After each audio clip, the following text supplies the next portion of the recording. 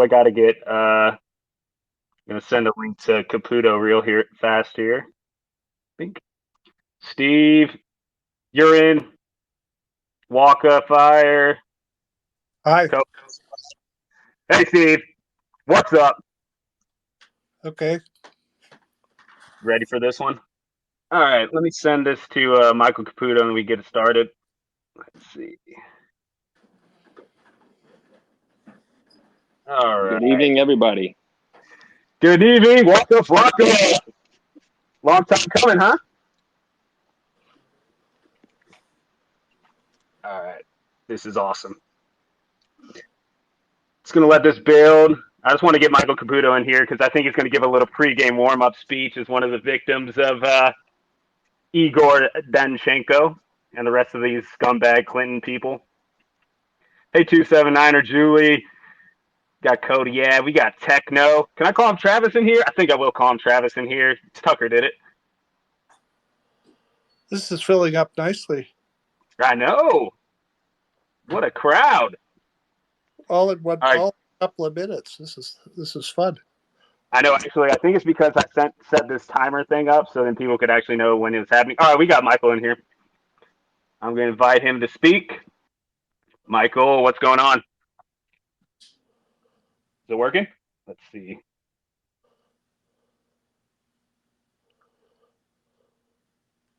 Michael, I invited you to speak, so I don't know if you have to click on the invite speaker link. I've never actually done this, so I've never been a speaker in another one, so I'm not sure how it works.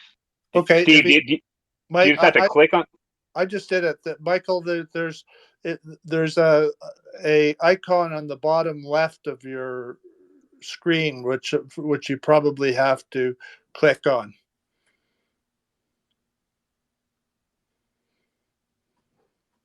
Not sure if you can see it. Let me check my DMs real fast.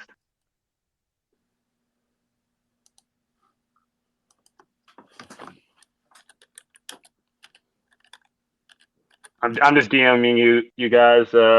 1 second. He may be having the same problem that Okay. I had last time in the. Oh, he's in. Okay. Hey guys, All right. can you hear me? We can hear you loud and clear. Great. I'm sorry about that. This is the first time I've done one of these things. It's pretty interesting. Oh, no problem. All right. I guess we got enough in here. I think I'm just gonna get started. Hey, Jeff, I'm gonna bring Jeff in here too as a speaker, obviously. So I think we'll just get started. I think we have enough in here. We can get ready to go. So obviously we're all here because Igor Danchenko was indicted this morning, and if we all know that Igor was Christopher Steele's primary subsource. And before we get started going into the indictment, two other things. I want to kind of do two things first. I first want to give the pregame warm-up speech to the victim, Michael Caputo, which he obviously wasn't in the Steele dossier, but everything downstream of the Steele dossier, which is the Mueller investigation, is definitely derived from Igor Danchenko's lying ass. So I want to give him the pregame warm-up speech to go after these. I know his wife gave him permission to talk about Mueller and Steele or whatever he wants to talk about, but I figure I give a little bit of a shout out to some of the victims of this freaking mess. And then I also want to give, after Michael's done giving the pregame, I want to do a little bit of a prayer for Sergey Milian, who's having some familial troubles with COVID, and that's why he can't be here today. But obviously, it's vindicated with this indictment of Igor Danchenko. So without further ado, I don't want to get too much into the details yet of the indictment and background information on that, but I'm just going to give it up to Michael because obviously he's been scarred probably for the rest of his life from this, monetarily, mentally, probably all of it. But I mean, I'm just going to give him the microphone right now. Michael, welcome aboard. Obviously, he was on the campaign and worked in the Trump administration as well, but was obviously badgered by Weissman and the rest of these fucks. So, Michael. Hi guys, thanks a lot. Listen, first of all, I want to thank all the hosts and everything here. I got dragged into House Intelligence Committee hearings, Senate Intelligence Committee, Mueller. I was interrogated several times, and it cost me gosh, about $300,000 in legal fees. And my family's a pretty modest family. I do pretty well compared to I did pretty well compared to the American average. And I had been in politics for quite some time. So this was a political game, and I knew it. And I play hardball. I don't. I mean, I always have.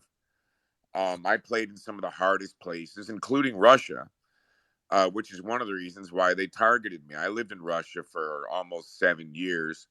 I was sent there in 1994 to work on the Russian elections, sent there by the Clinton administration, by the way. Even though I have a long record of working for Republican candidates for president, I had just come off the 92 Bush campaign working against the Clintons as director of media services in the Bush campaign. But I was brought over to Russia to start something called Rock the Vote Russia. I worked in Rock the Vote Here, if anybody remembers that, an MTV program leveraging the fame of rock and roll stars to try to get young people to vote. Young people were not voting in Russia. They wanted to get them to vote because the retirees, the pensioners, were voting in droves, but they're all voting for communists. The young people were supportive of the democracy-oriented candidates, but none of them were voting.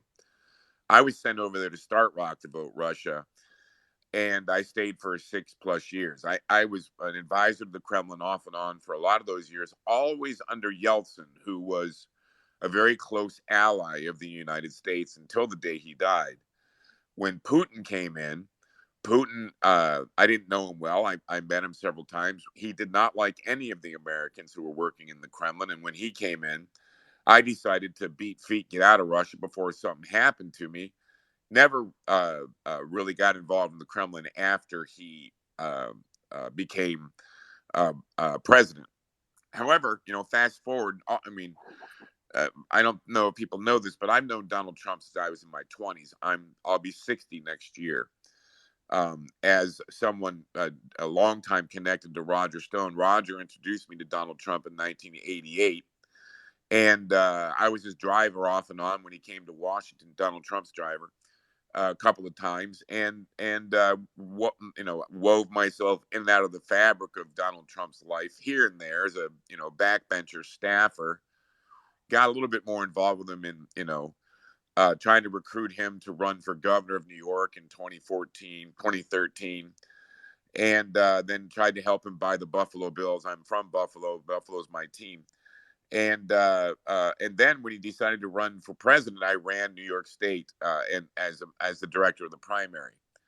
I left the campaign early in an argument with Corey Lewandowski. Corey and I have never been friends, but stayed supportive of Donald Trump.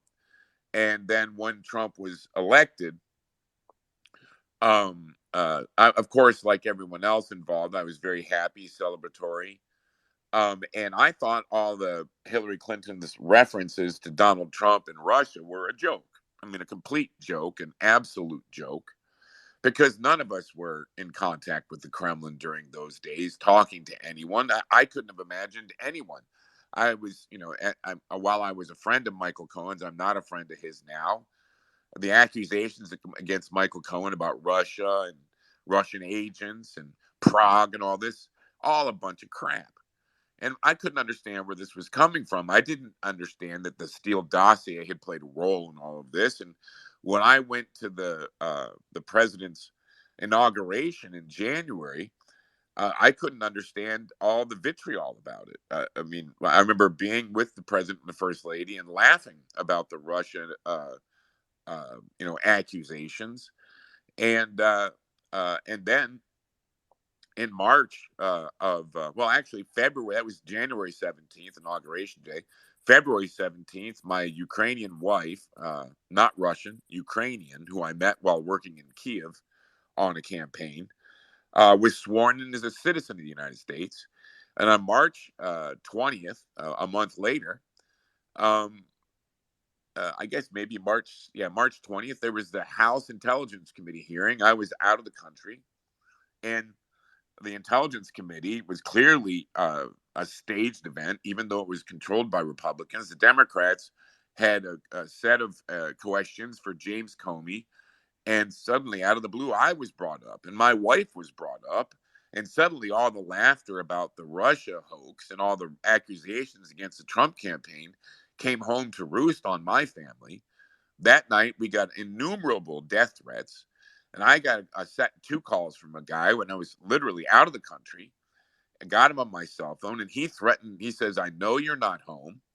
I'm going to burn your house down with your children inside. Ladies and gentlemen, my daughters today, 5 years later, are 7, 9, and 19. I had very young children. My 19-year-old was a freshman in high school.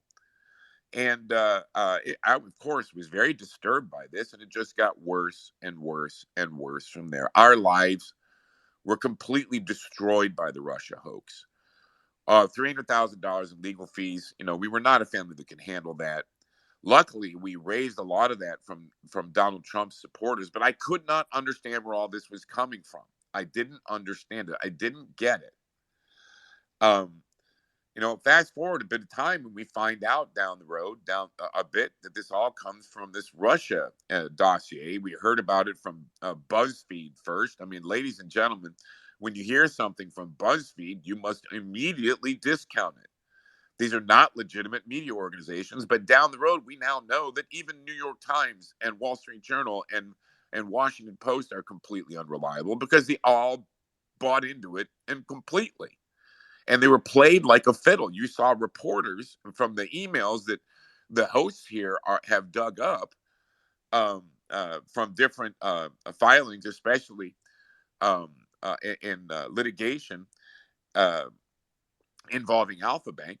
They were getting their stories approved by the people around this bogus dossier, approved by them, running them by them early. The whole idea that we, ladies and gentlemen, we are in the post journalism phase of modernity right now. We do not have journalists beyond the people, the independent journalists who are on this damn call right now. There is no journalism in this country.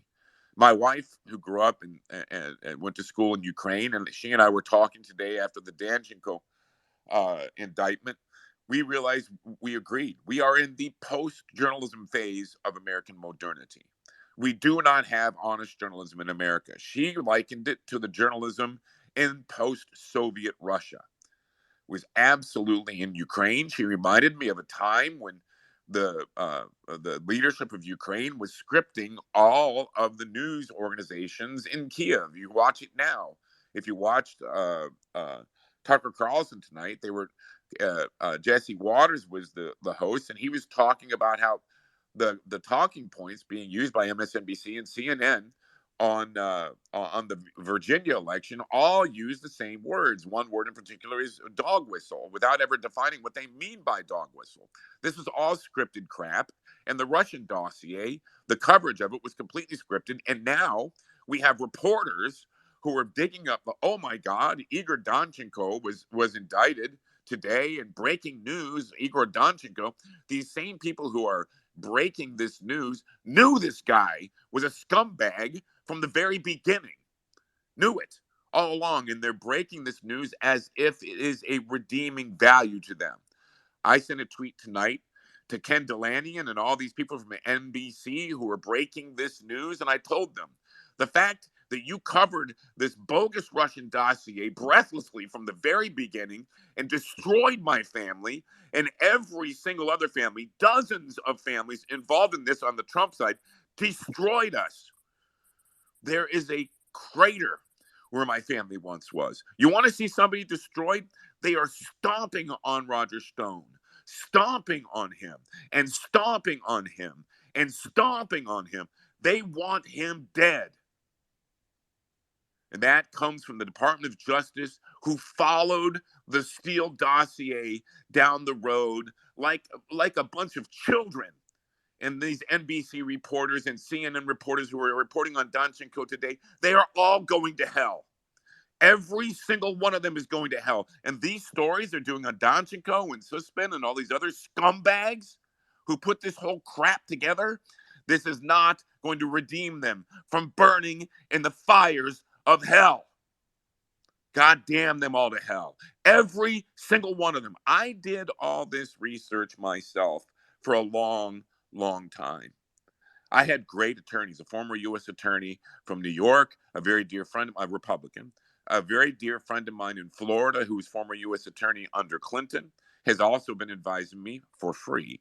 My attorney in New York was very expensive, but very worth it. Ladies and gentlemen, I had more powerful, more intelligent, better attorneys than anyone else in the Russia investigation, including the president. And the reason why I knew is because they wanted my balls. They wanted me bad. They wanted me so bad that they sent an FBI informant to me to offer me information on Hillary Clinton. If you haven't heard about this, his name is Henry Greenberg, a longtime informant for the FBI, a violent felon, came to me and offered me information on Hillary Clinton when I was working on the staff at the Trump campaign. And I turned it down and said, "You want to talk to somebody? Go talk to Roger Stone. He's outside the campaign. I'm here in Trump Tower. I'm too busy." He went to Roger. Roger met with him for like 10 minutes and told him to pound salt because the guy wanted some millions of dollars for a bunch of information we didn't even know was worth anything. It wasn't even emails. It was something about the foundation or something. Completely, probably a by the by. I was on the phone with arranging that for about 2 minutes. I didn't even remember it. But when I did remember it, I researched the guy and found out he had been an informant for the FBI for 10 fucking years. 10 years. And he had been in the United States on an FBI informant visa for 10 fucking years. And they sent him to me, and they set me and Roger up, and we discovered it ourselves. I hired a private investigator, cost me a lot of money, and I pulled up legal proof, federal filings in federal court that proved this guy, Henry Greenberg, fake name, was a federal informant, an FBI informant. And when I gave that information to Robert Durham, I never heard anything back. When they brought it up in the Mueller report, they lied about him. They lied flat out in the Mueller report. I could go through it hammer and tongue if you wanted me to, but I don't want to spend too much time on it. Henry Greenberg, an FBI informant, was sent to me and sent it Roger Stone, and the Mueller team lied about it. Absolutely lied through their teeth. There are lies throughout the entire Mueller investigation. And here's the problem I have with Danchenko's arrest today. The same problem I had with Sussman's arrest. The same problem I had with the other junior lawyer from the Mueller team who was arrested. First of all, the Sussman and Kleinsmith, the lawyer from the Mueller team, are never going to see a fucking day in jail. If you think Sussman's going to jail for lying to the FBI, I got a fucking bridge in Brooklyn to sell to you. These are all team players, ladies and gentlemen. They had to arrest Sussman in order to get these other people in, and Sussman's never going to see a day in jail. If he does, I'll be happy. He should. But those motherfuckers from that law firm, Mark Elias and all these guys, they should all go to jail. They destroyed my family and a dozen plus other families. Let me tell you something, ladies and gentlemen. I went from having my entire life destroyed, having my children threatened. I had men after man after me, and 3 different men arrested for threatening my family. One, a 35-year-old Democratic socialist from Buffalo who was who was harassing my 7-year-old daughter. I had each of them arrested, and they were released by the judges.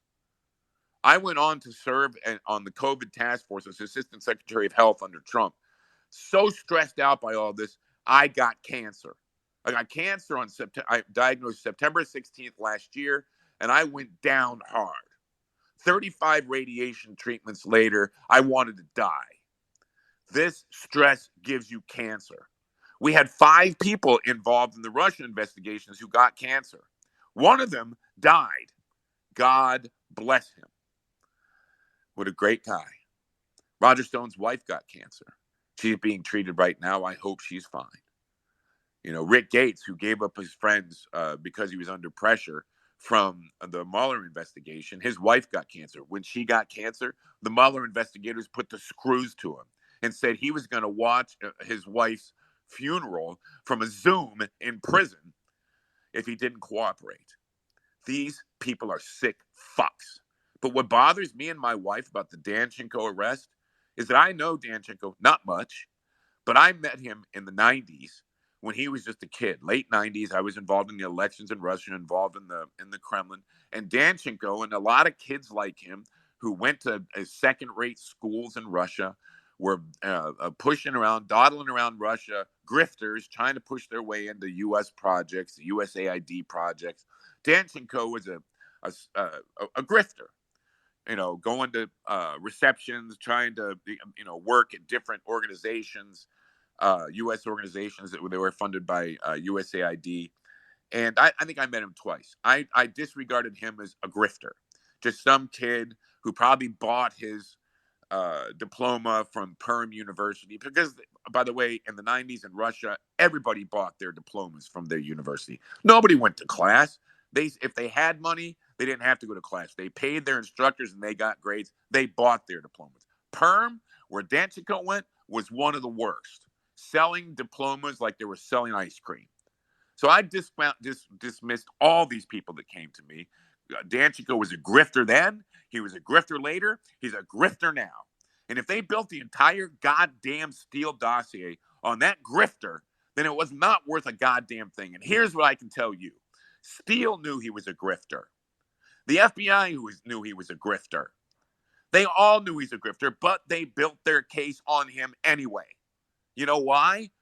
Because what they wanted to accomplish, they needed somebody, just anybody, to say what they wanted to have said. And Danchenko was willing to say it. We heard about it, right? Danchenko was given information by a Hillary Clinton-connected PR guy. Danchenko was introduced to that PR guy by Fiona Hill, that bitch. Fiona Hill, we all know her, is participating in the second fake impeachment of Donald Trump. I always laughed when people talked about the deep state. I laughed about it. I am now a graduate of the Deep State University, ladies and gentlemen. My cancer is gone. I'm going to be fine, but I've lost everything. I'm still here for my children. But last year when I got cancer and I went down and I couldn't even lift my head, I couldn't afford attorneys anymore. I relied upon the research of people who were just posting it, who were able to, access public documents, digging up things that I couldn't dig up because I couldn't even lift my head. Let me tell you something.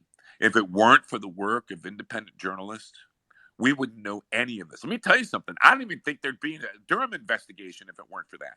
Do I believe Durham is going to come at the people that deserve it the most?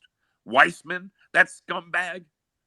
Zelensky, that scumbag. All these scumbags who just relentlessly pounded on all of us. Are they going to get it? They're not going to get it. What bothers me and my wife about the Danchenko arrest today, about the Sussman arrest, about the Kleinsmith joke of a prosecution. You think Kleinsmith altered that email because it was his idea? Bullshit. He was told to alter that email to try and make it look like poor Carter Page was guilty of something. He was told to. He was a junior attorney on the goddamn Justice Department who would have sucked any dick to be advanced in that scummy organization. If you think Weissman, Zelensky are going to be suffer 1 second of scrutiny, I don't know what to tell you. The person, Mark Elias, should be arrested. There are so many people serving in the Biden administration who must be arrested. But most of all, the person who needs to be arrested is Hillary goddamn Clinton. She laughs about this today, ladies and gentlemen. She laughs about this. She knows what she did. She put the entire weight of the deep state, the corrupt and stench-filled federal government. The Department of Justice is so broken. It is shattered beyond repair. The FBI needs to be disemboweled completely. And we need to start a whole new organization all over again. The FBI, by the way, I've said this before and I'll say it again. I have worked for the feds on and off throughout the last couple of decades on Russia. I have provided information to the FBI over and over and over again on Russia. Because as a patriot, when the FBI called me, when the CIA called me, when any government organization called me and asked me questions about Russia, I was proud to answer because I am proud of my country. But if the FBI called me today, they wouldn't get an answer. If they came to my door, I'd slam it in their face. This whole thing is fucked up, ladies and gentlemen. What's going down today with Danchenko indicates to me that the real culprits in this are not going to be arrested. They are not going to be punished. I want to be wrong. I want to be wrong. Please prove me wrong. But my family, ladies and gentlemen, the other families that were wrapped up in this, and the Trump family, ladies and gentlemen, and your family, we all deserve better. We live in Russia, ladies and gentlemen. There was no Russian collusion. We didn't need to collude with Russia. We live in Russia. This is the kind of shit that goes down in Russia. We live in Russia. So I'm looking forward to listening to this tonight. I want to thank every single person who has put out this important research that has kept me alive for the last year. I want something good to happen. I want Hillary Clinton to be arrested. Arrest Mark Elias. Arrest Weissman. Arrest Zelensky. Arrest all these scumbags. Disband the FBI. Turn the DOJ on its head. Thank you. Well, I don't know how to follow that, Michael. That was incredible, and I mean, it's almost bringing me to be speechless, even though usually I am. I only tweet, but I mean, that's what I felt the last 5 years. I mean, obviously, like nothing like you have, but all these families, dozens of families, have just been tortured by these fucking idiots. That basically goes up to Hillary Clinton, and I just want to thank you for fighting the entire time, and I wish I was. I mean, I'm in the same boat that I don't think it's going to go up to the people that actually deserve it, but at least we're getting some of this stuff. And I want to say that, like you're talking about with your cancer, which I mean, prayers that we're so glad you survived it, and everybody else. Prayers out to you, and hopefully, you'll there will be a vengeance in your future. I hope Weissman and other people get that. But as a scientist, I know exactly what you're talking about. Cortisol and inflammation and stuff like that, and stress will definitely lead to cancer and stuff like that. And I'm sure the numerous people that unfortunately got cancer surrounding this situation is probably because of these lower scumbags. Well, again, I just want to say one thing. I'm in remission, and because of all the harassment and the death threats, my family and I left New York, and we now live in the free state of Florida. We're living in an undisclosed location. One of the things I've done is that I've left politics. I even though I did it for 35 years, I was pretty good at it globally. I'm now in another industry entirely, and I'm also enrolled in a master's in theology. When Danchenko was arrested today, and I got the news, my wife knows I get very upset when these things happen, and I walked over to my Roman Catholic cathedral here near my house, and I sat there on my knees saying the rosary because I want to be calm. I don't want to be stressed. I want these bastards to go to jail. And but I'm okay. I lost 100 pounds beyond everything else. I lost everything. I'd even lost 100 pounds. Now, I was a fat ass. I can tell you that. I don't need to gain that back. But I'm still recovering. I'm really weak. My health is not good. But I don't have cancer. And I also want to say hi to Svetlana. I've never met Svetlana, but she also suffered a great deal in this situation. There are probably other people on this call who've been through hell. But Svetlana, I know you have. And one day I hope we meet. And God bless you and your family. Yeah, thanks for that, Michael. Or yeah, thank Svetlana, you you're so here. much, Michael. It was very nice to hear your voice, and I'm very grateful that first of all that we meet like this. Probably not the best circumstances, but here we are. And secondly, I think it's very important that and I think it's great that the people here, you guys are like this amazing researchers, but I think also it's your humanity. that I think is really important, because I think, as interesting as some, making kind of, discoveries, etc., for all of us has been, but I think we need to remember what Michael was talking about, and a lot of you have been talking about, is the cost. And it's the cost to the individuals, it's the cost to families, it's the cost to your country. It's this cost of last 5 years where so many better things could have been done, instead of this nightmare happening. And I'm with Michael in the sense of, it's a bizarre feeling when you have, you have developments in this case, and it's good that something is finally happening, but it's also almost kind of, if you're like personally suffered through this, it almost like gets you even angrier, because you're reading it on a piece of paper, but nothing can give you, those years of your lives back. And so I think, thank you for everyone who supported people through this. Thank you for Michael to making, this very, very important speech about the human cost of it. And thank you to those who are maybe not here, but the other families, like you said, that suffered through this, and hanging there. Yeah, thank you so much, Svetlana. And I mean, we've talked so many times, and I mean, there's so many dozens of other people, but you, Michael, uh, Carter Page, so many people that are just destroyed by this. But I also want to bring up Sergey Milyan, who was just completely exonerated today by the indictment, who Igor Danchenko mainly probably drugged down potentially the most, given he actually said that Sergey Milyan was a source for the dossier when he had no part in it. He had no contact with Christopher Steele or any of these fucking idiots.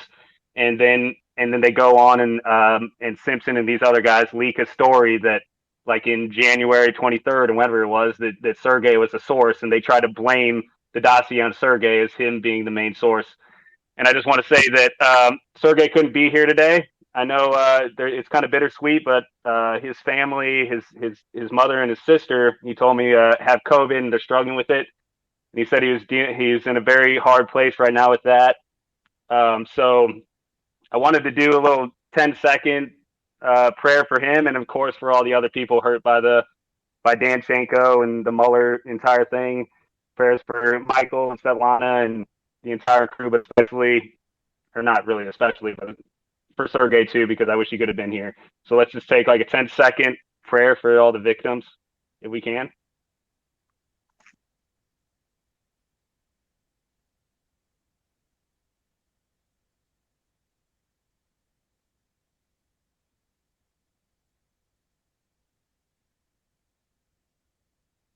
All right. Hopefully that collective consciousness might have sent something towards Sergey's family, because I know he deserves it. I think we can get into it now. I mean, we're all here basically because this asshole Igor Danchenko was indicted today. And if people don't know who Igor Danchenko was, he was Christopher Steele's primary subsource, or only source, they say, for the Steele dossier, which obviously led to this entire cascade of events that Michael and Svetlana were just talking about. I wanted to go on off of what Michael said. Without some of these, I mean, not just me, but all of us here, we probably would have never known Igor Danchenko's name, to be honest, until today. Durham might not even know his name. But about a year and a half ago, we started, or maybe started the Horowitz report. When that came out, it came to be known that Steele had one primary subsource for all this information. And me and Steve and Hans and Walk of Fire started a little group, and we wanted to figure out who that primary subsource was. So we kind of set up this sort of foundation of what the primary subsource could be. He obviously wasn't Russian based. We figured that out, other things like that. So we started this little project to try to figure out who the primary subsource was. So when Lindsey Graham started up this investigation, and finally Bill Barr released this, they call it an electronic communication of basically an interview with Igor Danchenko, we got a little bit of a glimpse into who this person was around July 18th or something like that, maybe July 17th when that was released. So we started going through that electronic communication where a bunch of names and everything was redacted, but Walk of Fire has this great system where he can take a redaction, turn it into various coded codes of how many letters there are in a first name and last name. So we figured out that the code of that name was a 4-letter first name and 9-letter last name.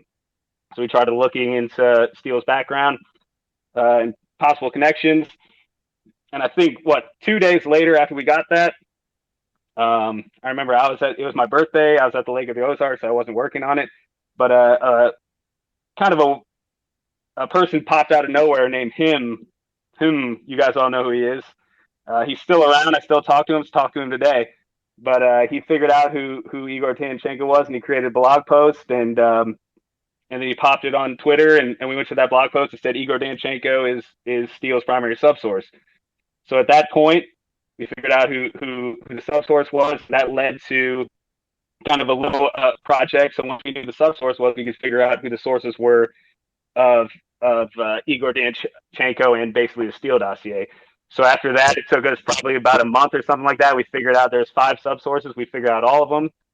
And Olga Galkina happens to be one of them, who is the source of the Cohen and Prague crap, and she happened to be mentioned in the indictment today. So that's where it started. So I just want to say, without us, I don't think we would ever known Igor Danchenko is. I don't think maybe Durham would have even investigated it. But we figured out all this stuff. Like Steve likes to say, we figured out that this supposed phone call between Igor Danchenko and Sergei Milyan never happened. We pushed that heavily, and I think that's kind of led to these events today. So obviously we got this indictment today talking about Igor Danchenko lying to the FBI multiple times, and especially lying about his connection to this PR firm executive named Charles Dolan, who's also an associate of the source Olga Galkina. And I don't really want to go on any further, but maybe somebody since Steve's in here, I don't know if we want to go into any more background, but I'm just going to bring Steve McIntyre on because he hasn't got to talk in much of these, and maybe we'll start off with him where we want to go on the indictment. If we want to go into the background of the indictment or what we want to do. Steve, you there? Am I talking to you guys still? Anybody else? Yeah, I can hear you there. We can hear you. We can hear. Oh, okay. Hans? Cool. Can I jump in, yeah? Yeah, you can jump in, Hans. Go for it. July 17th, that was my birthday. We were out in near Lake Huron camping, and I remember running around the forest like a madman just trying to get some internet. That's when Lindsay published the electronic communication with Danchenko. Yeah, no, thanks to Michael and Svetlana. I mean, that's you guys are the victims here, obviously Sergei as well. And, you know, it's terrible what you all went through. I think today was like a little ray of hope. I just wanted to add something that kind of maybe makes it a bigger ray of hope, in my view anyway. I agree with Michael that we're not going to get the big guys because I think Durham is on this private track, private actors, not the public actors.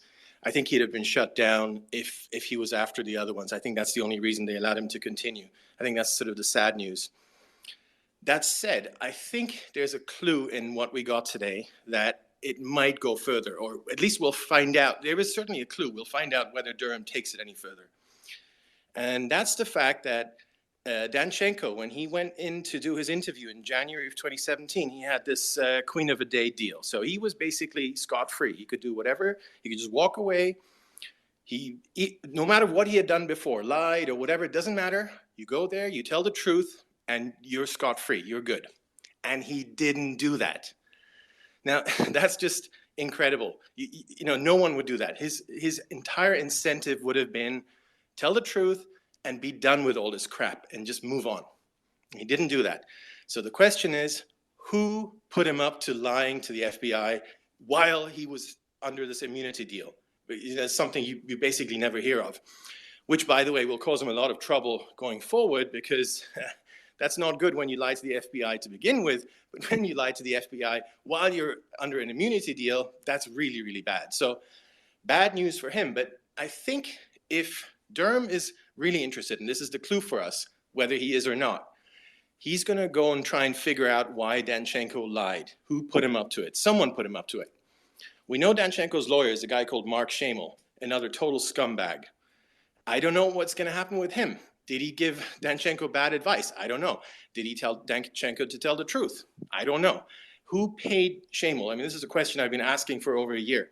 Who pays this guy? This is a high-powered DC lawyer. These people are expensive. Danchenko doesn't have the money. Someone pays. So up to today, I kind of thought probably Simpson and his gang.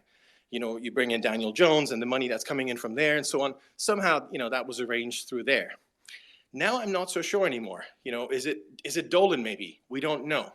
But anyway, that's a huge rabbit hole that is totally unexplored. And as I said, I think if Durham does something with that, then we're in much better shape. If he just lets it go and just says, you know, he lied and he's going to go to jail and we're going to all blame this on Danchenko, then yeah, that's not so great. Anyway, those are a couple of thoughts from me. I'll just hand it over. Is Steve back? I see he is. Yeah. Can you hear me? We can hear you. Yeah. Yeah. Yeah. One thing I did just in the sort of introduction of the identification of Danchenko, the connection to Sergei Milian in that process is important and worth recalling. On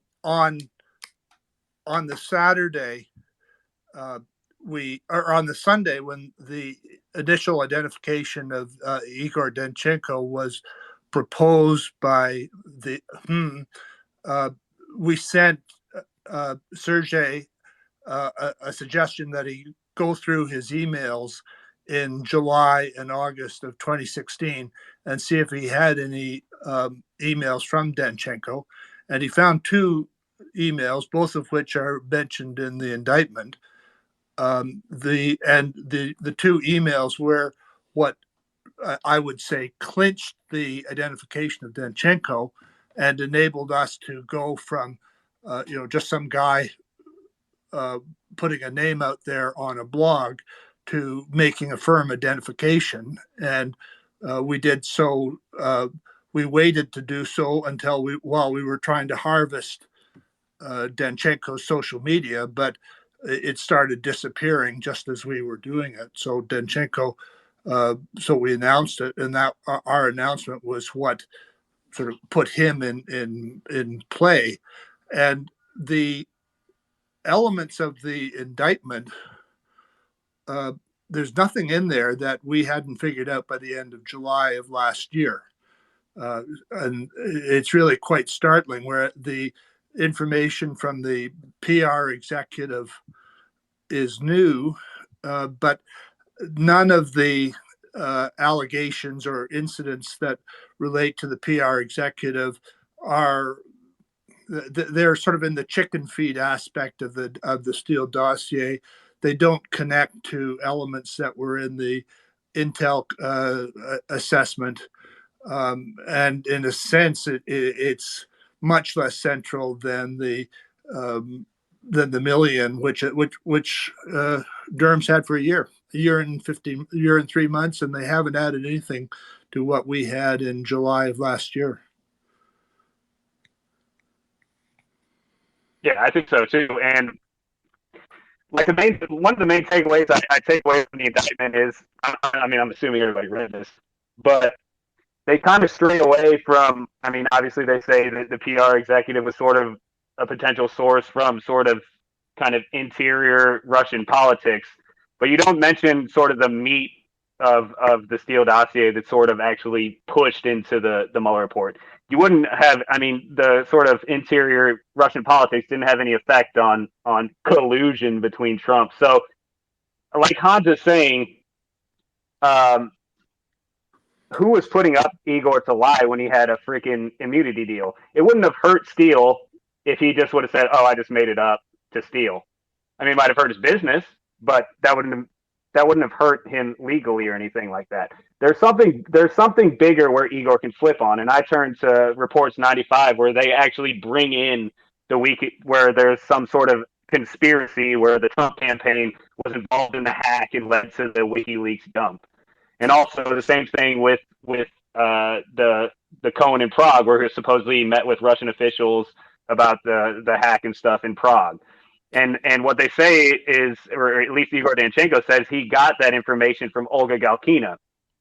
and Olga Galkina from the indictment, all I can see is that she really just wanted a job potentially with the State Department in the Hillary campaign, and she's a huge Hillary Clinton supporter, which is another story. There's another person who wanted to be in the Clinton administration, but I didn't see anything about the Cohen and Prague stuff coming from Galkina. So potentially Galkina is also exonerated too. So you want to look, if you're going to flip Danchenko at all, you got to flip on the big stuff. So who came up with this idea of Cohen and Prague, or the conspiracy that involved WikiLeaks and hacking?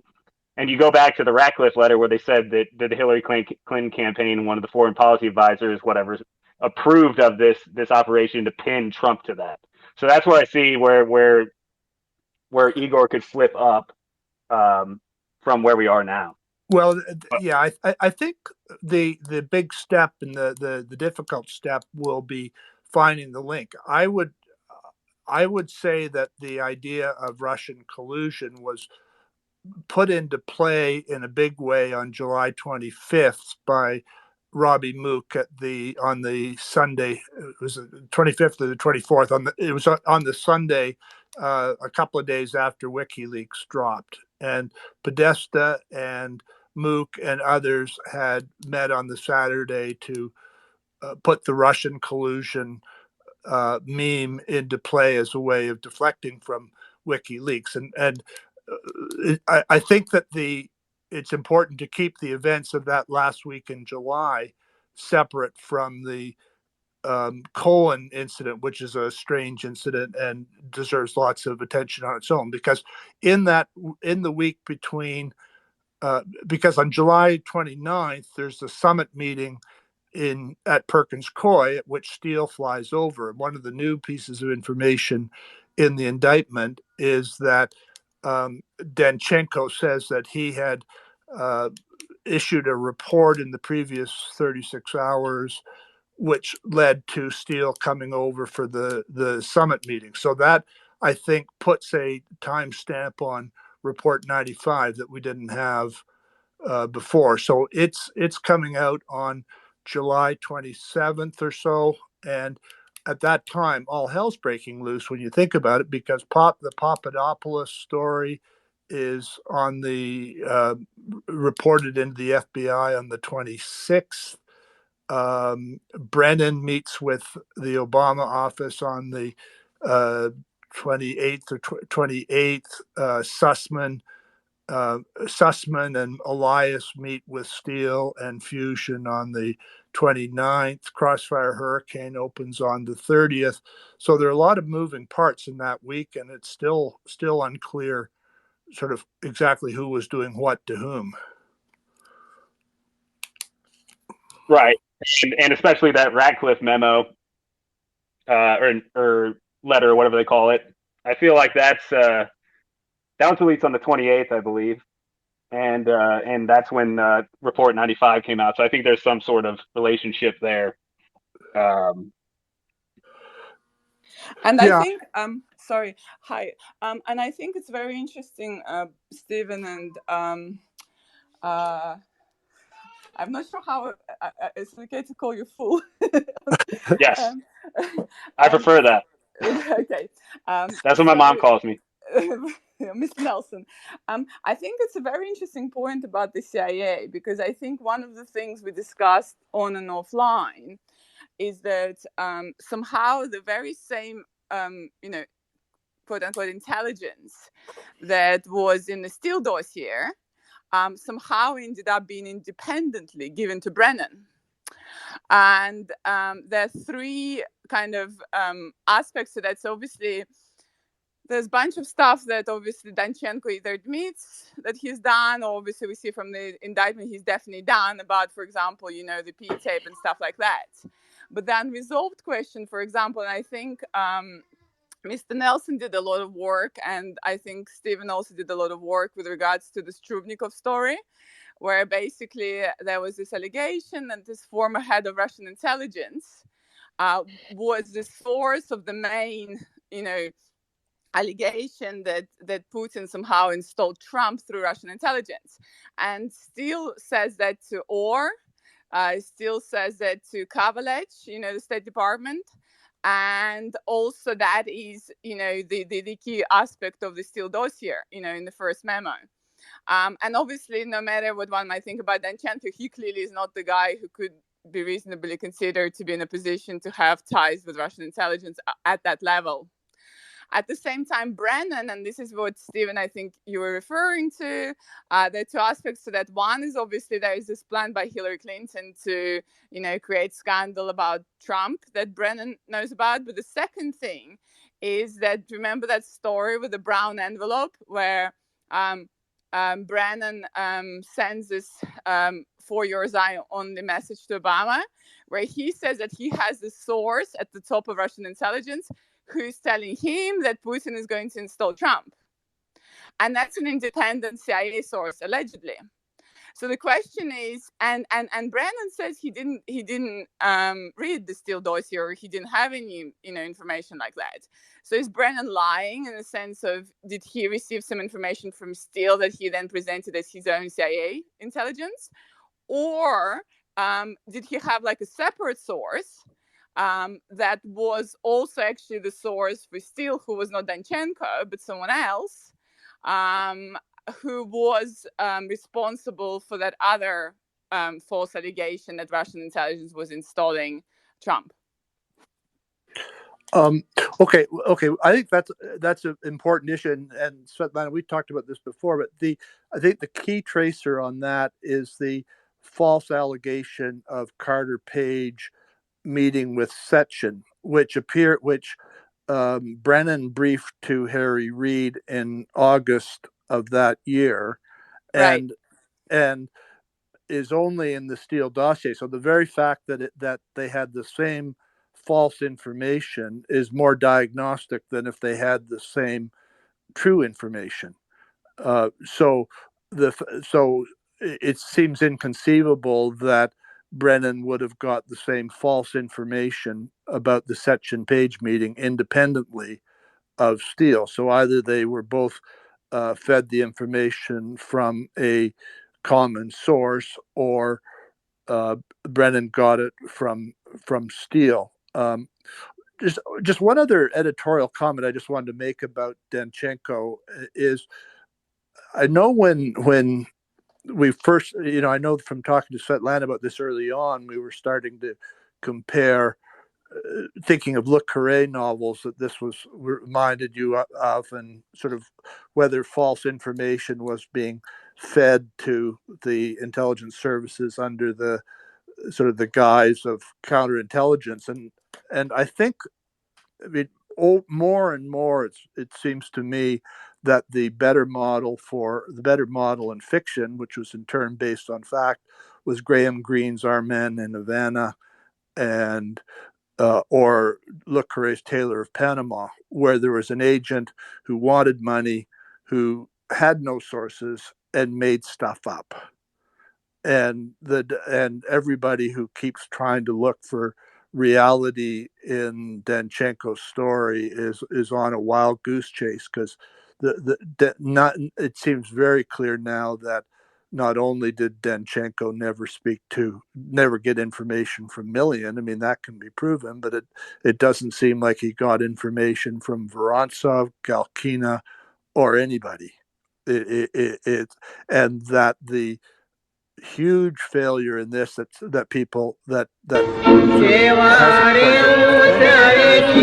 failure of the FBI to carry out deep validation of Danchenko, to find out that none of his sources were in communication with him. So the fact, and that's clearest with Millian, where they've known for years that there was no communication between Millian and Danchenko, and yet this festers. It's the same problem that was in the curveball fabrications, in the WMD Iraq fabrications. And what is worse about the Russiagate situation is that by 2005, the intel community had done its soul searching to figure out that they'd been played by curveball, and they needed to up their game. And in the case of Danchenko, instead of sort of instead of acknowledging the Intel failure, they covered it up and perpetuated it and promoted it. Yeah, if I could just jump in there on that point. I mean, it's the FBI totally is as culpable as Danchenko. They had him in there on January 24th, 5th, 2017. He told them a bunch of lies. These lies are totally obvious. I mean, the most obvious one is that he said that he got this info from Sergei Milyan on a phone call at some point in late July because he only reached out to him on July 22nd. Well, by that point, there had already been 2 reports written with Milyan as a source. So obviously that was a total lie, and they ought to have known that right at the time. I'm sure they did. But I think another important point is that I saw on Twitter today, a lot of people thought, oh, shoot, Steele's going to get away with it because he looks like he was kind of duped by Danchenko. Oh, what a shame. I was duped. I don't think that's certainly not going to fly because Steele knew these people, these so-called sources. I mean, he even arranged a language course in London for one of these guys back in about 2010 or 2011. He knew they were total nobodies. They were like Danchenko's friends from his hometown in Perm, which is like 1,000 miles east of Moscow. They don't know anyone. They don't know anything. Steele knew all that. So the idea that Steele can just say, oh, Danchenko duped me, that's not going to fly. And I don't think it will fly with Durham, under my theory that Durham is after private actors. So there's probably an indictment of Steele sitting somewhere, and you're probably going to find he will never, ever, ever return to the United States, something that he used to love to do all the time. So, a small solace that he can never, ever come back to the country. But anyway, that's where we are. I agree with that. And back to Svetlana, your point about the sort of laundering of the dossier and potentially Brennan getting it. And someone's requesting, but with the Ratcliffe letter, they say they got like this information about Hillary approving this operation from the Dutch intelligence. And my theory about that is kind of that we see Chalupa getting her emails intercepted by the Russians at that point. It could be that I have this hypothesis that the foreign policy advisor isn't Jake Sullivan, that it's actually Ali Chalupa, and that her emails were getting intercepted of the dossier getting passed to her. So the Russians were reading these dossiers and just looking at it and saying, oh, the Hillary Clinton campaign must be trying to tie Trump. If they would have saw 95, they would have been like, oh, the Hillary Clinton campaign are trying to tie Trump to this WikiLeaks hack. And then that gets laundered back potentially to Oleg Smolenkov, who is that source of Brennan that you're talking about, and potentially pushed back into the CIA that Putin and whoever approved of this. But that's just speculation. I think that Jake Sullivan as the foreign policy advisors, I think that's pretty firm. I think you're reaching. I don't think that Chalupa would be called that. Right. It could be, but I was reading the Elias indictment, Elias deposition. He was saying he was just passing everything to researchers at the DNC. So it could be that he was passing it to Chalupa because I know she was working on the Manafort stuff. And we don't, we don't actually know that Chalupa's emails were being read by. We don't know whether she was hacked or not. That's true. Well, we know she was hacked or phished, but we don't know who actually. We don't know. Well, we don't know that she gave up her. She didn't go full Podesta when she was phished. She just saw the phishing email and threw it out. I get, if you go through your spam email, you get dozens of phishing emails, and they don't bother you. Good point. I don't know if Walkifire's been in here for a while. I don't know if he has anything to add on this. Anything that jumps out in the indictment or anything like that? Yes. I'm still here. Let's see. There's been a lot discussed already tonight. One thing I can't even remember who said it earlier, but it made me think about, Galkina. And if you remember, Fool, I'm sure you know the actual footnote number. But where 347, something like possibly, that. When they talk about Galkina's the 702. being under 702, and they knew this by June, either June or July. I think June. Yeah, June 2017. And they talk about where she mentioned her support for Hillary Clinton, yada, yada, yada. Now, I mean, I'm sure she said that to more people than just PR exec, Chuck Dolan. But I thought it was interesting how he brought up those communications in the indictment. And again, if so, then that means that everyone knew by June 2017 about this guy's involvement here and what was really going on with the dossier. 100%. And they had in June 2017, that's when they went back to Igor to interview him again, because they obviously swept up Dolan's communications with Galkina. Yeah. So, speaking of those dates, I mean, that's new information that about the Danchenko interviews in June and in the fall. Horowitz didn't seem to know about that. Horowitz just had the January, March, and May interviews. Yep. And so one wonders why wasn't that in the Horowitz report? Right, and that's another big topic too. Obviously, I mean, what we've seen from the Horowitz report is that the Washington field office was interviewing Igor Danchenko and I believe Galkina. Mueller's purview, he keeps on going, Steele dossier, not in my purview, not in my purview.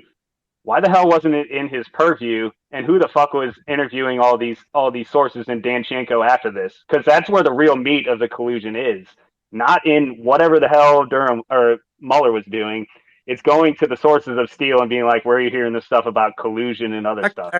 It's almost ridiculous. Yeah, actually, I was just going to say that's a seg into an interesting issue that arose in Strzok's appearance on Lawfare today. I don't know how many listeners heard that, but it previews what the counter reaction will be to the Danchenko indictment. And what Strzok said and what Benjamin Wittes said is that in fact, if the facts are true, that Danchenko did lie and deserves to be charged. But Strzok claimed that that Danchenko, Steele dossier, and Alpha Bank were just a very small slice of what Mueller was working on, and that even if these things are discredited, it doesn't make any difference whatever to the legitimacy of the Mueller investigation or the Russiagate investigation. And so that raises a number of interesting issues that I don't think we've collectively talked about much on Twitter, but my take on it was that it raises the question of what actually was the predication for the Mueller investigation and for Comey's announcement on March 20th of 2017 that changed Michael Caputo's life, because at that point they knew that the Steele dossier, there was no predication arising from that. The Alpha Bank, Strzok said that they knew that the Alpha Bank, the FBI knew early on that the Alpha Bank wasn't anything, and so he argued that didn't affect anybody and that it wasn't involved in Mueller. And yet, as of March, there was this tremendous drumbeat to have a special counsel, and Strzok argued that the sort of what he portrayed as the meat of Mueller was the Flynn allegations, Papadopoulos, Manafort, and Stone. So that's where the argument is going. Right, but there has to be like some crime committed. Like I guess Strzok's going to argue, oh, these are FARA violations, but you look at the scope memo and it's clearly dossier stuff. So he can't. I'll jump in real quick. So I mean, just I don't know if this would be considered playing devil's advocate here or not, but the appointment of Mueller as special counsel, and whether this was done as a, someone too smart for their own good, but is okay. Let's say all this. They know the Steele dossier is tainted, more or less. It's poisonous tree, as they say in the legal world.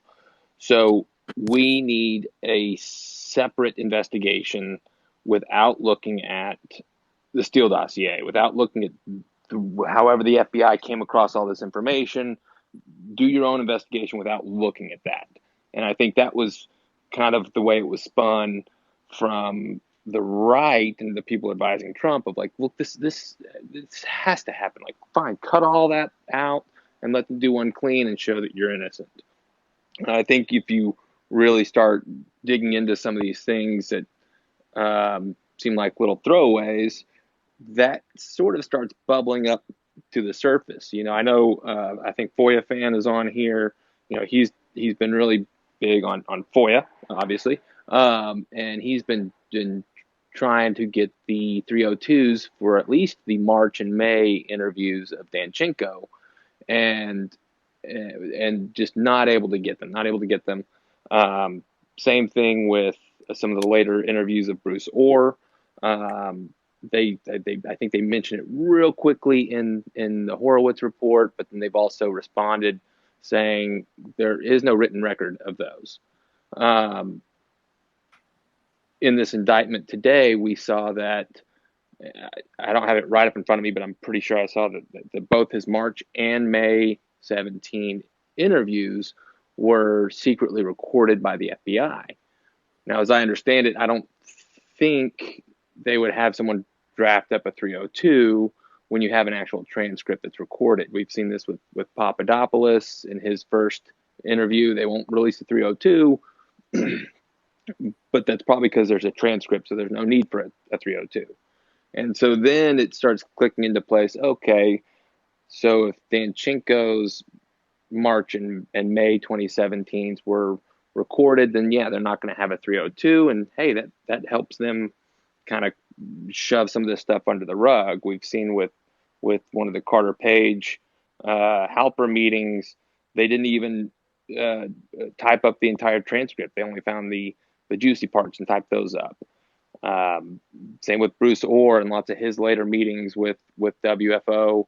There's no written record of those meetings. Why? Well, that hasn't been confirmed that they were recorded, but that would seem to make sense as well. So you've got the FBI, whether they're doing their own sort of fake investigation or not, but kind of tracking down where is all this Steele, Danchenko information coming from. Maybe they're just doing it, a pro forma, maybe not, but they're also keeping Mueller walled off as to, okay, go see what you can find without using this stuff. And look what they came up with. They came up with Manafort not, filing his FARA reports back in 2012, and Greg Craig and the Skadden stuff. I mean, it's all just little process crimes here and there. And then, volume 2 of the Mueller report. Oh, Trump obstructing. Oh my goodness, it's all crazy.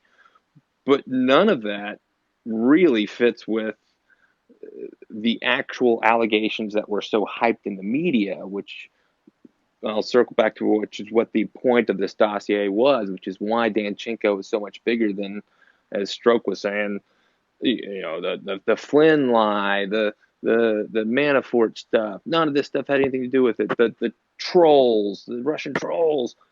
Yeah, because no one cares about that. We troll people too, I'm sure. Everyone trolls everyone. Who cares? That's not some sort of huge scandal that we need to delegitimize our president over, but that's how it was spun. I kind of went a little long-winded there, so I'm not sure where my train of thought was supposed to end, but those are a couple thoughts ahead.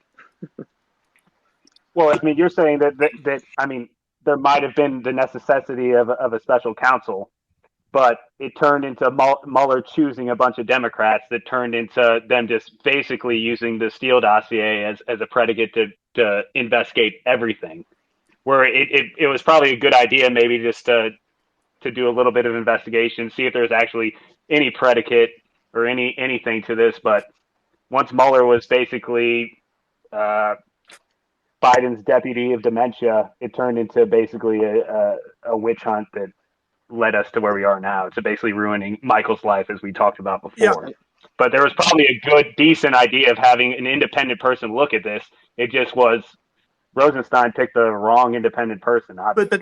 But the strange thing in terms of the Steele dossier, because obviously it had a very important role in creating the pressure for a special counsel, is that there's no evidence that Mueller sort of investigated the allegations in the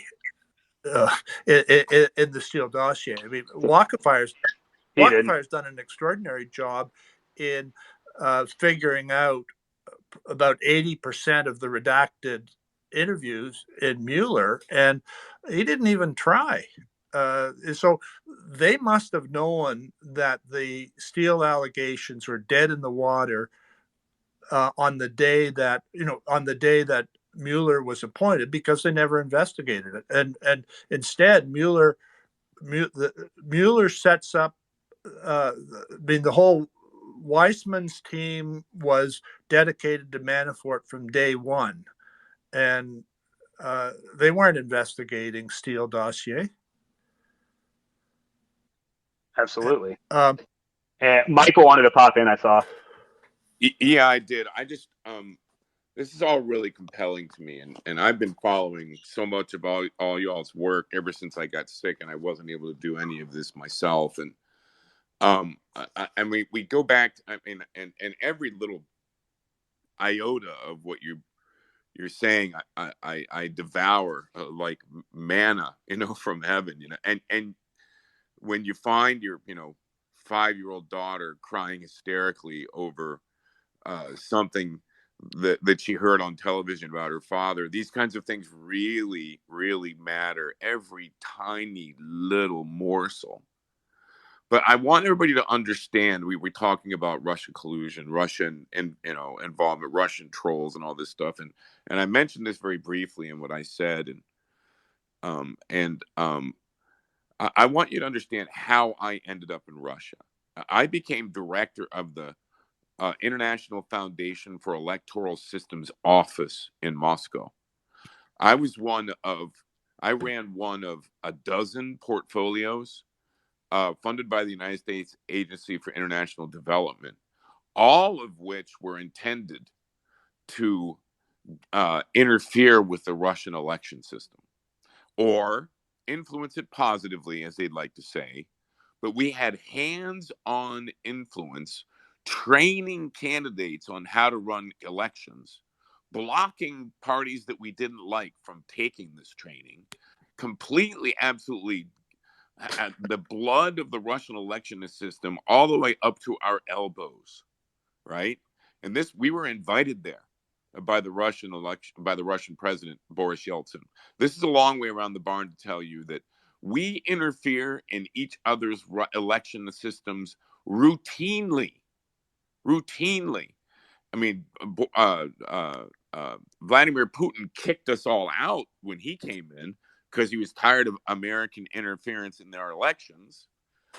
But we still do it. We do it deeply and fundamentally every single day. Did Russia interfere in the 2016 elections? I'm absolutely sure they did. Did they interfere in the 2020 elections? I'm absolutely sure they did. Did they try and get involved in the Virginia elections? Probably. But it might have amounted to 20 different troll bots on Twitter, spending, some $50 on. They always interfere. And the fact that these guys trot that out there is some kind of reason to spend hundreds of millions of dollars to investigate and basically stop in its tracks the presidential administration of Donald Trump. It's just not work. It's just not valid. I was sent to interfere in the Russian election systems by Bill Clinton, by Hillary Clinton. Hillary Clinton supervised the interference in the Russian Election Commission when she was Secretary of State. This is what we do. This is statecraft. And my wife gave me permission to do this, and she's telling me I have to stop because I'm getting too wound up. And I have to apologize to Catherine, who who was very who was very sweet to me on Twitter and said, "Please don't swear so much." Honestly, I'm now taking a master's in theology, and I'm not supposed to swear at all. So I apologize for the swear words I use. I'm just so wound up over this, and my wife also reminded me that that I didn't tell anybody, and I should. I never talk about it because the Biden National Director of Intelligence apparently alleges that the Russians somehow paid for my book, or no, they paid for my film that I did for OAN, which they didn't, of course. They're idiots over at the NDI. They're liars. I forgot about that. They're liars and cheats and thieves. But I do have a book on Amazon called Russia Hoax, which I wrote, retelling some of my stories from working in Ukraine and the history, the corrupt history of Ukraine and U.S. corruption there, including the Biden corruption and how it led to the bogus impeachment of Donald Trump.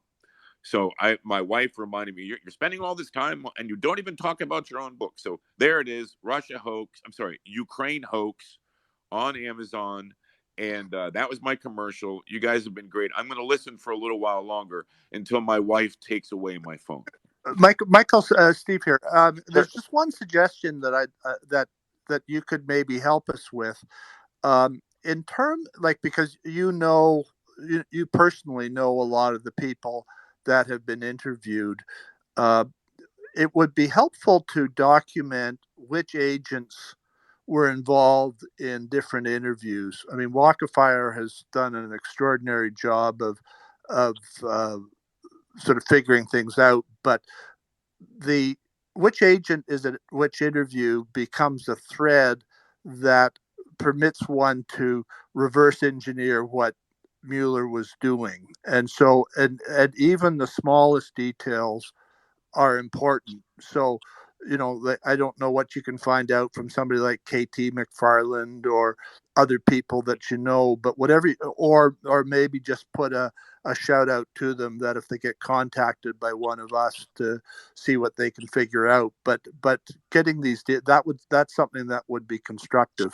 I'm happy to help, and I'll talk to folks.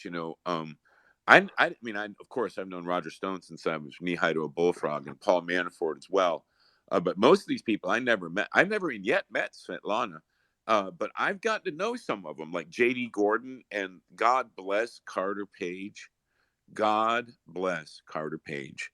Yeah. This man, I've never met him before, but I've spent a lot of time with him now. Well, find out which FBI agents were at his interviews. He's not been very helpful in terms of any of our research. I'm happy to talk to Carter. Carter has one of the sunniest dispositions of anyone I've ever known that's gone through what a man like he's gone through. I hope he gets paid on this one day. He's a good guy. Okay. Michael, one other thing this maybe Svetlana can comment on this. I mean, sometime like in the ICA, it's taken for granted that Russia was interfering in U.S. elections through the 70s and 80s. And the source for that was the Mitrokhin dossier. And Svetlana, who's an actual scholarly expert on Soviet espionage, I remember saying at one time that the Mitrokhin was bogus and was feeding information to the CIA that they wanted to hear, and that that in fact a lot of the time that Russia's main sort of espionage effort in the Soviet period was to get economic information, and they weren't trying to meddle politically, contrary to what American intel agencies were saying. Svetlana, can you comment on that? Yeah, just very briefly. So just for those who might not know what Mitrokhin thing is there was this KGB archivist that immigrated to the West, and he allegedly, and this is a very convoluted story, but basically apparently he took some KGB documents and he actually ended up working at Cambridge with my Professor Andrew, who was actually there at that fateful dinner with General Flynn, which is a different story. But anyway, and so the two kind of key findings from the ICA. One is basically based on the Steele dossier, because of course, although it's in the appendix, but the main finding in the ICA itself, which is that Putin installed Trump, is actually directly lifted from the Steele dossier, just wrapped up in something else, right? So that's one main finding. And the second main finding is that Russia has a history of interfering in US elections. Now, we don't know whether it's true or not, for sure. What we do know, however, is those two things. One is that, from my own research, mainly Soviet Union rather, was focused on SNT, which is science and technology, in terms of, arms race and that kind of stuff, and industrial stuff. But so I haven't really looked myself at the political aspect of that. But the bits from that they quote in ICA from the Mitrokhin, they don't call it Mitrokhin, they call it KGB archivist, but it's the same thing. They're actually referring to research, the book by Christopher Andrew, who was my professor at Cambridge, and they actually misquoted, because what they said, that there's loads of questions about Mitrokhin archive in general, which is a separate story, and you can find it online, but specifically the bits that they quote in the dossier, and then later went into the mass media such as NBC, they're actually wrong. So, for example, Christopher Andrew actually said in his book, based on the Mitrokhin archive, that there was never any meaningful interference by the Soviets in the US election. Yet the finding says the opposite in the ICA. The second other thing that they quote from the Mitrokhin archive, the only other, is that there was this situation where a operative, a political democratic operative, was being paid somehow by the Soviets to do some work, etc., etc. But they've interviewed people who were involved in that, and they found that this is back from the 70s, I believe, and they found that this allegation was not true, and even the kind of basic points were not true. For example, they're describing a meeting where something is being discussed, and in the room in that meeting are both Republicans and the Democrats, which is obviously highly unlikely, and basically all the people who were around the time basically declined it. So the bottom line is that the premise, the central premise, which is that the proof that Soviets interfered in the political side of the American life, as opposed to other sides, right, such as the industry, etc., that is just not reflected in the research, either not reflected in the research that was done by Christopher Andrew based on Mitrokhin, or Mitrokhin is wrong in the one specific occasion they quote. Yeah, that's a fascinating story. That sounds about right. Fool, can I jump in here with? Well, Hans, let me go real fast. Back to Michael's yeah, that's story. where I want to jump back to. Yeah. Well, with the Sussman indictment, it's interesting that Rodney Jaffe was bringing a document to his internet companies about 6 individuals related to Trump. One of them had a person that his spouse was mentioned, which I was thinking it might have been Michael Cohen, but it could have been Michael Caputo. So there was a lot of curiosity in this about my wife and also my former wife. For a time, I was married to a Russian who was of interest to them, but we had been divorced since 2004. So. But my love life has been of interest to all of these creeps for a long time. I at one point I told one of these folks that they needed to get laid. Yep. Can I just, really sorry, I have to step up here.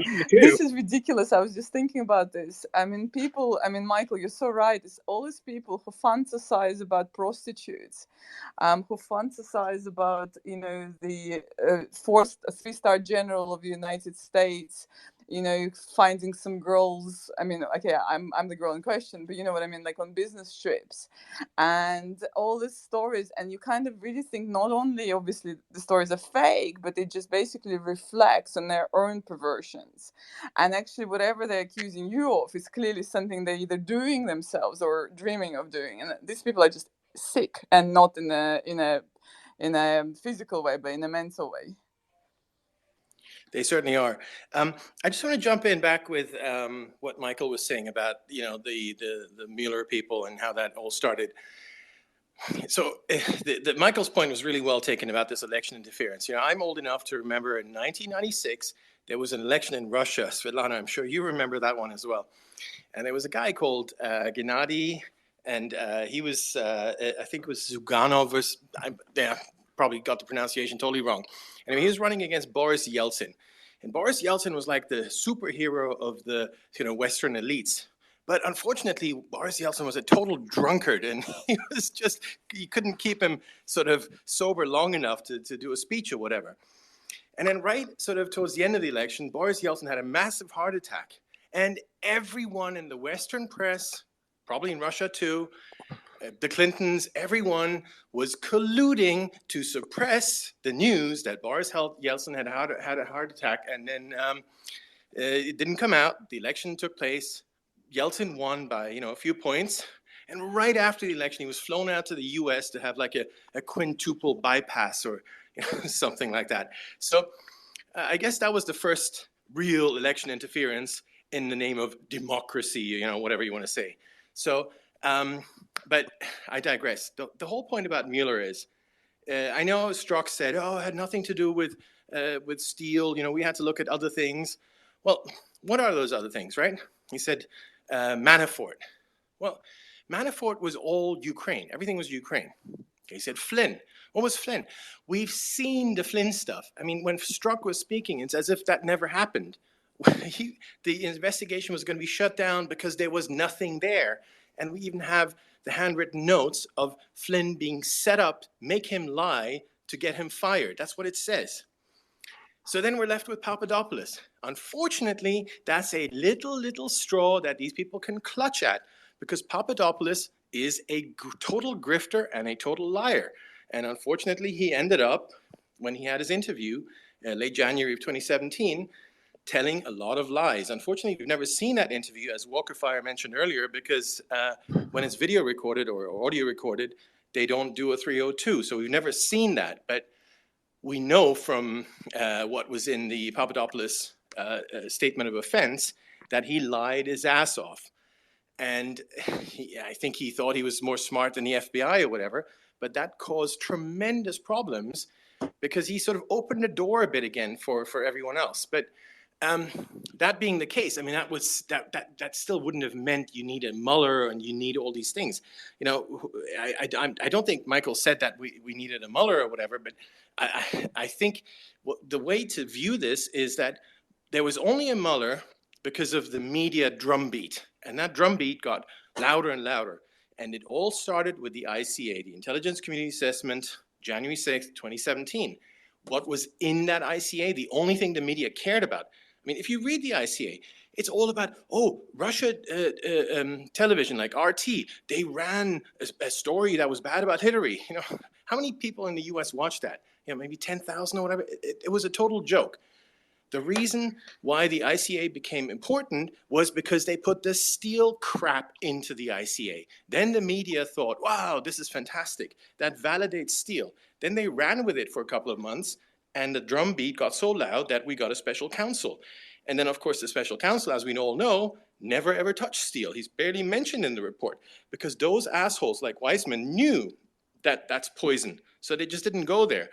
But coming back to Strzok's point, the people they did go back to, Papadopoulos is just a grifter. He's just a liar. He's just a total lowlife. Flynn, they set up. We know that. Manafort, whatever issues he had, taxes or whatever, had nothing to do with Russia collusion. Even the Russia collusion stuff was actually Ukraine stuff. So there was nothing there. There ought to have never been a Mueller. Hi, this is Michael. Can you hear me? Yeah. I wanted to say a couple of things here. I wanted to say a couple of things here. First of all, the 96 election interference, I was there. And I founded Rock the Vote Russia, which was paid for, the research behind it by the United States government. And it was directed in order to get young people to vote who were almost entirely Yeltsin voters. We put a lot of money behind that and included all the Russian rock and roll stars. We did a national tour of a Monsters of Rock tour on a train. My God, the stories I have about that. They had a whole car filled with vodka, and this is all U.S. government stuff. And we got the young people out, and the drunken president won. But and Zuganov, as you pronounced it correctly, got within a hair's breadth of being president of Russia, which would, according to the U.S. policy, have been a terrible tragedy. We were deeply involved in that election, deeply and fundamentally and profoundly involved in that election. So this clean hands idea about Russian troll farms changing the results of the 2016 election is hilarious. And secondly, excuse me for a second. You're right. I mean, first of all, Papadopoulos, I never met him, and I still haven't. He was never in Trump Tower. He was a volunteer. He wasn't much involved in the campaign. He's a young man who got a bit of a portfolio as a volunteer on the foreign affairs side and tried to make some hay with it. It happens a lot. But I feel badly because when his sins came out, the lies before the FBI, I was on CNN a lot at that time, and I called him the coffee boy. And that really stuck to him. It's unfair because I don't think he ever actually served any coffee. But he wasn't deeply involved, and I was trying to diminish him so that it didn't fall back on all of us, as you were just speaking, and it did. It came back on all of us, but it stuck to him, and I feel badly about it. Even though you're right, the lies that he apparently told in his interview really ended up rolling this ball up even bigger than it was, and the media, as you said, really ran with it, and it's irritating to me to watch them all break these breathless stories about indictments today. I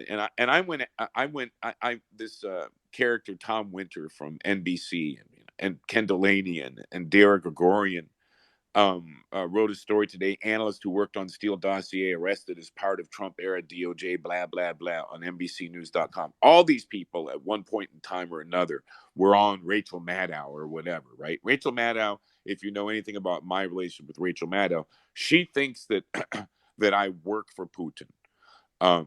And she said as much as that even in April. She's a nut job, right? I sent a tweet at this guy, Tom Winter, and I said, yeah, you and your bloody network reported this Clinton campaign con like it was biblical information for years. You destroyed dozens of families, including mine. You're going to hell.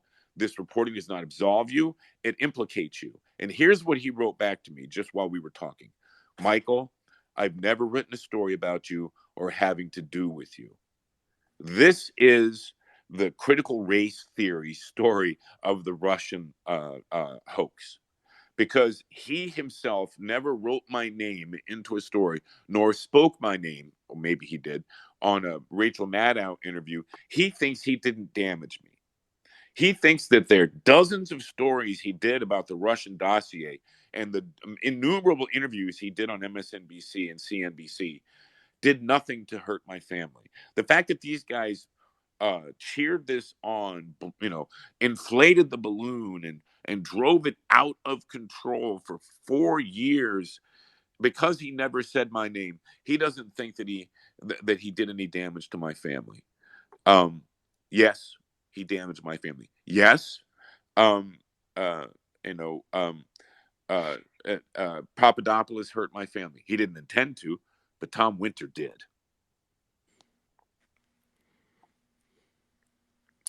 I think this is very powerful again, Michael, because I think it's very, very much needed point that the effect on people, because otherwise it just becomes sort of almost like a victimless like crime, like so what, Trump won, and so what, kind of we're finding things out in the end. But I think it's actually really important to remember what they've been doing to you and others throughout those 4 years. And I think this not mentioning the name is something, for example, that happened to me a lot, where I was just a Russian woman. They dehumanize us, they don't think we're people. Those because they're not, they're not journalists, they're operatives, and for them they have a goal. I remember that my husband was shouting at this reporters in the middle of the night.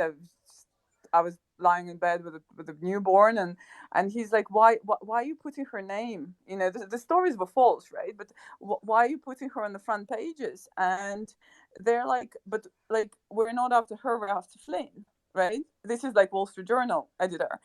And we couldn't understand, like now I understand everything, right? Like we couldn't understand that. And they almost wanted us to buy in to the fact that we should just shut up because they're out there to get this, bigger targets. And it doesn't matter to them. They're actually not human, right? Because to them, people's lives, people's families, they don't matter. They're on a job, they're on operation, and it doesn't matter what you tell them. You can plead with them, you can send them evidence, you can say, but this is really, really hurtful. They don't care, right? Because they had a job to do, which is to take on Flynn, to take on Trump, to take on other people at the top, and who in the process got hurt, they didn't care.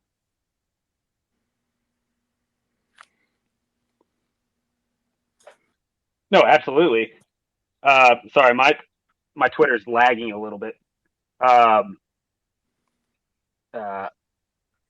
getting a lot of DMs for a second. Anybody else have any points on that? Sorry, it's lagging really bad on my end.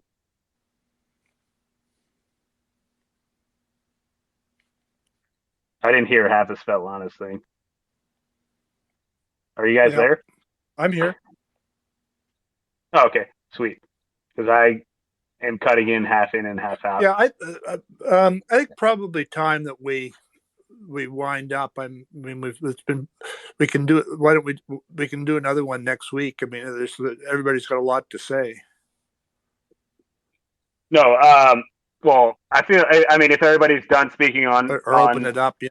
On the indictment and everything, we should open it up for sure because we got Shem here, we got I know Nick's here, Ombudsman, and everybody else. Cool. Mine's kind of cutting out, but let's do it. I'm gonna bring Shem in first because he probably bring some good energy. Let's go. Shem, can you speak? Yeah, baby. Get out the candle. Is he there? Shem, you're muted. Svetlana, are you there? Hey, I'm muted. I saw you waving. Yes, I'm waving at Shem. Is my thing working? Okay. Hi, Shem. Hey, what's up? Yeah, what's up, man? What's on the mind? Well, I mean, if you would all been lighting your Durham candles every night and saying about 30 national anthems per time, I mean, maybe this would have got done quicker. Well, I was probably doing maybe 20 at most per night, but that's you got to do that's at least 25, at least 25 national anthems. Come on. And to be honest, I probably actually fell asleep way too early to do. Maybe 6 to 7 nights a week. I completely forgot about it. So yeah, I'll definitely take the blame for that. You got to do at least 8 nights a week, 30 national anthems, and Durham will arrest them. He will. You hear that? The entire group needs to do 30 national anthems before bed and light your Durham candle. So, Shem, what do you think? Like, what do you want to happen? What do you think the ceiling is? The ceiling for me is Peter Strzok in prison. I mean, that's the top. Like, I don't care about Comey, Clinton, nothing. Strzok needs to go to prison. I'll take that. I'll take McCabe and Strzok. Just Strzok. You know, okay. Maybe Page flips on him. That'd be fine. Is that a sexual innuendo or anything? Well, like that? You know, like she flips him over, and then Durham's there, and he's like, "How many national anthems have you said tonight?" And then she's like, in the case against. Oh, you've been a bad boy. This is Caputo. I'd like Strzok to go to prison. I would like Lisa Page not to be allowed to visit him for conjugal visits. I would also like to see Weissman run through the ringer and perhaps even disbarred. And of course, I'd love him to go to prison, but I'm not. I'm being realistic. I would also like to see Hillary Clinton condemned, at least to a treadmill for the rest of her life. Well, at least somebody could. I wish somebody would ask Hillary Clinton a question about any of this. That would be great for me. I mean, I would take that any day, but it's never Well, going to I'd like happen. to see her Maybe one question, maybe two questions about this entire thing. Maybe about Sussman, maybe about Danchenko, maybe about Steele. Somebody ask her a goddamn I love question. that. Except, what pantsuit are you wearing tonight, At or whatever? least I would love that, but she'd have to be chained to a treadmill for me to be satisfied. No, I'm with Caputo here. I'd like Strzok to go to prison where Page couldn't visit him. I mean, that's perfect. The one problem with the focus on the FBI, though, is that it was the intel assessment that really did the damage, and those people have mostly flown under the radar.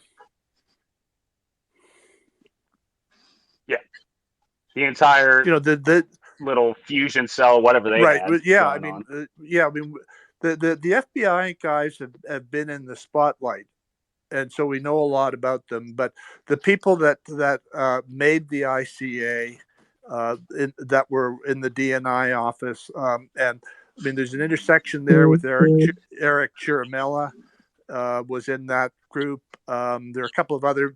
Steve, you can't say that name on Twitter. You're under arrest. Well, no, I can say his name as a member of the fusion cell in December 2016. That was working on the intel assessment. That works.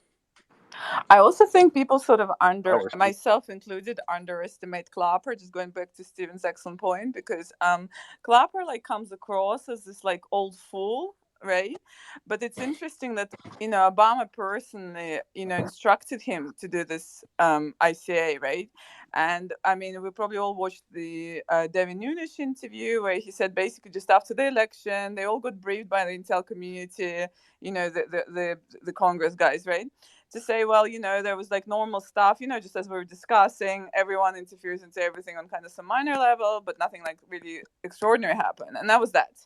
And then suddenly, all of a sudden, all this stuff begins to come out. And the Republicans, they were like, where is this all coming from?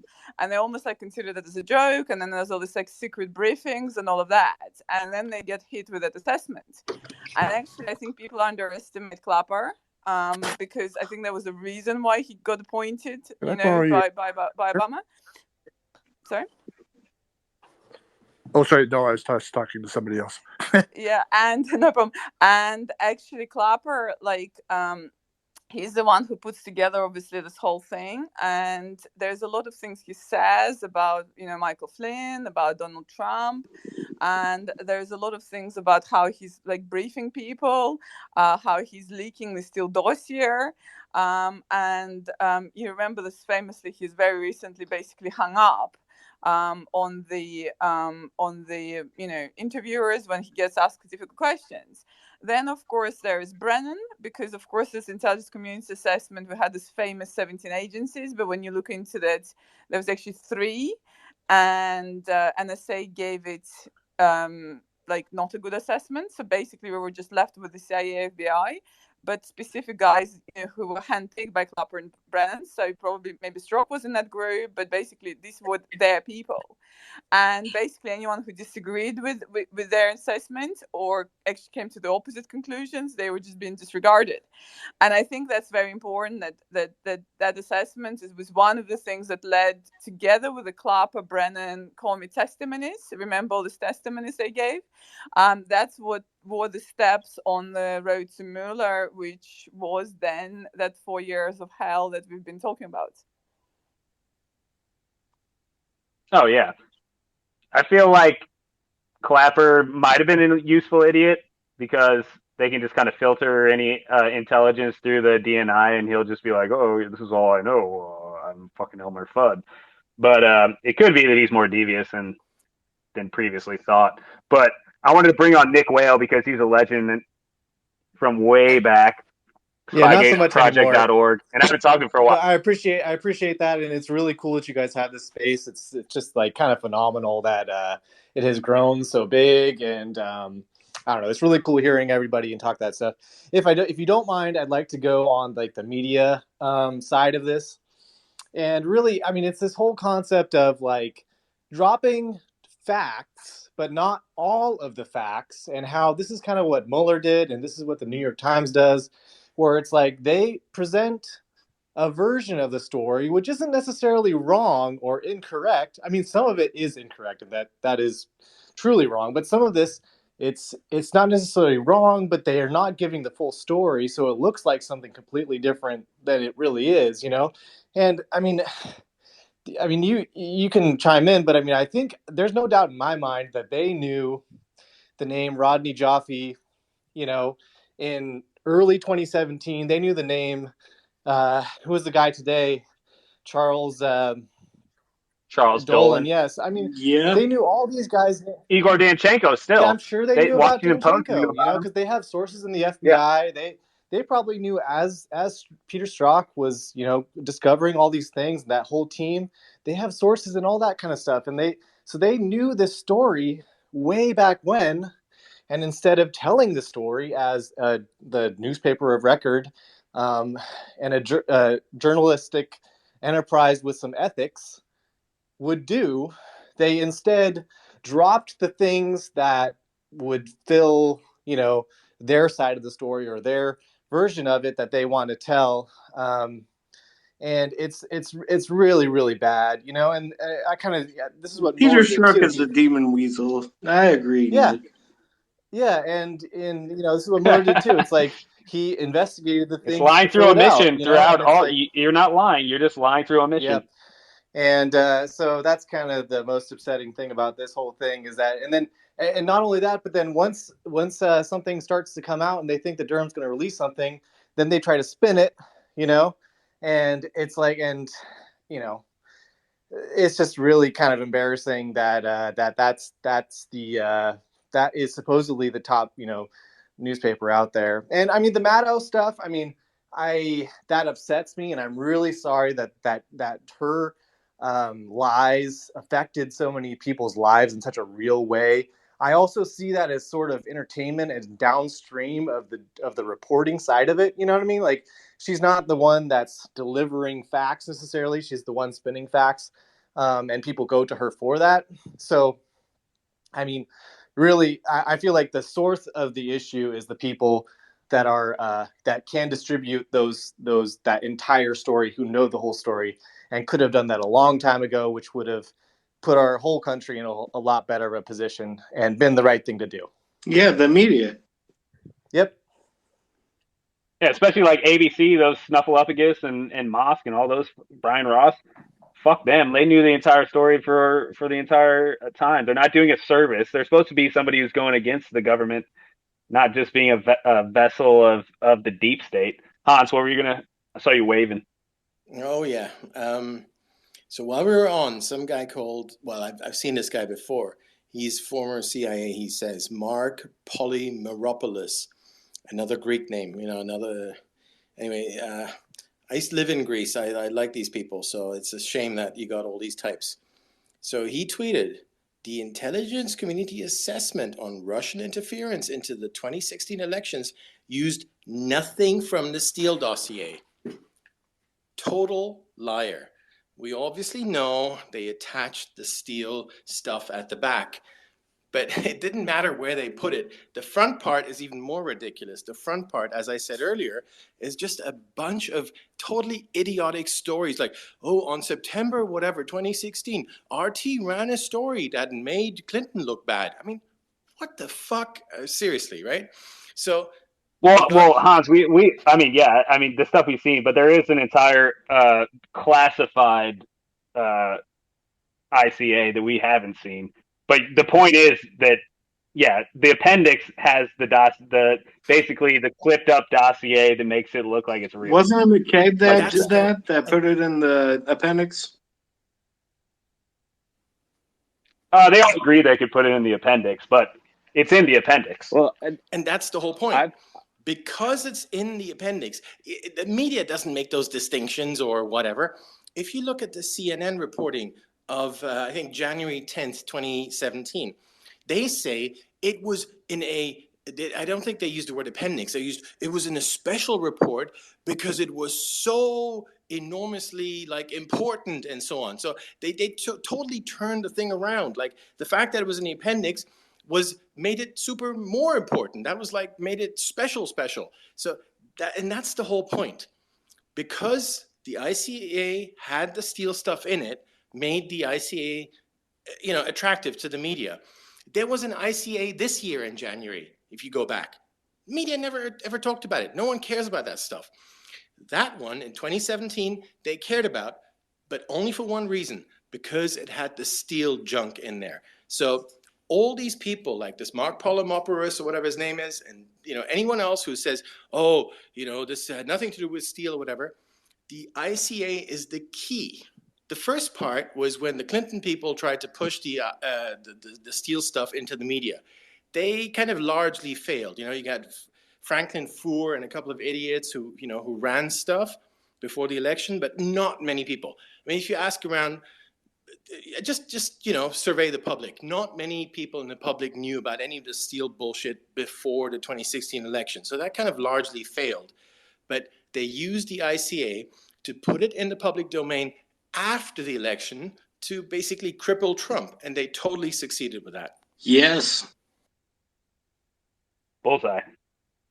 Walker Fire, were you trying to chime in there? Yeah, I mean, just real quick. Someone was asking me the other day, and I couldn't answer because I'm always so confused about it. Even though I think one of the SSCI reports walks through the whole thing. But I always think back to Solomon had an article where he said, I'm told that there's an email between Brennan and Comey in December about, does it go in or does it not? And what I'm always confused about is, was it Comey that was pushing it or Brennan that was pushing it? And then, was it McCabe that was pushing it? It's never, at least for me, and I haven't gone back to review, but been very clear on who was really pushing it and why. But even bigger, I think, is the fact that Solomon saw this email, wrote an article thinking that this email was about to be released, and then it wasn't. And what does that mean? Yeah, and Gowdy was pushing that too. Yeah. I thought McCabe was pushing it for the ICA. Well, we've heard that the FBI was pushing it very hard to put the Steele dossier into the text of the ICA, and then Gowdy and Solomon were talking about that Brendan was saying we want it, and then there was pushback that FBI that Comey said he didn't want in the ICA. That's what Gowdy and Solomon were saying. That there's some emails saying that, except now it's been reversed, into the narrative that, oh, Brennan didn't want the Steele dossier into the text of the dossier. It's only the FBI that wanted it. So Comey was always trying to push himself out of every decision ever. He was like, I don't want to make a decision. Yeah, he's scum. Can I chime in? I would say just to wrap up that point is lots of times, as part of this, research and digging and everything is, what do we know? What do we actually know that we know? And what do we not know? What are they telling us? And what are they hiding from us? And lots of times when you can look at, wait a minute, how come we're not getting any information about X or Y? You can extrapolate from that certain things. Sometimes it's theory. Sometimes you can say, oh, well, this is clearly what it's about or something. So I've always found it interesting that email and that whole, who wanted it in a text or an appendix or what story kind of fizzled. Makes me think that there's something really big there that got the kibosh put on it. Well, also, I mean, even in New York Times articles, they're talking about what information the NSA and whatever the CIA wanted to share with the FBI in this ICA group, and they're saying that there's a lot of stuff about context and whatever you can't read into context. And I mean, just researching this stuff in emails, like we'll think one thing and then you get more context, and it's like, oh, now I understand what they're saying. So it could be contextual, whatever they've seen. But fuck Brennan. I would love to see him in jail anyways. I know Foya fan would. He used to be Brennan's orange jumpsuit. What does Technofuck have to say about this? That's what I want to know. Probably not much. He's like R2D2. He just beeps and boops. I'm going to bring on the Ombudsman of Truth. Oh, so. Thank you. Appreciate having me on. I just want to go back to Stephen's analogy to Our Man in Havana. It's important, I think, because it's funny in the movie, the book, the guy makes up intelligence. But what is really funny about the movie is that real life events start happening all around him that appear to start to make his intelligence come true. And even he starts to freak out and think, wait a minute, I made this up, but now it seems like it's coming true. And that's because if you start examining any kind of random event, you can start looking at it from any different angle. And the perfect example of that is George Papadopoulos drunk with Erica Thompson and the other young people repeating what he heard on Fox News, that Vladimir Putin has Hillary's emails. That had nothing to do with Danchenko, had nothing to do with the Steele dossier. And when Strzok tonight said, we had all these other things that we were looking at, there could be any number of things like Veselnitskaya going to the Trump Tower. I'm convinced that was just a fluke thing that had nothing to do. It wasn't a setup. It wasn't related to anything. There could be any number of bizarre real-world occurrences that when you're looking for when you have a hammer, everything looks like a nail. So there could be any number of things that they were trying to run down. But the problem is that, all of this was getting leaked to the media and spun, and you can't investigate the opposing party's political team and then let it all get leaked out, But she met with Simpson the day before. Well, we'll leave that aside for a second. But my main point is that any number of real life events could have been fueling the investigation, just being misinterpreted with the hysteria that was going around. Yeah, on the Papadopoulos thing, I agree 100% with that. Now, the really bad thing that Strzok did, and the sort of a combination of partisan and incompetent, is that the DNC emails were not exfiltrated until May 23rd and May 25th. So there's no way that Papadopoulos on May the 6th could have known about the DNC emails being hacked, because a lot of them hadn't even been written at that time. Strzok knew or ought to have known that, and yet, 4 years later in his book, he is repeating the claim that Papadopoulos had advanced knowledge of the DNC hack, which he didn't. And the where it sort of turns into a bit of a gong show, I think, is that Downer, when he hears Robbie Mook talk about Russian collusion on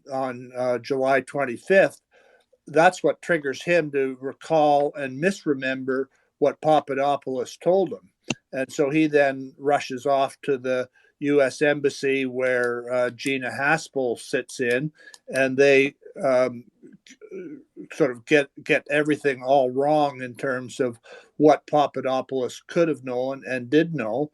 And then one of the back channels that hasn't been discussed much is that that Brennan gets his hair on fire about a day or two after, just right after Downer comes in and talks to Gina Haspel. So my guess is that there's a connection there. And then in terms of Papadopoulos being independent of the Steele dossier, well, we know that Danchenko and the Steele dossier was influencing Mook and vice versa on July 25th. So I mean, all these things are happening at the same time, and it doesn't seem like it's. I think that the Steele dossier, in fact, ends up influencing the Papadopoulos report through this back channel. I mean, I can't prove it right now, but it seems that way. That's interesting. And I'd like to say one last thing, and I'll let y'all talk. I suspect that George may be the next shoe to drop. And the reason I think that is because I think he made up his entire conversation with Mifsud. And you remember how important that was. I mean, Schiff still brings that up as the campaign got, foreknowledge from Russia. They say that. And I think that he was just repeating rumors he heard on Fox News, and he made up. Mifsud was just a nobody. He made up this conversation with Mifsud because he was in under his head on all kinds of other criminal stuff he wanted to get out of. And I could see, and Durham's already on the record saying that the predication is problematic and that he's going to address that. So he's already done the dossier. He's already done the Trump Tower server thing. And the third leg of the stool could be the Mifsud story. That's my theory. But I'll thanks for having me on. Well, that's Hans's theory too. Thanks, Ombudsman. No, well, and Ombudsman is absolutely right, because the one thing we haven't heard from Durham is in relation to the reason why we first kind of knew about Durham, which is after Horowitz came out in 2019. Durham issued a statement and said, hey, this whole predication thing, Horowitz got it wrong. So that's the one aspect he hasn't addressed. And of course, that's the Papadopoulos aspect. So I totally agree. What I don't agree that Papadopoulos is next. I think he's just a fool, and he's gonna, he's just gonna skate off and do his thing, and no one's gonna come and arrest him or whatever. It is, and there's a reason for that. Not that I disagree with Ombudsman that he lied. He did lie. He lied his ass off. This guy just lies all the time. The trouble is that Papadopoulos lied about Mifsud because Mueller told him to lie about Mifsud. So if you go and get Papadopoulos on Mifsud, you have to go and get Mueller's crew. You have to get Jeannie Rhee. You have to get Andrew Weissman. You have to get all these people. And I don't think Durham's going to do that. So I think that's the reason why, Papadopoulos gets to go and, sail off into the sunset. But the general point I totally agree with. Papadopoulos lied about Mifsud because he had initially kind of lied about him back in January of 2017, because the FBI, he thought he wanted to tell the FBI what they wanted to hear. What they wanted to hear was Russia collusion. So he told them about Russia collusion. And, that whole lie grew into something much bigger. Of course, there was no Russia collusion. Of course, Mifsud is just a totally innocent bystander in all of this. He had nothing to do with anything. But when Papadopoulos was arrested, and if you look at the arrest protocol, for which there is a 302, like literally every 5 minutes, this guy, Papadopoulos, comes up and says, let me tell you something. Flynn, Flynn is terrible. Let me tell you something. Manafort, he is terrible. The guy is just like, he's a walking time bomb. So he just went around trying to tell the FBI anything that they wanted to hear. Eventually, he figured out what they wanted to hear is Mifsud bad guy. So he went with that story. But, as I said, if they're going to charge him for lying about that, which he did, then they're going to have to go against the Mueller people, which they're not going to do. Hi, it's Caputo. I'm the one thing that I want to say before I sign off here tonight is that I am recognizing so many people on this. Like everybody from Fool to Lee Smith to Walk of Fire to Steve to Hans to just Shipwreck and Ryan, all these people who I've been following, where I've been getting my information since I had to let my attorneys go because I couldn't afford them anymore, and since I got sick with cancer, and the only way I could do anything to get information was to pick up my smartphone. I just want you to know something. I know you guys spend a lot of time on this and probably don't make a dime on it, and you do it out of your sense of decency and your own curiosity. But if you want to know what kind of an impact this has on a family, I can't even describe it for you. I piece these things together that you do. I read them all. I print them out. I bend them. I fold them. I make little hats out of them. I do everything I can. My God, what you've done for me and my family, I can't even tell you. I appreciate it so much. It makes I'm so humbled by all the work that you guys have done, because I know you don't just do it for the families, you do it for our country. But the families, all of us, we really appreciate it. I don't think we would see a Danchenko today if it weren't for the work you guys are doing. And I don't think we're going to see, I think we're going to see a lot more out of Mueller than out of Durham than I ever expected. I think I tweeted today a copy of the letter that Mueller sent me after we've done providing all of our documents to him. I lost faith or hope in the idea that Durham was going to do anything about this. I think you've held his feet to the fire. And I want you to know that myself and Marina, Leah, Anna, Maribel, my daughters, we appreciate you so much. Thank you for inviting me on tonight.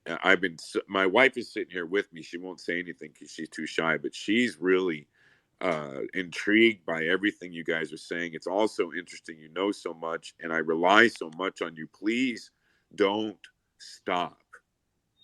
Thank you, guys. Well, thank you, Michael, and we will definitely never stop, because I mean that's what actually pushes me more than anything, because your lives were screwed over by these people more than anything, and besides just going for the truth and hopefully trying to wake up the country, but you guys need a vengeance, and that's why we work so hard to debunk the Steele dossier, debunk the Alpha Bank crap, and hopefully, who knows, even debunk the entire DNC hack narrative, but we'll see what's happening. We did it all for you guys first, the Trump family, everything like that, and the country. The country second, to be honest, because you guys are real people, and that's how I took it. And it's an honor to do that. I feel like that. If I'm speaking for the rest of us, I feel like that's how we've always taken it. I see Lee here, but I want to. Quinnick's been waiting for a long time, so I wanted to let him talk, and then we'll have Lee comments on the indictment, because I'd like to hear his perspective. Faux show. And then Chip, I saw there. Chip, can you actually? Are you not able to get invited, or what's going on? Fool. Aaron Mate's on too. He'd be, if he wants to. Oh, really? Be worth. Yeah. Hey, Fool, if you don't mind, I just have a real quick question. This is Quinning, and you guys are the experts. Yeah, sure. And I really, really, really appreciate this conversation. I'm just an average guy, but I spend a very large amount of time following all of you. It's shocking how many of you I follow throughout the course of the day and the week. But I guess my question is, we've had a lot of revelations today. That has answered, some questions, a lot of which I think we've all speculated ahead of time. It seems like this group is primarily focused on the Russian connection, the fusion connection, all of that side of things. My question is, there's a whole nother side of this related to Sid Blumenthal, Cody Scherer, Fiona Hill, and some of those connections have sort of come out today. Is there any further information that you guys feel is pertinent, or is that really just kind of white noise that was more of a loop back into the FBI to get their interest from a different angle? And with that, I'll just kind of open that back up to discussion. Well, that's sort of a good intro, because you see this guy Charles Doling sort of pop out of nowhere, which I looked back into the Olga Galkina deposition. He was mentioned, and he's kind of an old Clinton acolyte, and I have no idea if he's connected to Sidney Blumenthal or Scheer or whoever, but Lee Smith is kind of an expert on that, so maybe I'll just bring him in to start it off there, and then maybe he can give his thoughts. Lee, are you there? Yeah, it's Steve. Let me just talk sure. Comment on Cody Scherer. And that dossier, I view that as mostly a red herring. It's not part of the main. There are a lot of people that talk about the Cody Scherer dossier as being a proto dossier for Steele, and that and Danchenko, and that Danchenko didn't, in fact, write anything, but all 99% of the Danchenko dossier refer to things that other than the P tape and So I think the Cody Shearer thing gets somewhat oversold, and there's enough other stuff that I don't see it leading anywhere very interesting right now. But yeah, besides P, besides these P things and FSD. No, I was going to say, besides the P tape, I don't know how much more correlation there is, except the Aguilarovs and other things like that. But I know Lee's in here, so he might have more. Hey, how you doing? Fantastic. Thanks, Fool. First of all, it's just great to see so many people here, so many friends, and so many people who've been doing excellent work for several years now. I agree with Stephen. I don't think the Cody Shearer, Sidney Blumenthal memos are that fundamentally significant on their own. I just think it's just a part of what we saw today, which is that it's the Clintons all the way down, right? Which we've known for a long time. So I agree with Stephen basically. I mean, I actually wanted to ask a question because I've been out of the loop most of the afternoon. What did Peter Strzok say? Okay, I listened. He and Benjamin Wittes said that they thought that the Danchenko did lie and under FBI policies deserved to be charged. They whined about the fact that he was charged with 4 counts of lying in respect to the million thing instead of just one lie repeated 4 times, and they went on and on about that. Strzok argued that the dossier plus Alpha Bank was really just a small slice of the Mueller investigation, and the fact that it was that it turns out to be fraudulent is neither here nor there to the Russia investigation. So that small slice line of reasoning, I think, is going to be central to the containment strategy in the mainstream media when everybody's got their talking points straight. Fascinating. I mean, this is what they've been doing now since December. Since December, since the first Papadopoulos story, right? And that's one of the things I think that I may have reached out to some of you here and said, I thought that was a really interesting thing. If you look at the opening of the indictment, it starts with, they say that Crossfire Hurricane opened July 31st. But then number 2 is they say, but the FBI is receiving reports on Trump and Russia stuff starting in early July. So I like the fact that early on in this indictment, the Durham team appears to be undercutting the standard where the Crossfire Hurricane and the press's narrative. I thought that was significant. Okay, yeah, and it was Adam Schiff who pushed that line. That really came from him, I think. Right.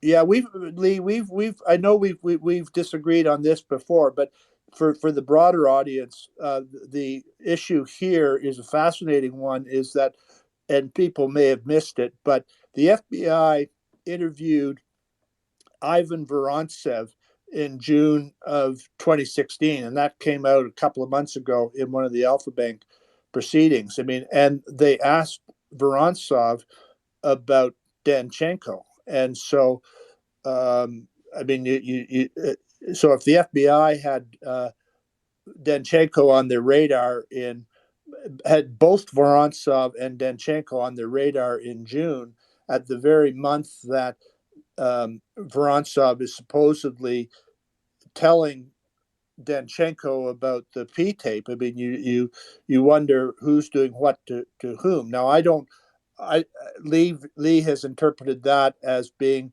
the FBI already having a Crossfire Hurricane type investigation open in June. My take on it was that they had something else on their mind with Danchenko in June. But be that as it may, it's astounding that when Danchenko's name turned up in December of 2016, that fireworks didn't go off if they were asking about him in June. And making matters worse, the FBI to this day has never disclosed any information about their investigation of Danchenko in June, in which they interviewed Vorontsov. The only information we have that comes from the Alpha Bank civil proceeding. So there's a anvil to drop there. Oh yeah, for sure. And I've talked to people that might be in the know, and they're saying like that interview might not have existed, but I think it probably existed.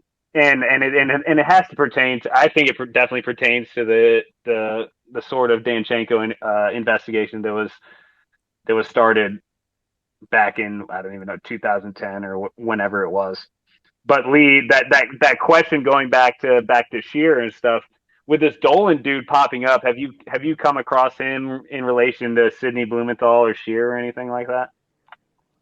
No, this was a surprise to me, as I'm sure it was a surprise to most other folks. Though that, like, I mean, all you guys, we all ran down his different connections to the Clintons, and it's been going on for a long time. So that's what I mean. I mean, it's just another Clinton thug involved in this stuff, and I think that many of you guys, you're. I mean, the idea that some of this stuff may have actually, that Durham may have underplayed it a bit, right? That actually Dolan may be the source for some of this stuff. And it may be an elegantly written indictment to try to get people to talk in different ways. So, no, but I mean, other people contacted me later, Washington people saying, I know this guy Dolan, I worked with him, I did this and that. But, nothing that's surprising. I mean, that's to me one of the things that comes across. It's like it's an all of Clinton world effort. That's what is so bizarre. Yep. All of these people, all hands on deck. Let's see what we can do and get out here and push this on behalf of Hillary Clinton. That's what's so disgraceful. Which that like points to how much like a pay for play Clinton deal there actually was. Like, yeah. Which is so obvious. I don't even. But I mean, I don't even know how much of it is for pay. I don't even know how much of it is for pay. It's just sort of like, this is the home team. Yeah, how can you not stand up and wave the banner of the home team? Here comes this lunatic we never heard of before, Donald Trump. You're going to tell me you're going to sit right here and you're going to root against Team USA and vote and root for the Soviets when they come in here and they're playing us at Lake Placid? How dare you? That's what it feels like. Everyone is on Team Clinton. And it's important to remember that it's not just the left, it's parts of the right as well, right? Yep. They got a whole bunch of people on the right to sign on around the same time. It's really amazing, but it goes to the deeper corruption of Washington. Lee, hi. First of all, nice to hear your voice. Hi, Svetlana. I have one question, I think, and one kind of point for discussion. So in terms of the question, because you've been obviously the first one to point out about the Proto dossiers and the Scheer dossiers. And I think, obviously they're not important, as you say, on their own. They're important as to show this connection. And of course, then we have Strobe Talbot, who is the president of Brookings Institute. And he, of course, contacts Steele in August saying, how can I help? How can I help with your dossier, right? And what I was curious about is this chronologies where obviously we have the Proto dossiers, and maybe you can clarify to people, including myself, the difference or similarities between sort of the Proto dossier and the Scheer dossier and the sort of dates of that. But also what I'm quite intrigued about, and that kind of touches on the point that I think Stephen was mentioning, and I think Stephen was actually the first person who found that, is, of course, they don't interview Danchenko until January, right? And on this subject as a subsource. And that flows from the fact that somebody from the national security team, i.e. Flynn, inquired about the dossier sources, and Comey says, yeah, we looked into them, except they haven't, and he sends that email. And what I'm curious about is there's some stuff like about the P dossier and P bits and whatever that obviously Danchenko somehow, we think of as responsible for, which is interesting what comes from the Shearer stuff and from Danchenko stuff. But there is other substantive stuff that you can't sort of pin on Danchenko. And I think the finding by Stephen here about the sequence of events of how they go to speak to Danchenko, plus some of the theories Yuli had, I think it was about the circumstances of that interview, who was present at the interview, and it's almost like some of the stuff they were sort of feeding him to say.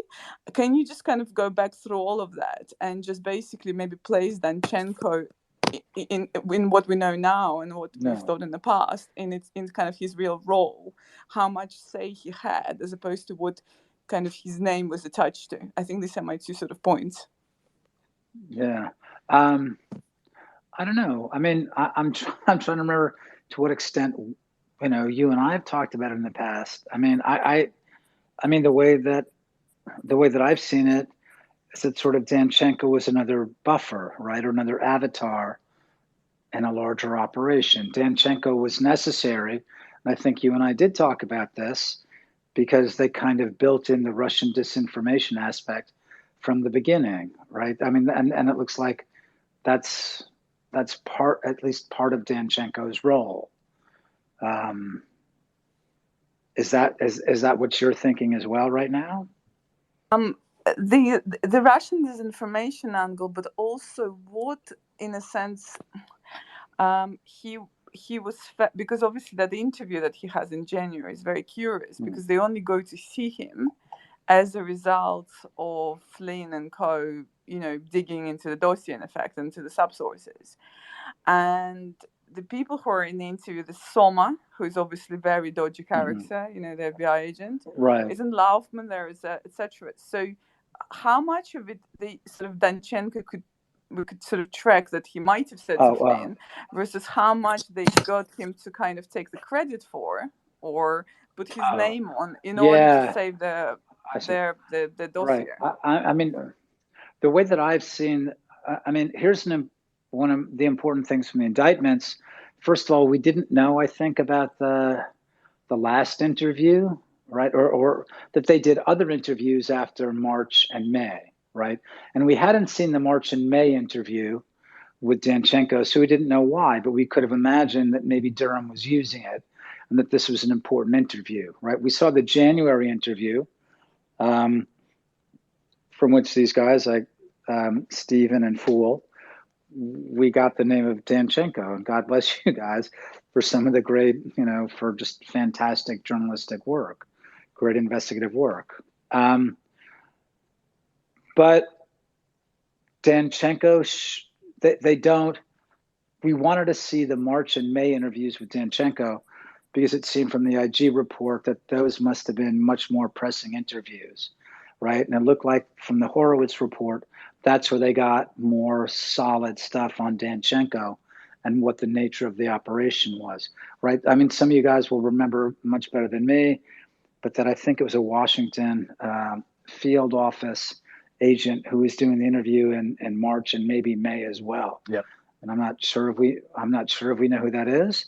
But I mean, right, Svetlana, I think you're entirely right. I think we talked about this. I mean, the fact that Laufman and Soma are interviewing, I mean, it's the Crossfire Hurricane team that's investigating or that's questioning Danchenko in January. So they're all these people are in the same room and they all know what the story is.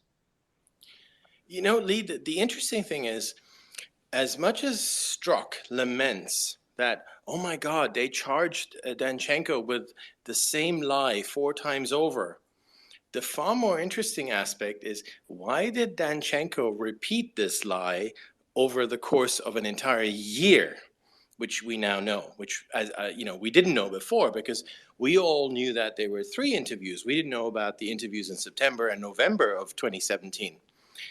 So for some reason, the FBI, and by the way, another interesting aspect of this is when they went back in September. He's been interviewed.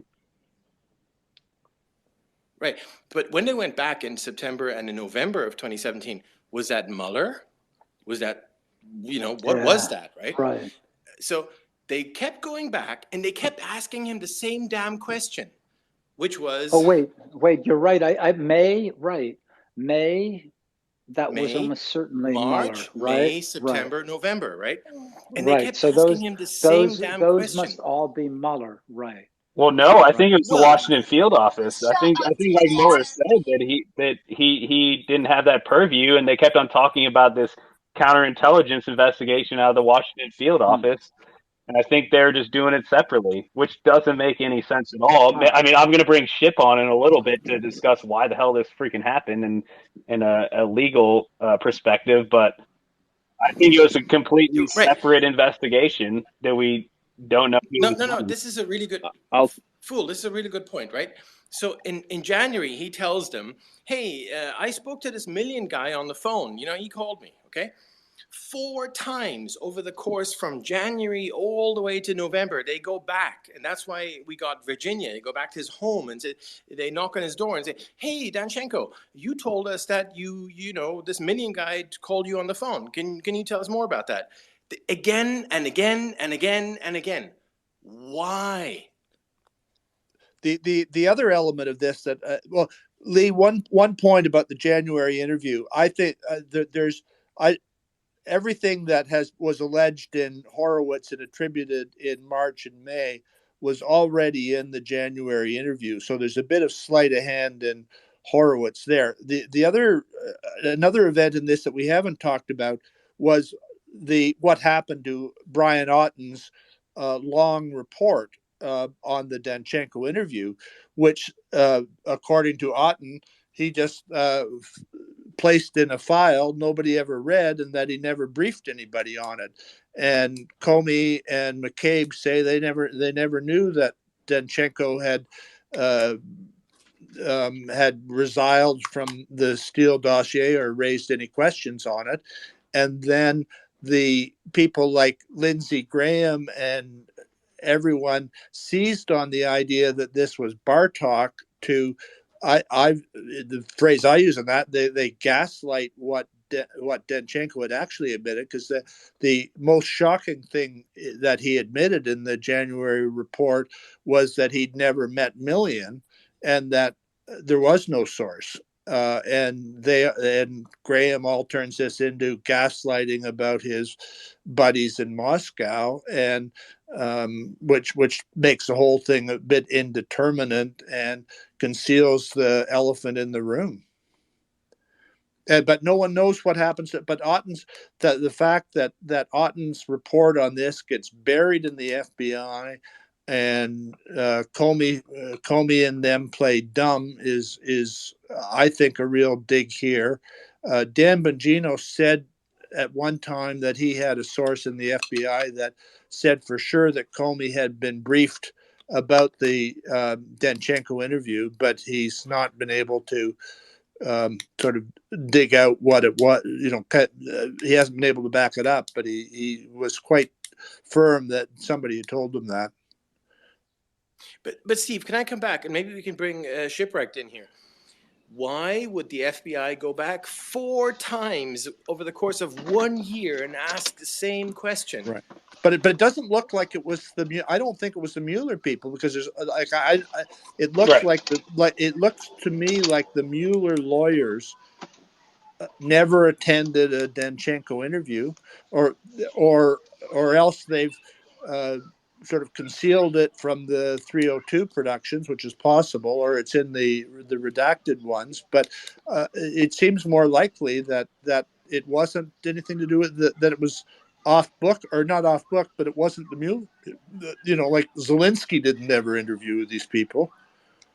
I'll say just real quick, I did cross check the dates that we learned of Danchenko's interviews with the Mueller 302s that are out. There aren't any that actually fit.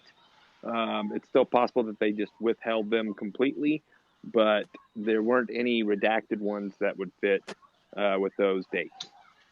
Guys, sorry, and also wasn't there an interview with Steele in London by 2 FBI agents? Is that September, Stephen? Do you remember? September 17? Yeah, that was September 17th or October. So would that kind of match up somehow? Because that's not Mueller, right? That's FBI, and that's right. So like Mueller even says that they had this counterintelligence side that was working on it on some other project, which I'm assuming is the Steele dossier. But I know Ship's been patiently waiting. So, Ship, what's up? This is the first time we ever talked. I have no opinions at all. No, that's what we got you on here for. Some type of opinion. I'll tell you, this has been great. I mean, I've been on for like 15, 20 minutes now listening, and this is wild. It's like a QAnon gathering. Hey, easy. Okay, here. This is QAnon. This is QAnon. Okay, yeah, Jack's listening. Jack's reporting everything. Here's mechanically, this is how I would guess the explanation goes on the interviews. Don't lose track of the fact you had 90-day TDYs that started this thing, and then so you're going to come to a point in time like Soma wanted off. Soma rotated out back to New York. You know, he was done. He didn't want to do this anymore. And so he's in the Danchenko interview in January, but he's his ticket's already punched. He's going back to New York. He's done with this.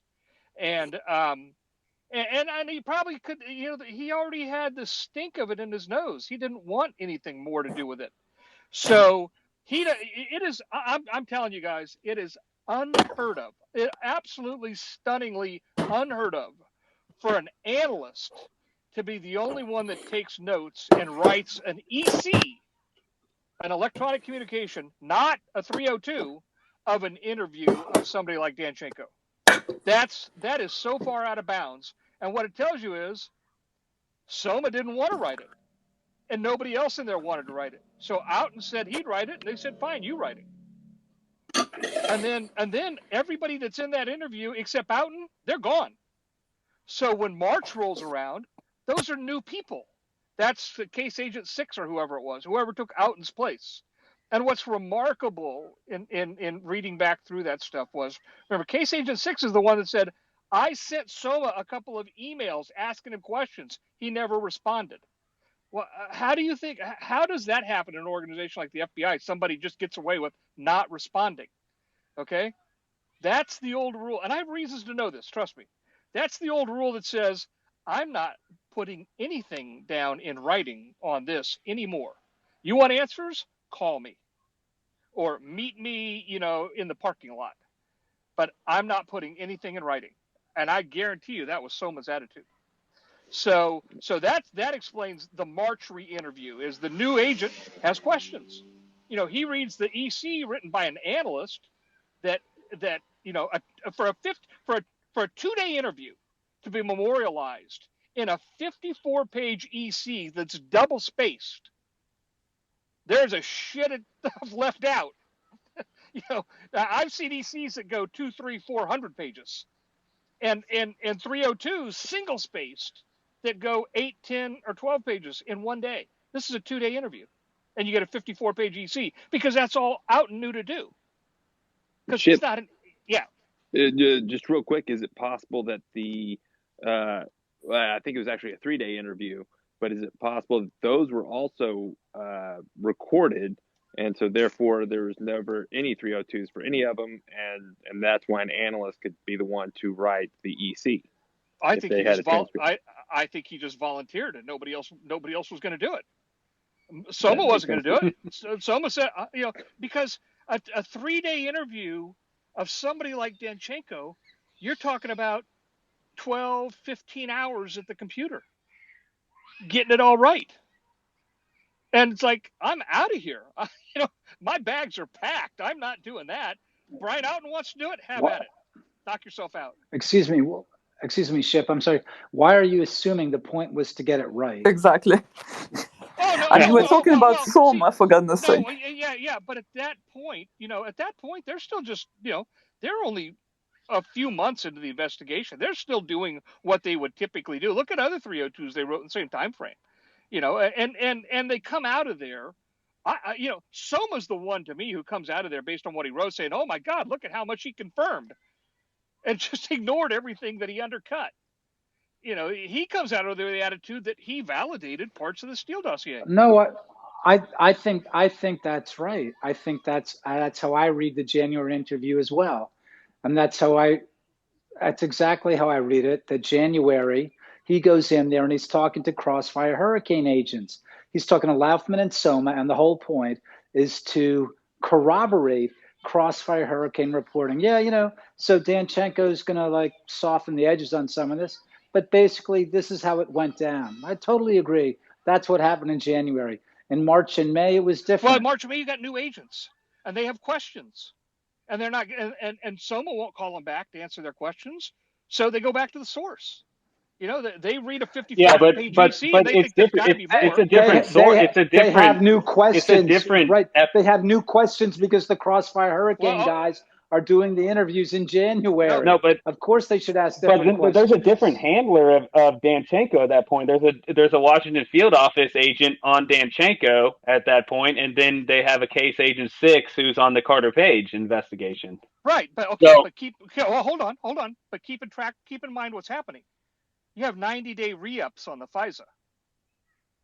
Or is it 120 on a FISA? 90 on a T3. I think there might be 120 on a FISA. When they get them? They got them in October, 90 days, okay? And I guarantee you, those FISAs were coming up dry. They weren't getting anything.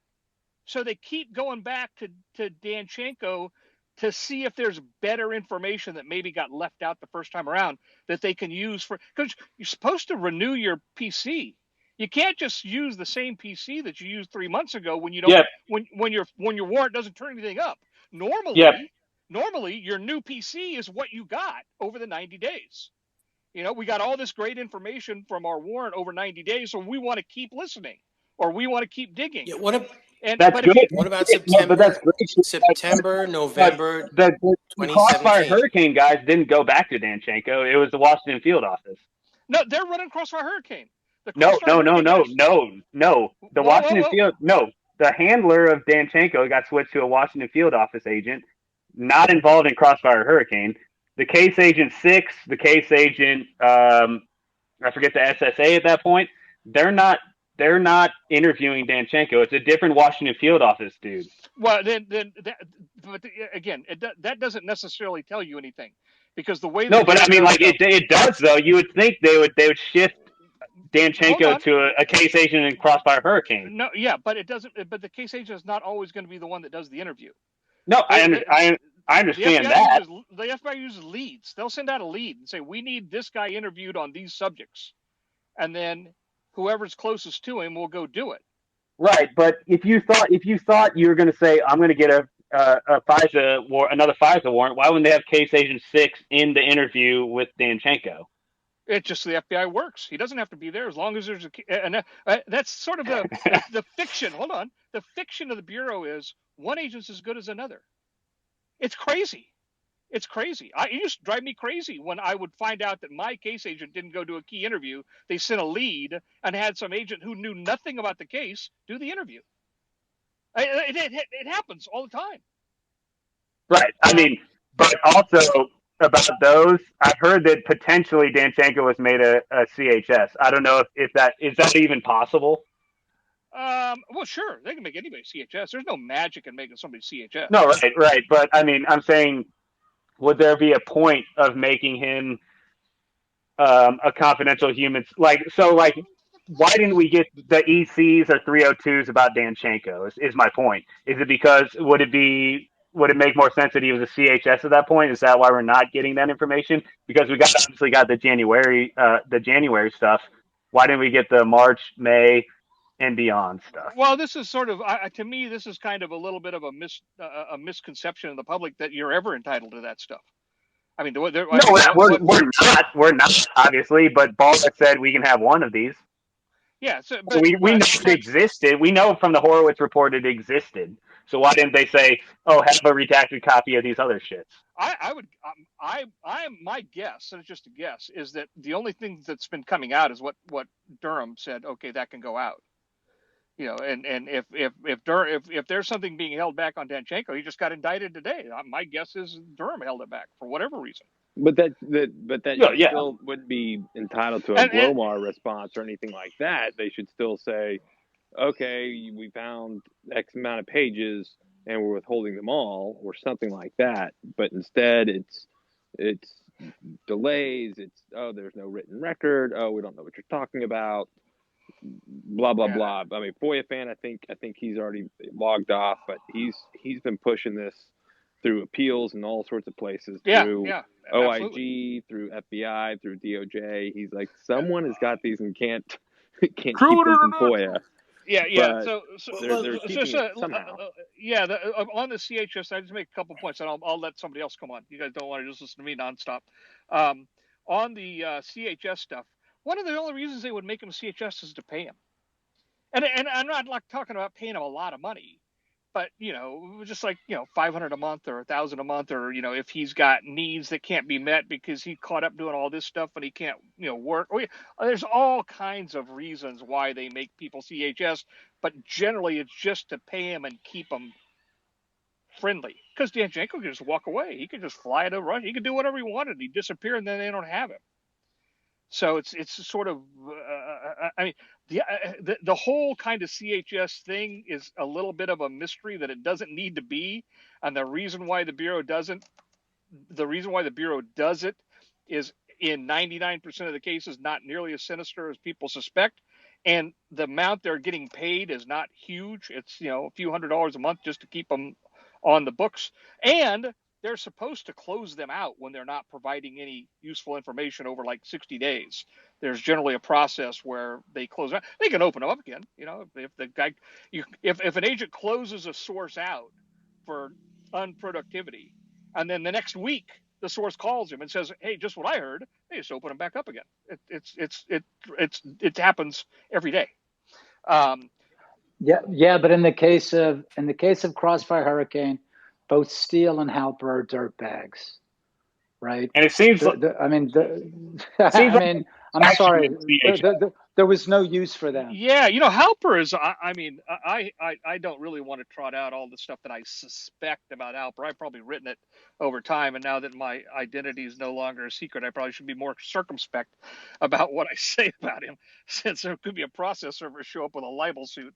But his history, it just so reminds me of somebody who was maybe a governmental player that wasn't quite what they looked like on the surface, and just kind of now is a little long in the tooth, but still plays around at the edges and can be useful under some circumstances to be tasked to do certain things.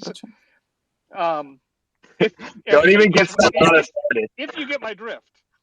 Yeah, it's like, so that's why that's why agents keep guys like that around, because they're savvy enough that you can say, "Hey, can you go do this for me?" And they say, "Yeah, that sounds like fun." Let me ask this way. Assuming we have, and we have, we've looked at a number of reasons why Danchenko, after his initial claim about the phone call, would then be asked over the course of an entire year again and again and again and again about that phone call, new agents and so on, as we discussed. Now, let's look at it from Durham's perspective. Why would Durham charge it 4 times? I got to say this. I haven't read it closely enough. I was reading through the narrative, and when I got to the counts, I didn't pay that much attention to what the actual charging language in the counts was, except the first thing I looked at is, are they all Eastern District of Virginia counts? And they were. And he could have charged the District of Columbia in the Eastern District of Virginia, and then you have a venue issue, and the defendant can always waive the venue issue. And that would have said to me that Danchenko's already agreed to plead guilty, and he's going to waive venue, and that's why Durham put them both in there. These are all just kind of mechanical things that can be made to go away. I haven't looked at the specifics of how he charged each of the 4 counts. I thought it was 5. That tells you how close I looked at it. No, you're right. So the first one is in relation to this Charles Dolan fellow. Okay, all right. Forget about that one, okay? 2, I had a very close look at them. Very, very close. 2, 3, 4, and 5 are the identical lie told over and over and over and over again between March and November of 2017. So, of course, you can charge a lie that's told at different times again and again. Right. That's absolutely right. fine. Cool. But what might be the tactics behind that? Well, that could be that, the specifics of the words he used or the questions that he was asked and responded to were different each time. And it might be that it's stronger in one instance than in another instance, that he might have had some equivocation in his answer in one of the four instances. So it's a little bit of a weaker play. So you charge all four of them out of recognition that maybe two of them are better than the other two of them, but you want four chances for the jury to say guilty, because you're not confident they'll say guilty to all four because of the factual particulars of each circumstance. It's hard to know without having the discovery, where you can see from the discovery how the FBI wrote the 302 about what he was asked and what he responded. Yeah, no, Hans? thanks for that. Hans? What about the idea of him being recorded clandestinely? So in January, that was not the case, but after January, it keeps saying that he was recorded without his knowledge. Can we read anything into that? I think that somebody figured out that he is not being square, and he's probably a subject or a target at that point.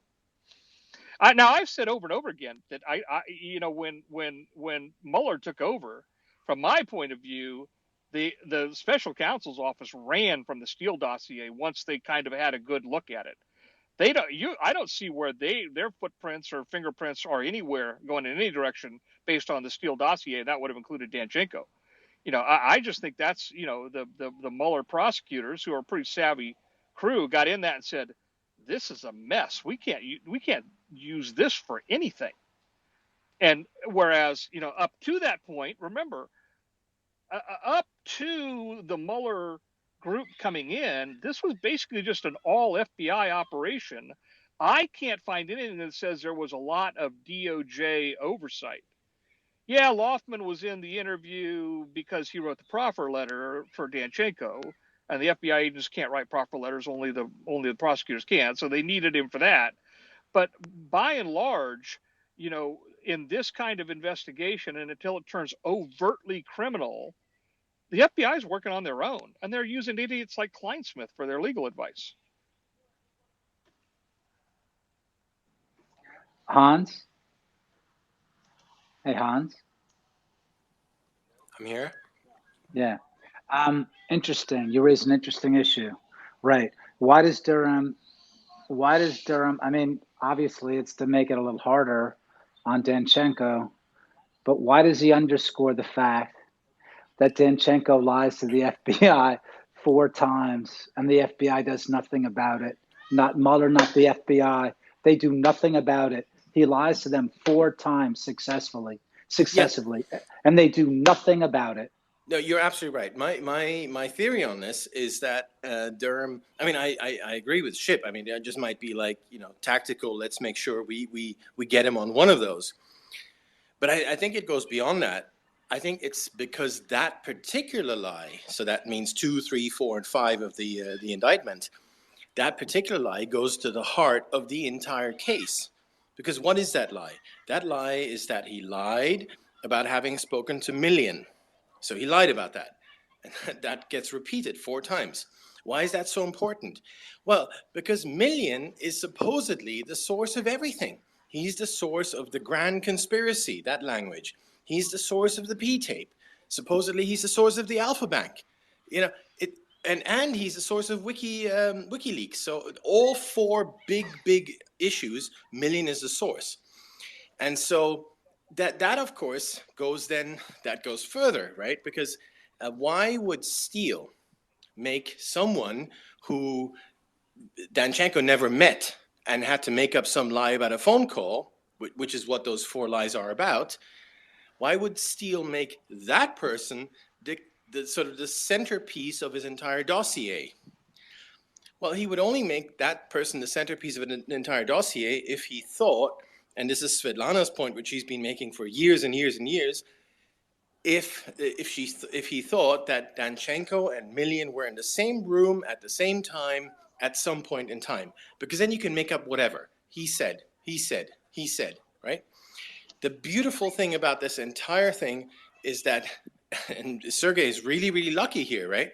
he was so wise as to just ignore all these outreaches from Danchenko. So he was never in the same room with these people, with Danchenko or with anyone else.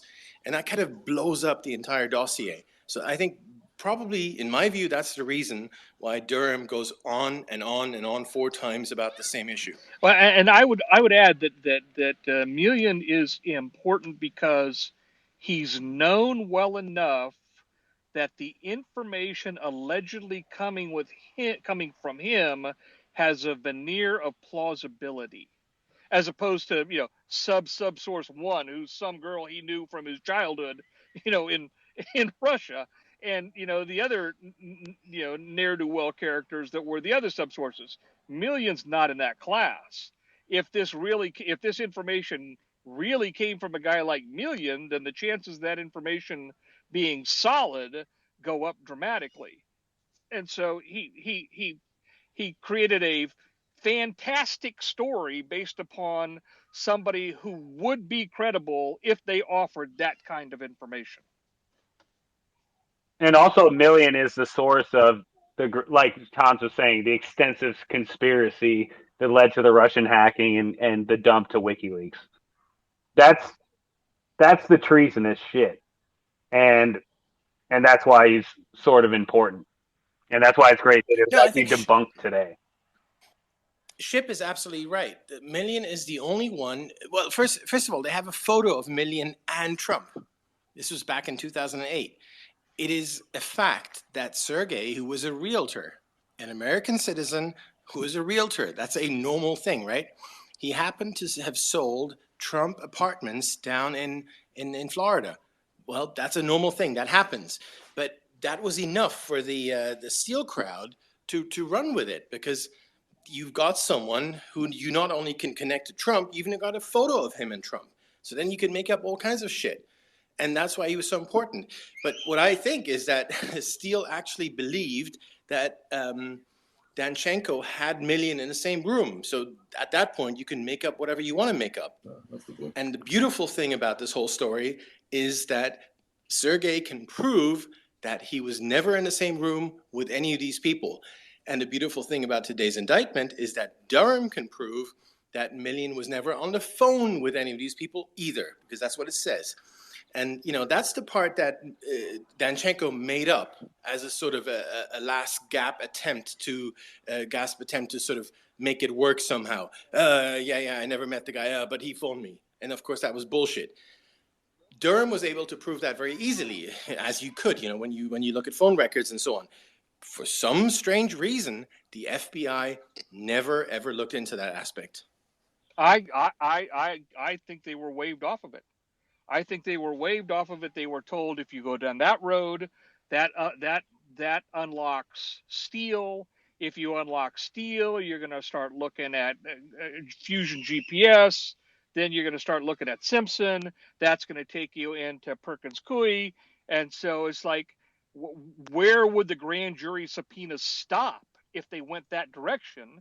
And so somewhere in the Democratic establishment, a signal was given that let's look at Russian active measures and Concord catering instead.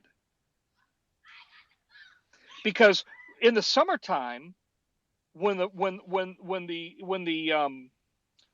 special counsel's office is just getting up and running, and they're getting their own 40 FBI agents. They didn't just take over who was already operating. They kept some and got rid of some, but they got their own little crew of FBI agents, and they got their offices and they got their computers.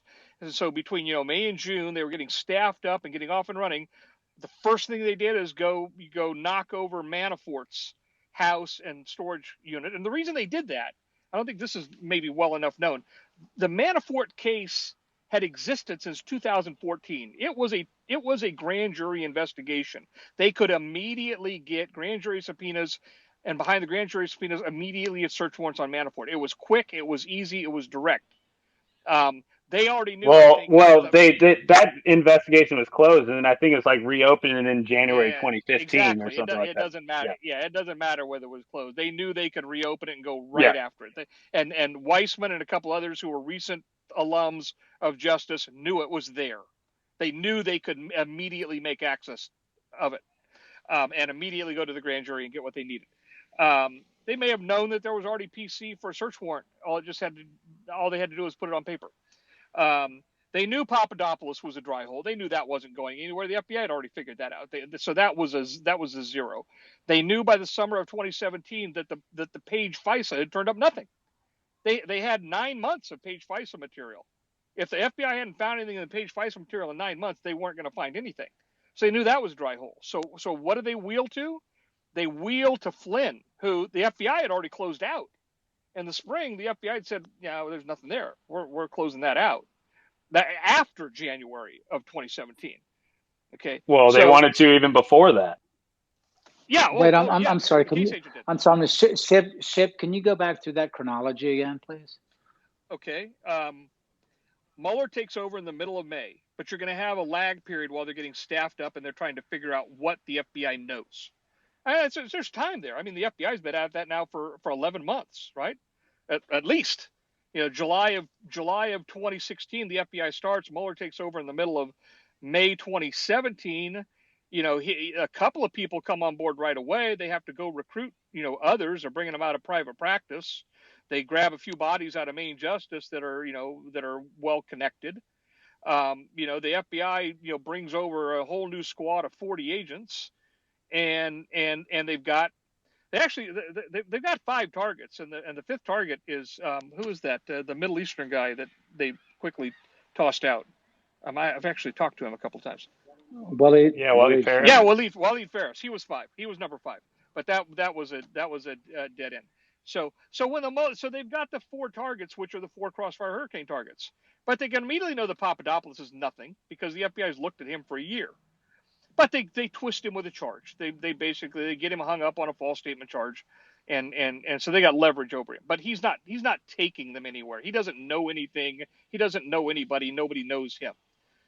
The Flynn case, the FBI had wanted to close that in the spring, even after January. There was a non-pros. They were not referring Flynn for prosecution to DOJ based upon the January interview. They wanted to close that out, and it was a special counsel's office that said no, we want to look at that. You have Manafort. They immediately went right for Manafort, probably because they knew there was PC there. They just had to put it on paper and get the search warrants, which was within 30 days they had them. I think what was that? It was July 30th they kicked in the door, so maybe 45 days they had Manafort the search warrants. And so who are we missing?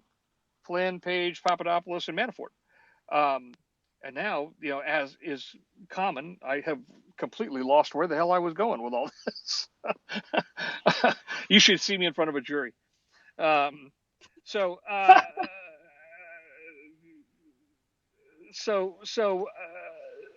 don't remember where we were at. Yeah, what was the question again? We were talking about the SEO. Yeah, can you read that back, please? No. My question was about chronology. You said that they dug dry holes on different people, and that's when they went to Flynn. So I just want to get a sense of what your chronology is. I'm just trying to follow that. I'm sorry. So Flynn basically is the last resort, But I think from the perspective of the SCO, if there was, I'm sorry. What do you mean Flynn is the last resort? At what point? Well, Page was a dry hole. If they're really looking for Russia stuff, presumably, at least out at the outset, they're looking for some actual Russian connection. They've looked at the Steele dossier and they know we're not going anywhere with this information. Okay, the Steele dossier is to me, if the Steele dossier is put down in front of me and they want me to do something with it, I'm laughing. This is nonsense. It was facially nonsensical. The only reason the Steele dossier got the play it did is because it fell into the hands of a few people who wanted it to be true. And I'm talking about the small Crossfire Hurricane team. They wanted it to be true. And they had 60 days until the election, from mid-August until November. I mean, if they didn't act within that time and Donald Trump won, that's the old, what's our insurance policy issue? Well, we're going to stop him. Remember all those conversations? Small group of people, They were terrified. That's not that's not what the insurance policy was. Well, Lee, the insurance policy was not stopping Donald Trump. That's not what. Well, what happened is in Svetlana talks about this a lot. Like in April, May, the stories about Svetlana start coming out, and in the news and the Guardian, shit like that. So and then Brennan comes up and he said there. I forget what the exact verbiage is. In that interview, he starts saying there's some traitor he's talking about Flynn, and that's when the Svetlana story really started popping out, and that's when they started re-upping this stuff. Yeah, but I think that I could be wrong, and I read the Svetlana stuff very carefully at the time. That all just struck me as sort of a dirty trick payback. They were just trying to make Flynn unemployable by the Trump campaign, or nobody. Hey, in the spring, nobody was thinking about a Trump administration. In the spring, nobody was thinking about Trump. But I'm talking about 2017 when that actually, once it started getting past, because I've heard from sources that they're about to shut down the entire Russia thing, and then all of a sudden their get out of jail free card to keep on investigating was in May or whatever, and Brennan starts talking about this traitor that was involved with Russia or whatever. That's when these stories about Svetlana started coming out in January 2017 or May 2017, I believe. And it's about Flynn and her, because it wasn't in public at that time. But then Brennan started talking about it in his hearing, I forget, with the sissy or whoever it was. Well, I think in that time frame there were still people wanting to prosecute Flynn. Okay, the FBI was not on board with prosecuting Flynn in April or May of 2017. In fact, you get that from Barnett, the case agent. He was the one that tried to close it in December, and then he didn't get invited to the party to interview Flynn. He was excluded from that. And then, they get the interview, but it's done by Pietka and Strzok. Two guys who probably haven't actually interviewed anybody in years, because they're kind of beyond that level in their work. And, and you can see how that plays itself out with their 302. The idea that Peter Strzok, an assistant, what the hell? He's a dad. Deputy assistant director is typing a 302. That's just comical. But Chip, we're talking about how it just kept on getting pushed forward, because at the time it was all these other things are sort of shut down. But once Brennan came forward and he started saying there was this treasonous aspect in these hearings, and he was talking about Flynn at that point. Right. And then all these stories came out about Svetlana and him, and they're like, oh, what is going on here? And that's what sort of pushed it again into this. That story. She's still on here. She should come on. I don't remember. Yeah, she's here. That story was out there before, not necessarily in public, but the FBI had it because they got it from Halper, and it was a false story when Halper gave it to them. Right, but it was bigger when Brennan started giving it credence in a congressional testimony. Oh, okay. Okay. I that doesn't come back to me right now but it would make sense because Brennan's got my point of view on Brennan has always been he lost his next 4 years as the CIA director because Clinton would have kept him on, and so when Clinton loses, he loses his dream job, and now he's out on the street and he's just a bitter, mean, not very bright man. Ugly too. Yeah, he's just going to talk shit about everybody at that point. I don't know if Svetlana wanted to say anything, but well, I can. Yes, thank you. So there are a number of stages in all of it. Thanks, Mr. Nelson. I never call you fool at the moment. Too clever for that. So the first stage, if we're talking about. Basically, we need to remember that January is when Flynn is about to become officially, in charge, the NSA, and they are closing on him, but then they can't close on him because they have this meeting between Obama and the famous 7th floor. So the decision is actually at the top of the FBI, comes from the 7th floor. So that's Comey and McCabe, who just met with Obama, to keep the investigation open. Despite the fact that they know that it's all bullshit, they have to keep the investigation open. We're talking about January 2017, because Flynn is about to become, the spy chief. Then and basically find out everything they've done and become very powerful. So they need to destroy him. And they go back. This is where Peter Strzok sends this famous text message saying that our incompetency saves us, where he basically orders, from the orders from McCabe and Comey down to Barnett and others to keep the investigation open. And then in February and March, they proceed to obtain national security letters. So they can't obtain FISAs on Flynn, because for that they would have to tell the FBI that the national security advisor is a Russian agent. They can't do that. So they don't obtain FISAs, instead of which they obtain NSLs. And they obtain a number of them between February and March. And actually Kleinsmith, who's actually quite a senior guy, he's the one in charge of putting those together. We're talking about 2017. So by that stage, they know for nearly a year that the Flynn story is bullshit, but they do that anyway. And that coincides, the obtaining of the NSLs.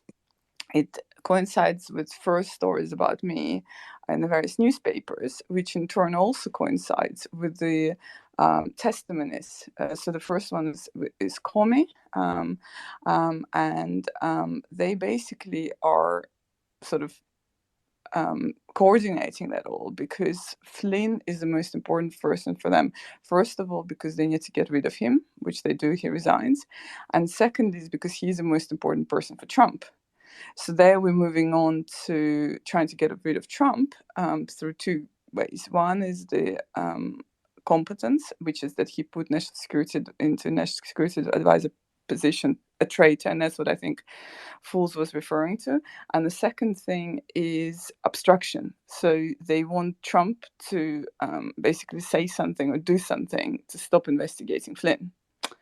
And that's where I think we're going into the testimony. So we have Comey, Brennan, Clapper, others, all basically saying things about Flynn in order to create this, although they know for sure privately that there is nothing to the Flynn is not a traitor, but publicly they're making all the statements. And that's one of the reasons why Mueller investigation comes across. So basically it's a very, very serious op, which is post the election, is actually then designed to get Trump through getting Flynn.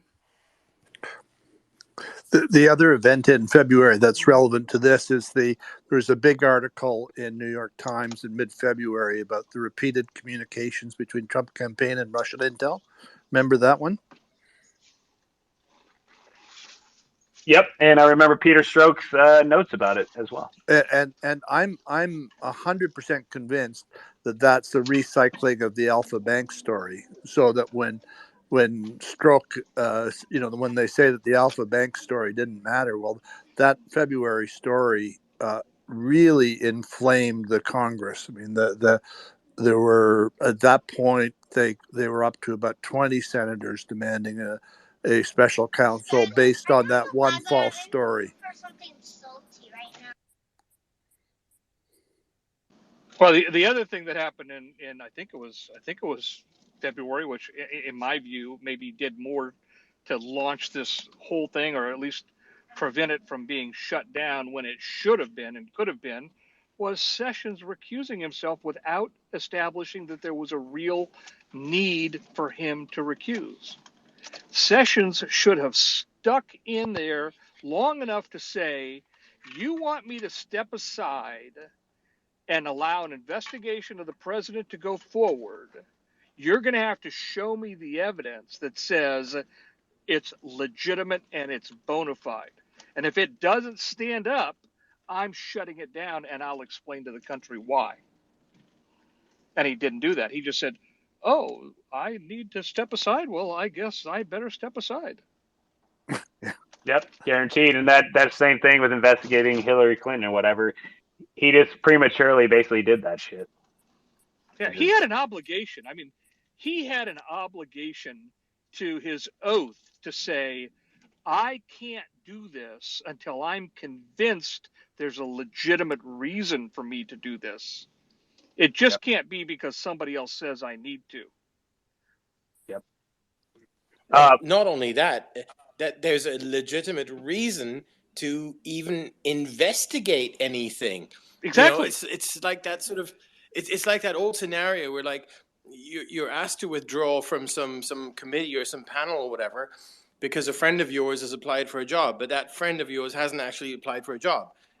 I've seen that many times in real life. So, Sessions, the first thing he should have done before we even talk about Kislyak and all that stuff is like, yeah, fine, okay, so you say I need to recuse from this investigation.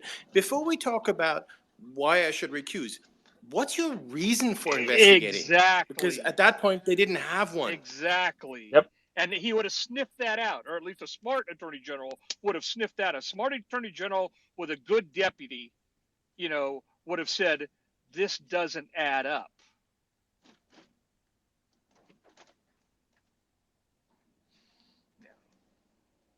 I mean, 100%. He was just weak, and he didn't have a deputy, and he just felt like he was too politically involved. That's why Trump probably should have never appointed like a senator for that job. Yep. He appointed. Imagine if Bill Barr was that attorney general. It would have been. Can anybody imagine Bill?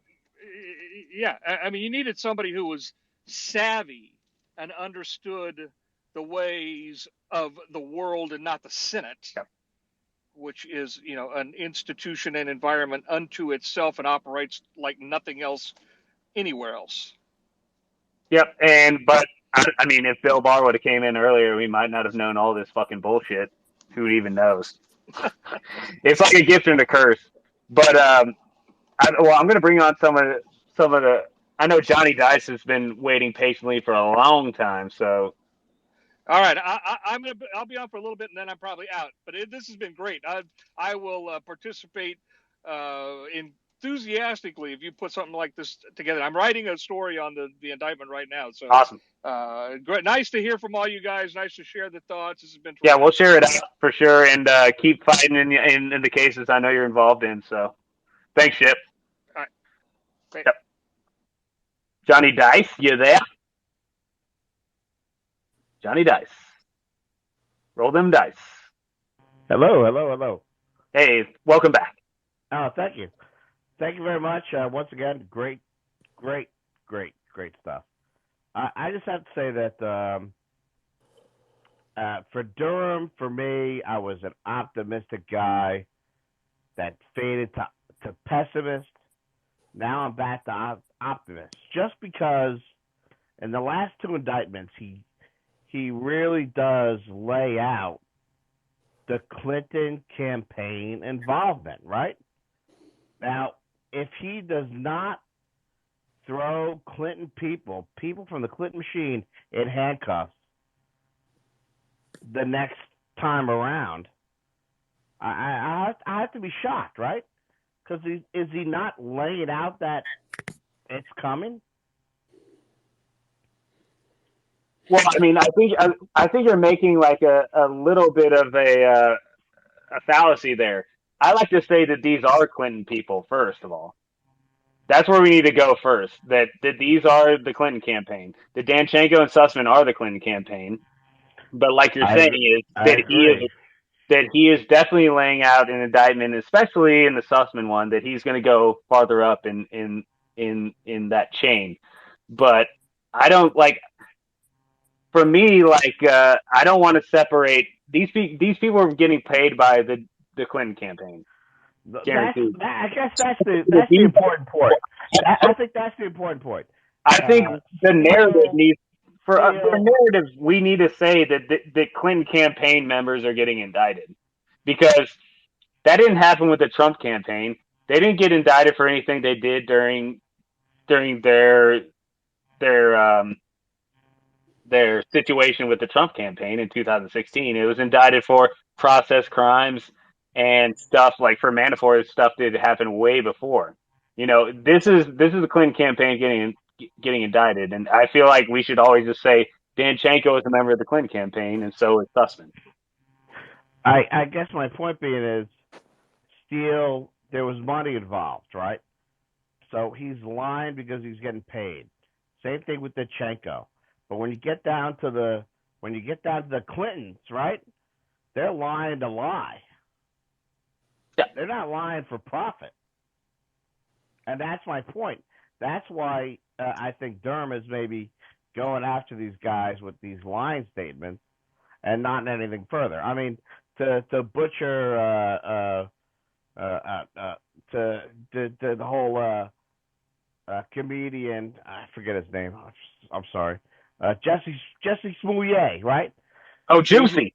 Juicy Smollett, that French right? comedian.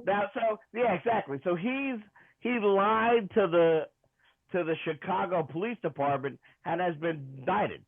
The Hillary campaign lied to the FBI. Why should they not be indicted?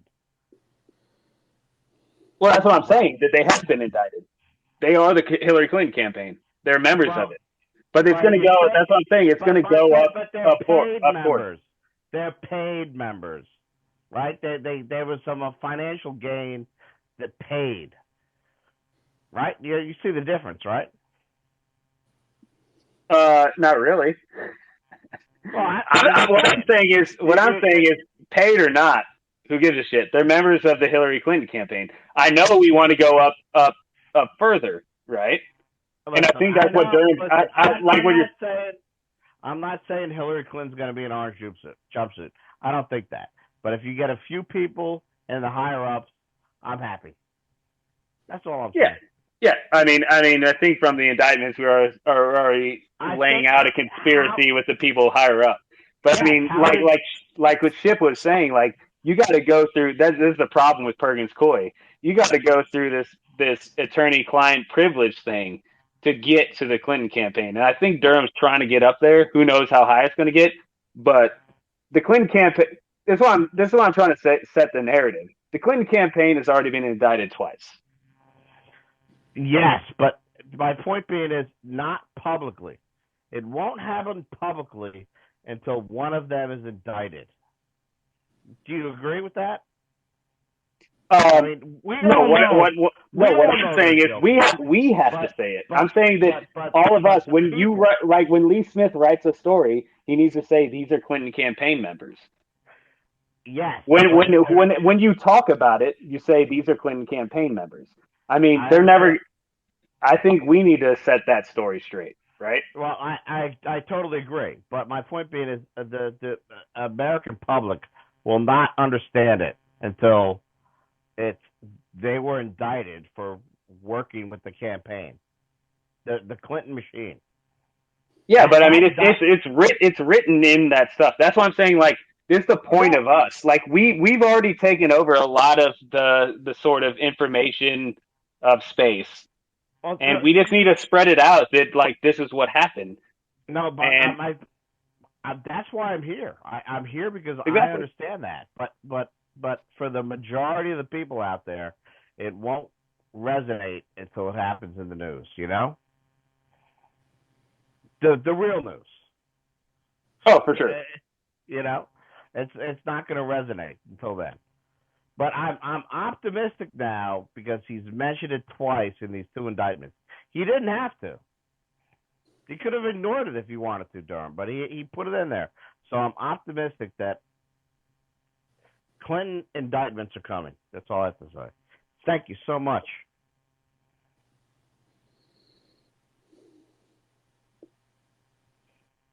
Yeah, you're welcome. Thanks for coming on. Walkenfire just texted me and he said he's still not on this thing. Yeah, thanks, Johnny Dice. I agree with you. I feel like it needs to go up farther than this. But and Fools, I think a very important point here is that this is where I think Sussman's indictment is so huge, is that Perkins Coie were in charge of, what is it, $2 billion they raised. I was just reading the Fusion GPS book, and they're describing how they met up with, Mark Elias, who's a partner of Sussman, and ILS tells them money is not an object. That's because they raised 2 billion. That's literally from the Fusion GPS book, right? And I think when you're actually looking at Sussman with Elias controlling this $2 billion, that's a lot of money to buy the election, right? And then you have to have kind of understanding that, I think, which is very important, and that needs to be explained better to people. I think you're right, is that it's very rare that you kind of catch the person who orders the hit, right? So ordinarily you can catch someone who's the executor. So for example, like let's take, Danchenko or even Steele, right? They're the guys doing the dirty work. But the fact that the Durham team were able to catch the guy who orders, right, who puts people in place, who puts money in place to achieve a specific goal, that's like really, really rare. And I think that's the significance. Is Hillary Clinton lawyer, Hillary campaign lawyer, in charge of the funding, in charge of the strategy on all levels, have been caught in such a dramatic way. That's huge. Yeah, I think Svetlana is absolutely right. The Sussman indictment is much huger if you look at it from the Hillary Clinton campaign side. That goes straight to her. That goes straight to, well, he was a Clinton campaign lawyer. Today's indictment, the Danchenko indictment, is kind of much bigger in terms of what that lie, the Danchenko lie and the Steele lie did in terms of ICA. ICA led to media led to Mueller. That whole thing, that whole dominoes kind of thing, starting to crumble. But I completely agree. If we're talking about Hillary and her involvement in getting to her, the Sussman one is a much bigger deal.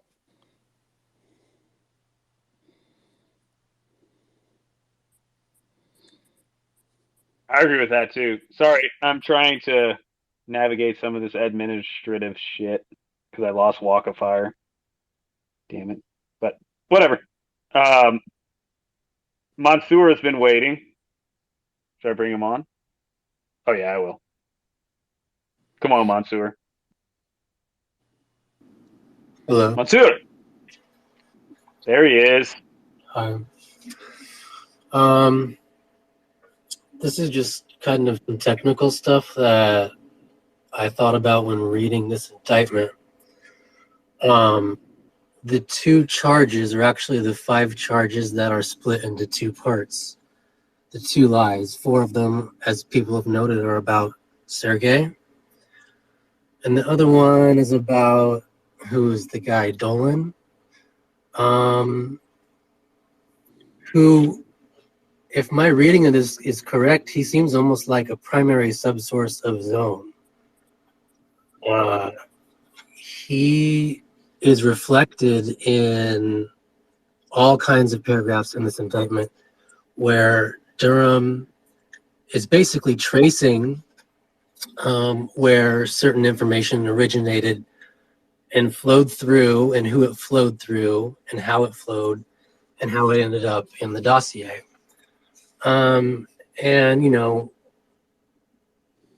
whether you think they are important allegations or not, and whether they're true or false explicitly or not, I forget Durham's language. I think he says they are reflective of the underlying information.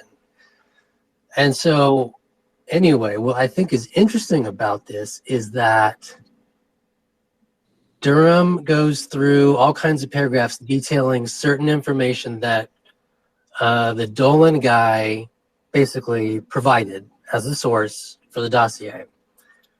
And the first lie that Danchenko gets charged for is that he lied about where this information came from. So I think this is interesting because Danchenko's asking, he's providing a cover story for where the information actually came from. And with Milian, it's almost not quite the reverse, but he's lying about his failure.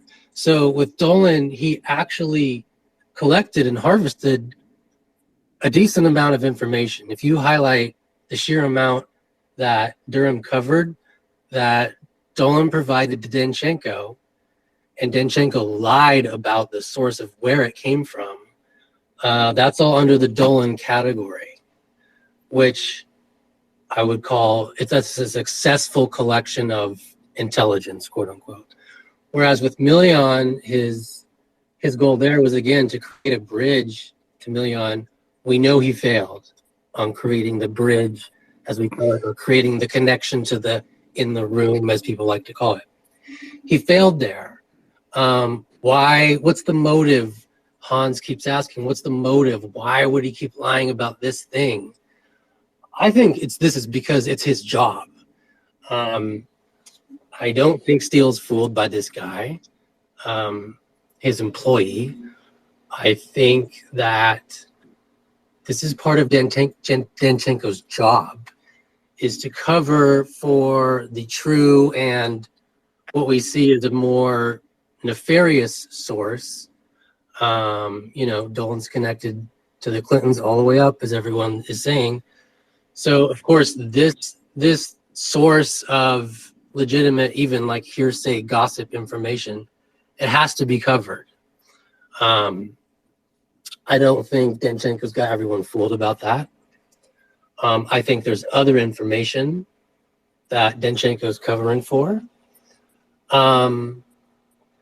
But let's just go through some of the things just really quickly that the PR exec is responsible for. This June situation, which is really interesting to me because now, do we really know what is the true reason that Danchenko was even in Russia for his June trip?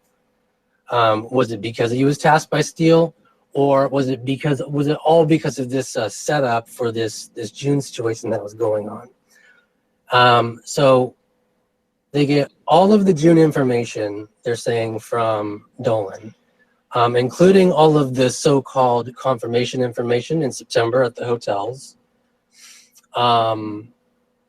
Stuff in the Manafort memo, specific mentions of Kislyak and Kulagin, which is also really strange to me because Danchenko has purportedly his own connections to Kulagin.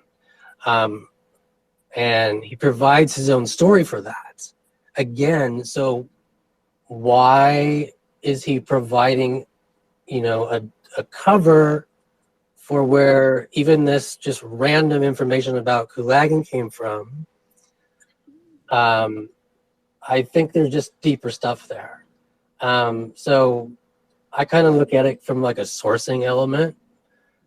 And I think all this information coming from Dolan is really interesting.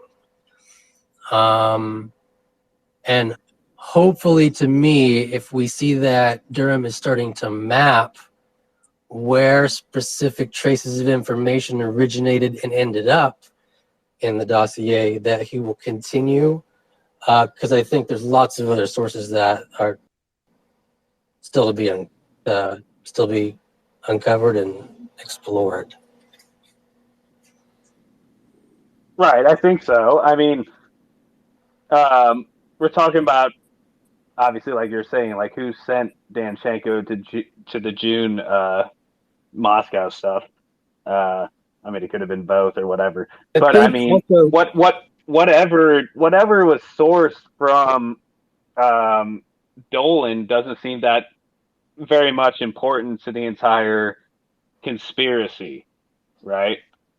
In my opinion, from what I'm reading from the indictment, I feel like there's more to dig into there. That's why Durham's doing it, because he can flip Iggy to see who the hell came up with the actual juicy stuff. Well, definitely. I think that's right, but you got Dolan lying to Danchenko about this GOP story. Yeah. That is a bit of a red flag. So, maybe Dolan just tells him a lot of stories and Danchenko repeats those stories to Steele and so on, and maybe it's all a big coincidence. But the one about him lying to Danchenko about the GOP is just, it's just one of those where it makes me think that, maybe there's more to this. On top of that, you've got a whole narrative within the indictment that Danchenko lied to a whole bunch of people. They're not specified. It's just basically a whole bunch of people about the fact that he was working for Steele. So he told the FBI, no, I never told anyone I was working for Steele. Turns out he told a whole bunch of people he was working for Steele. So what are the chances he told Dolan? I mean, I would say extremely high, at least, sort of in a braggadocious way, like, oh, there's this guy in London and I work for him and I tell him stories and so on. I think Dolan would have known at least that much. I thought that's actually detailed in there. He knew. Yeah, that's I think documented. Yes, Dolan knew. Hans, if I can ask a question, like, or any other lawyers, what will it take to go from,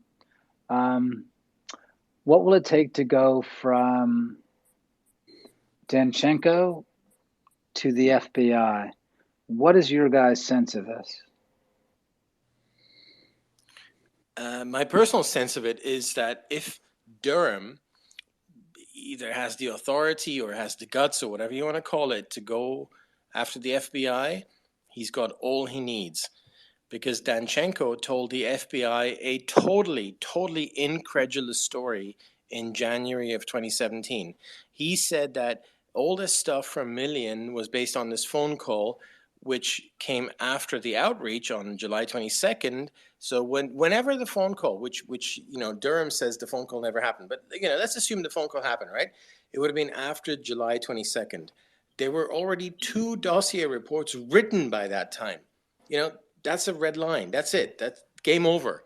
So the FBI knew the guy was lying, and they let the whole thing fly. And so at that point, you just have to go after the FBI. You have to go after everyone in that room. They might say, total incompetence. We didn't understand what he was saying, whatever. Bullshit. You go after Laufman, who gave him the fucking deal. I mean, why did he give him the deal? The Queen for a Day deal. What was the reason behind that? You go after all of that. My hunch, again, as I said earlier, is that that's kind of out of bounds for Durham. I guess that's why I'm asking about well, you raised this before. Like, why did they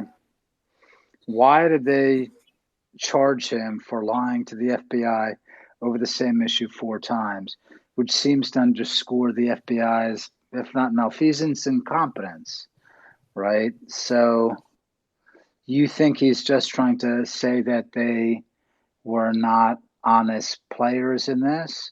Or you don't think there's any way for him to go? You don't think he's got a move to go after them? Or what's your sense? Yeah, my sense is he knows that, why is it that this Garland fellow, right? He was in front of Congress the other day and he said, "Oh yeah, we renewed his budget." I mean, if it was actually a special counsel in the sense of the word, like an independent guy, he wouldn't need Garland or Monaco to extend his budget. You remember on Twitter, all of us here were like sweating it out. Like, is he going to get his money? Is he going to be able to go on?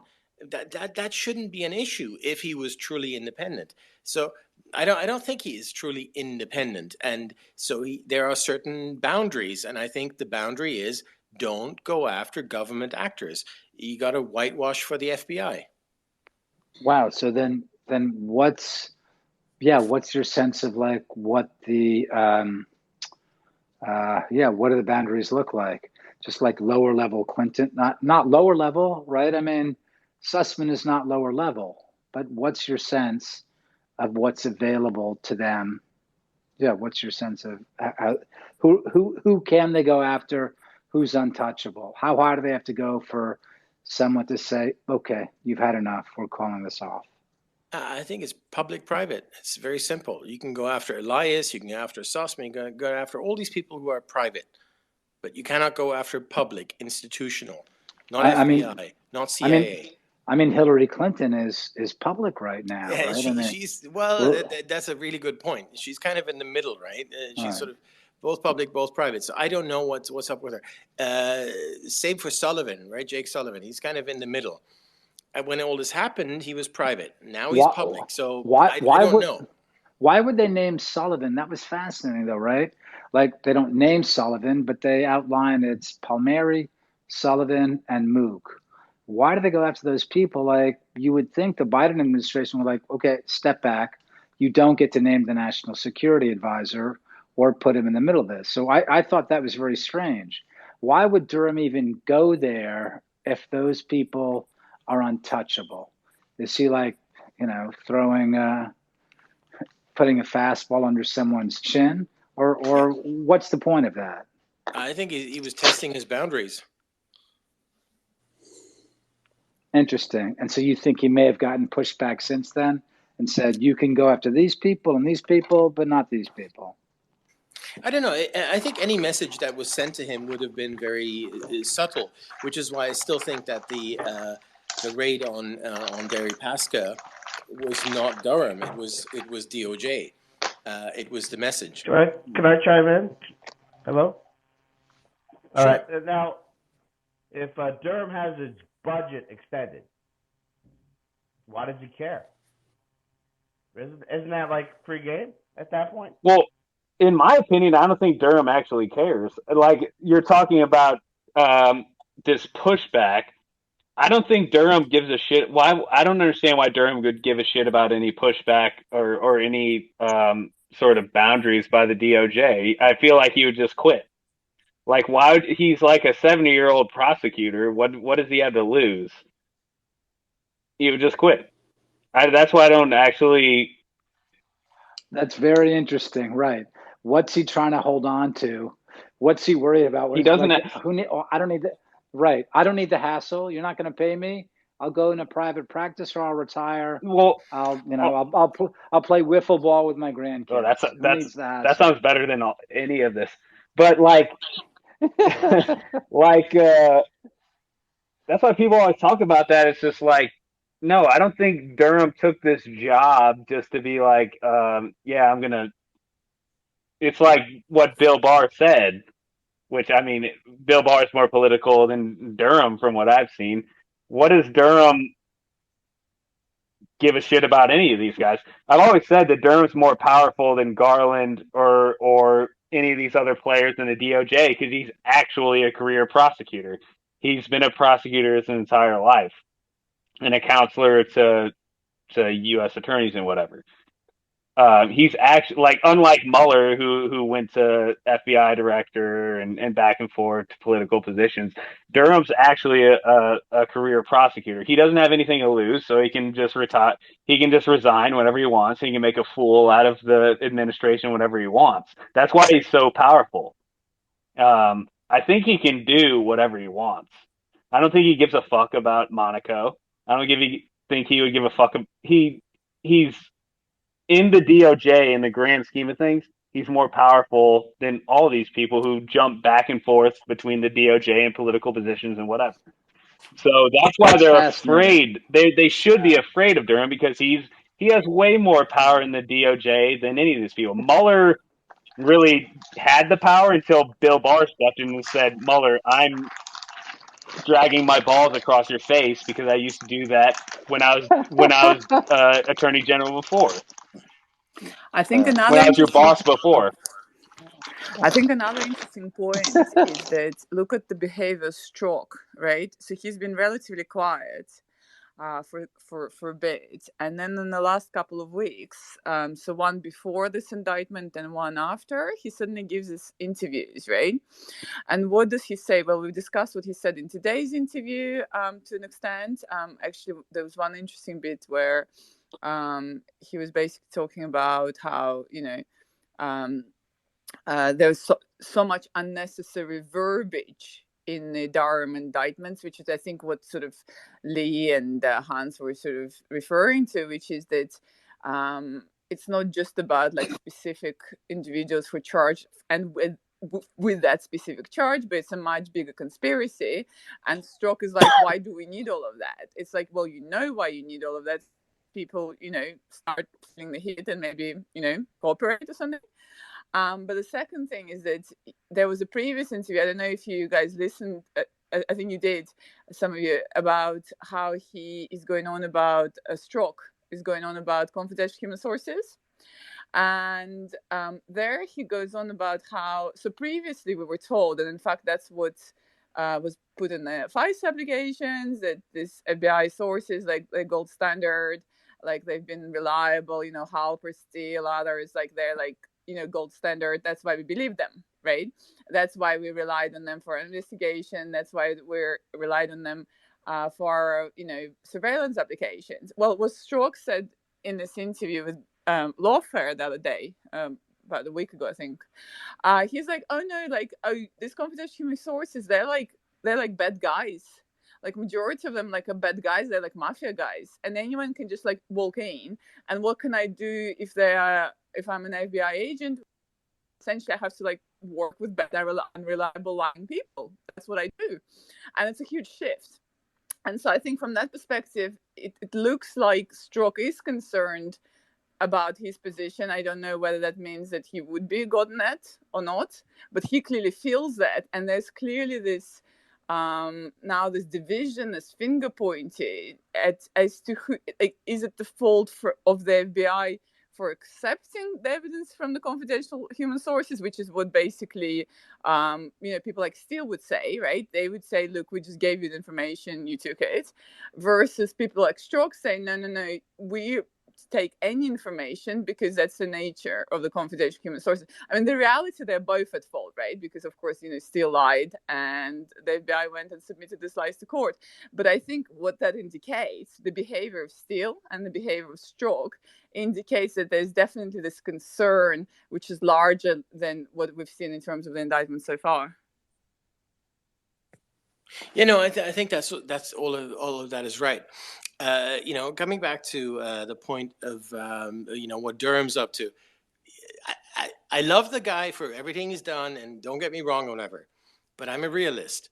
Both of the past indictments, Sussman and today's indictment, Danchenko, both of them are replete all over the place of the FBI was duped, the FBI was duped, the FBI was duped, all over again and again. Right. So that's just a fact. We can't deny that fact. Fascinating. I wonder, right? And we've all talked about this, that this was, Svetlana was out front on this before anyone else, saying this was their play. They were going to say Russian disinformation. This was their escape hatch. So how much are they setting this up for this escape hatch, Russian disinformation, or are they just giving, is Durham just playing nice for the FBI now, saying like, we've got you guys in a lot of stuff. You should come forward because we have you on all these different things. If you think it's just about Danchenko and Sussman, you're in big trouble because we know everything you did and we know everything you said. So enough. We know that, for instance, there is nothing in the indictment about Danchenko being a Russian spy, right? That was actually a surprise to me. I thought I was all prepared for sort of a bitter kind of for the thing to be total sort of Lindsey Graham gaslighting thing, that he lied somewhere about his contacts with Russian intelligence agents and that he was charged on things that had nothing to do with the main plot. So, but the fact that they went straight down the throat of the million lies, I think is encouraging. And I also think another thing is that, sorry, just to answer Lee's point, is I think that one has to differentiate between the FBI as an organization, as an institution, right, and the individuals. So when they're saying that, the FBI was forced to, waste their time, the FBI were deceived, etc. So it doesn't necessarily mean that the guys who did these things at the FBI, right, they get off the hook. It doesn't mean that. It means that the institution as a whole has been, duped. So basically, for lack of a better, simpler explanation, you guys pay your taxes, the FBI wastes your money, right, on chasing some things they shouldn't have chased, and in the meantime, missing things, right? And that's what I think this indictments, my understanding, from reading them, then they're meant to stress that you shouldn't lie to the institution, right, of the FBI. That doesn't mean that the individuals within the FBI, for example, let's say Strzok, who is obviously behaving very strangely, or for example, Steven Sommer, who's already been, highlighted as quite significant sort of abuser, or for that matter, Kleinsmith, where people say, oh, he was just a junior guy. No, he was a very senior lawyer, and he had, a lot of stuff to do. So I don't think that necessarily gets off people like Strzok. I don't, that obviously we'll see the end of it, right? But I think the message is that you cannot lie to the FBI. You should not deceive the FBI, which does not mean that the individuals within the organization necessarily will get away with it. Yeah. Well, just one comment again, which on the focus, one of the things that they leave out of the indictment is that the much more serious consequence of the lies was not so much that, the FBI wastes its time, but the FBI wastes its time all the time. But the damage, the false intel assessment, that's really serious, I think, because it changes national policy for years and creates unnecessary risks. And that gets kind of just swept under the table by the focus on the criminal process. And I have a bit of a tired record on focusing on the ICA. I mean, Hans and I talk about this endlessly, but that, you really wish that there would be some process of just evaluating that as a catastrophic intel failure, and that the people in the DNI and CIA are held out in the sunshine, even if they didn't do anything criminal, but just that they did something stupid. Well, while we've been on here chatting, I see in DMs that Lindsay's been on Fox News telling them that Igor is a Russian spy. And that the FBI, just kind of ignored that fact or overlooked that fact. So that's the narrative, and that's what Durham's up against. So he's up against the Democrats, obviously, but he's also up against Lindsay and his crowd, and that's that's really tough for him. So I think I just said that he hasn't gone after the FBI. He keeps saying that the FBI was duped. I agree with Svetlana. It's a very smart strategy because he talks about the institution, not about the individuals or whatever. I think he's probably just trying to do the piecemeal thing. He's just sort of inching away at it, trying to see how far he can get. I don't know if I don't mean to make fun of Lindsey Graham, but I don't know if Lindsey Graham is like a real barrier for Durham getting through. I think that Lindsey Graham is probably messaging on a whole bunch of different people for a whole bunch of different people, and unfortunately, there are different Fox figures who appear to be doing that as well. So, but I don't think that would hold up Durham. I think that Hans, I agree with you. I think there might be a whole many different things that are holding up Durham, but it strikes me that Lindsey Graham would not be one of them. And I just want I think that's a good point. Yeah, Sorry, I think where Hans also is right is obviously the fact how much air they give to all these people who just say those things. And for example, this topic about Russian disinformation, which I think basically what Hans is referring to, and I think this used to be a favorite topic between me and Lee in the old days when people were seriously considering it, is that we remember that David Ignatius in that infamous article, where the Flynn, tapes were leaked, etc. He already pre-prepared the ground, years before everyone else, was prepared to say that still stuff is a bunch of lies. Ignatius already prepared the Russian disinformation as a way out, right? Because they planned that kind of thing. And so luckily, I agree with, Stephen, thankfully, this doesn't seem to be really the main message. And hopefully, people like Graham won't get in the way of the public understanding of what these things mean. But also coming back to Stephen on his point about intelligence failures. Exactly. I think the ICA is a huge problem because they portrayed it as this, the intelligence community assessment, the 17th agency, etc., etc. So they definitely need to sort this out for people to have faith in the DNI. I think another thing on that subject is, of course, an assessment and indictment. We've seen how the data, the government data that was being, given to this internet company as a contractor for the government, for the things, protecting, the public, keeping us safe. It was being used and abused against, Trump, campaign people for political purposes, right? And I think that's what a big chunk of Sussman's indictment, which I think people will come to realize, is just how horrific it is that the DOD data and other data, which wasn't public, right? And that's obviously a huge breach. It's a huge breach of security, and obviously something needs to be done about this outside contractors and people like Yofi, but also these internet companies having access to this government data and then abusing it.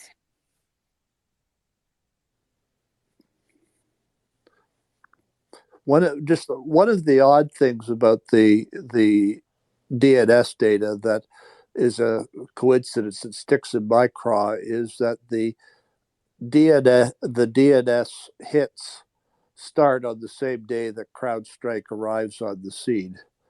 And I mean, I believe it's a coincidence, but it's sure a dig here coincidence. And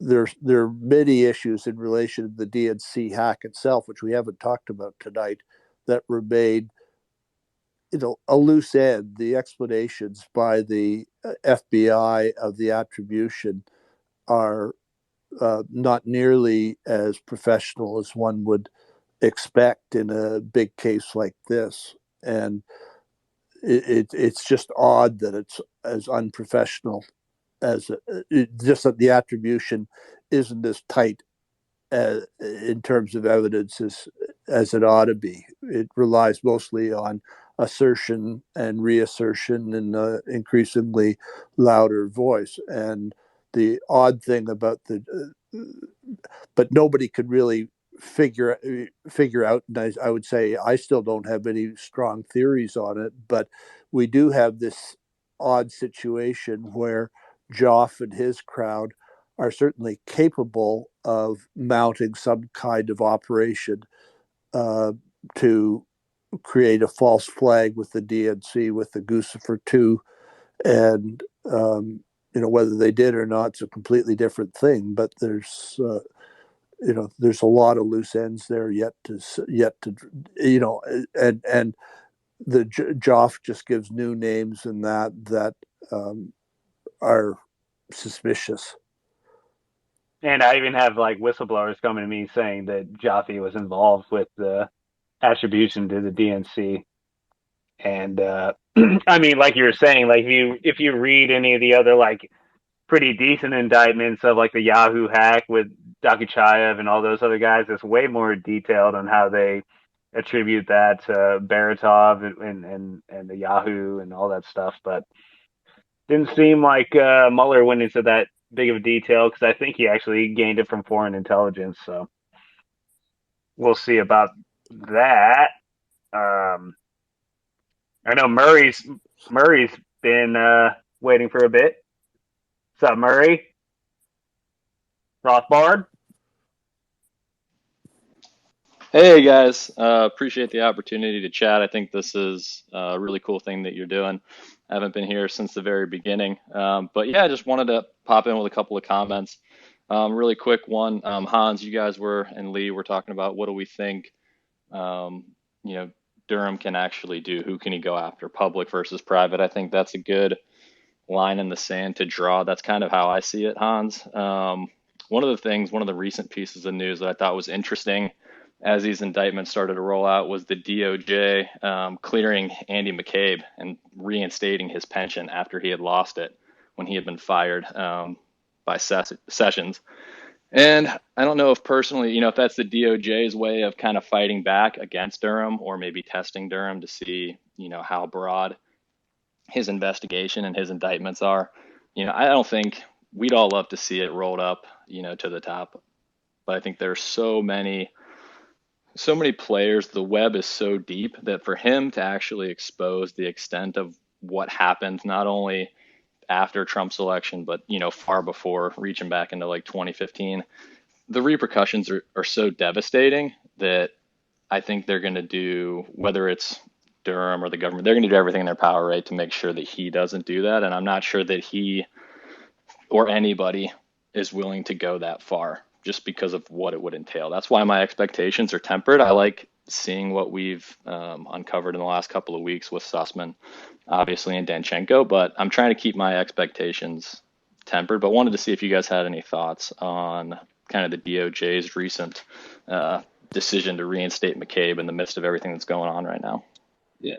So, hey, everyone, this is Walkfire. I got knocked off somehow, I'm not sure, and couldn't get back on. So I'm now under my new Twitter handle for at least this Spaces.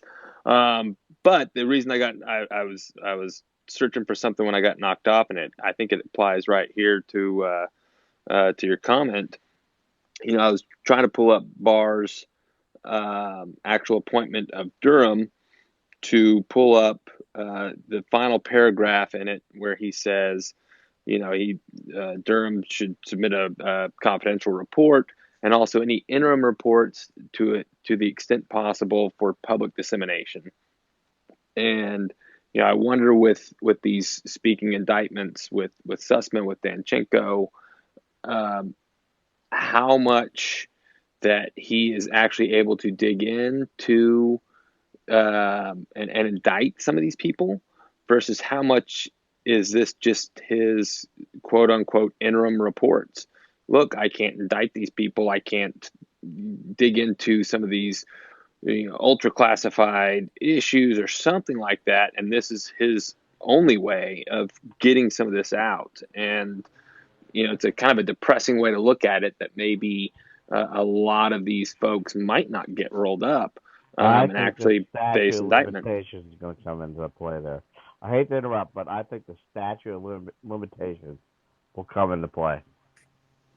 And I could agree, and it's unfortunate, and at least this way it is getting out there. It's public. And then you've got the researchers on here that will identify these people and push that as far as possible. I would still think that we will get some sort of report at the end, or at least some more indictments. But I think this might be Durham's way of fighting back, as Murray is saying, against this DOJ, of saying, look, fine, I can't issue a report about all this stuff, or I can't get indictments on certain people, but I can at least do a 39-page 1001 indictment and get some of the story out there, and at least continue pushing everything forward, just like what we're doing here, just like what we do every day. Of the more that gets exposed, the more they can't hide anymore, and so this is his way of continuing to get pieces out there. And whether Jaffe goes down, or whether there's something more that we don't know, or that he can't tell us, or that who knows. So every single time one of these comes out, I'm just grateful for the extra information, and then we can dig in and learn as much more as we can. Yeah, I was going to say I agree. I'm grateful for this too, but I think I have some of the same concerns as you do, because when I see these long indictments coming out, while I'm hopeful, I also feel like, well, is this guy just trying to put out information and effectively declassify as much stuff as he can before something is stopped? Exactly. Sussman, they've got to declassify a bunch of stuff in order to turn it over to Sussman for his, as part of his defense.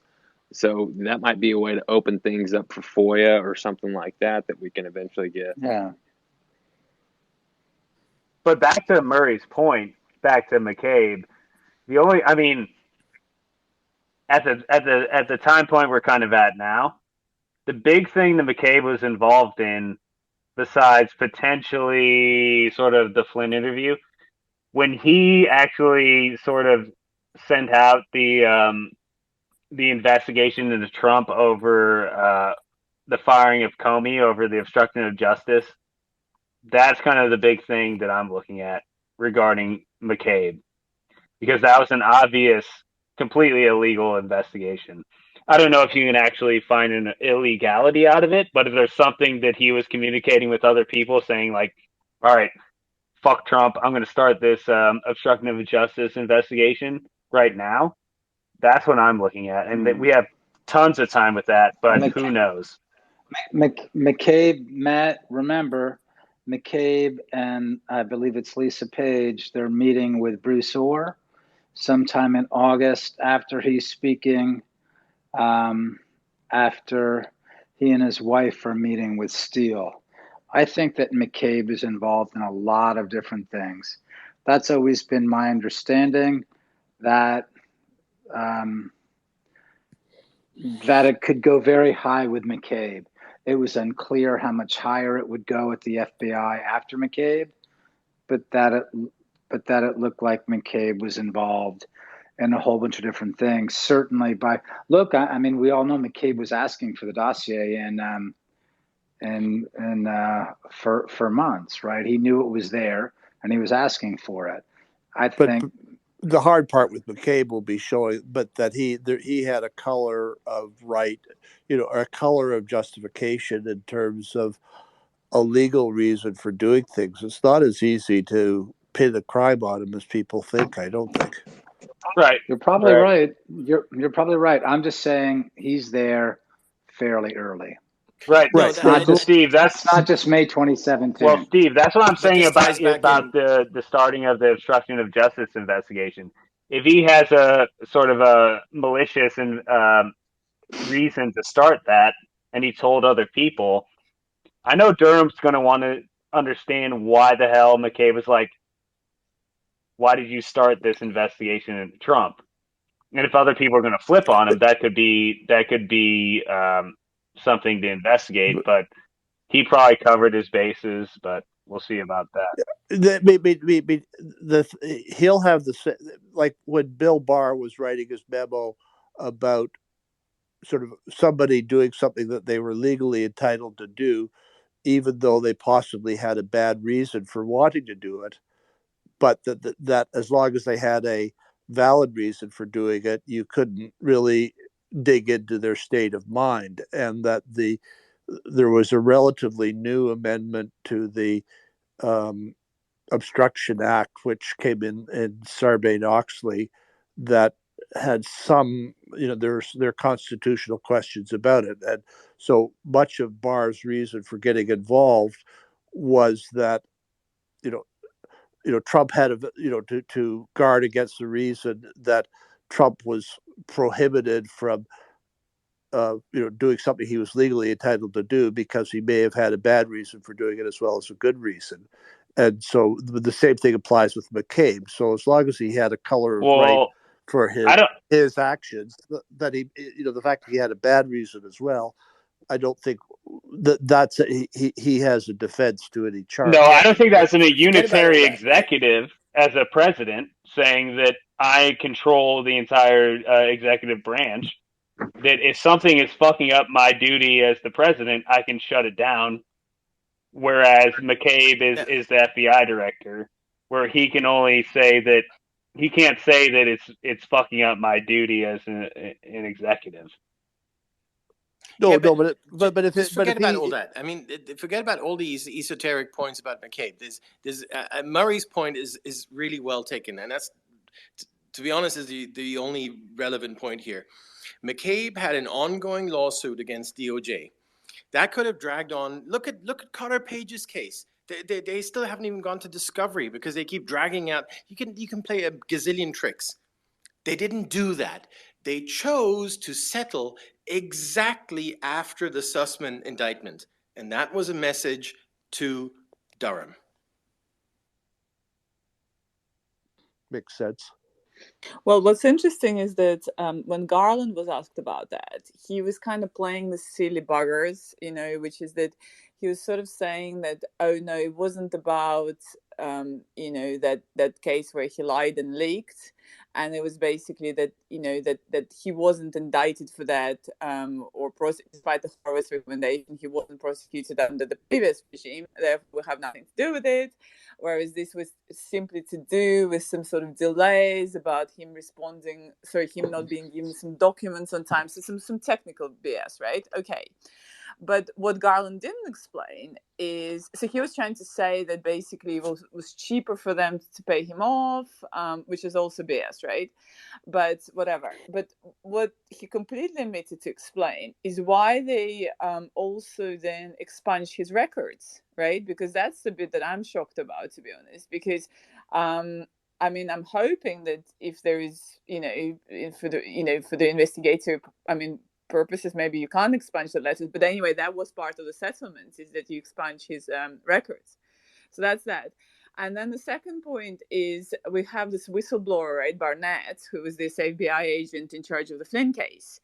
And he did say that the Flynn investigation was driven by Barnett, even after it was already decided that that the Flynn case should be closed. So recall that we already discussed that in early January, the Flynn case was supposed to be closed, and Barnett wrote up the closing memo, and then there was an order from the seventh floor, which is Comey and McCabe, to keep the investigation open, and then they started going after Flynn's records through the national security letters, etc. Barnett tells us that wasn't direct orders from McCabe. And there's no possible good reason why you'd be doing that other than that, he was basically going after Flynn. And then there's this unfortunate episode where McCabe goes to Pence and is trying to persuade Pence that Flynn, is a really bad guy, and basically trying to persuade, Pence that Flynn is in fact a traitor. So McCabe clearly had a huge role in terms of overseeing the very important aspects of investigations, such as Flynn. The question then is, absent him keeping records, absent him sort of other people, having, I mean, obviously we have Barnett's testimony and text messages, but doesn't he still have a responsibility anyway as a deputy director of the FBI, even if you sort of can't find him writing, I want to get Flynn, or I want to get Trump, and let's do something illegal? But doesn't he ultimately have a responsibility as a second most important person at the FBI for things that took place under his command? But that's a job related issue, not a criminal issue.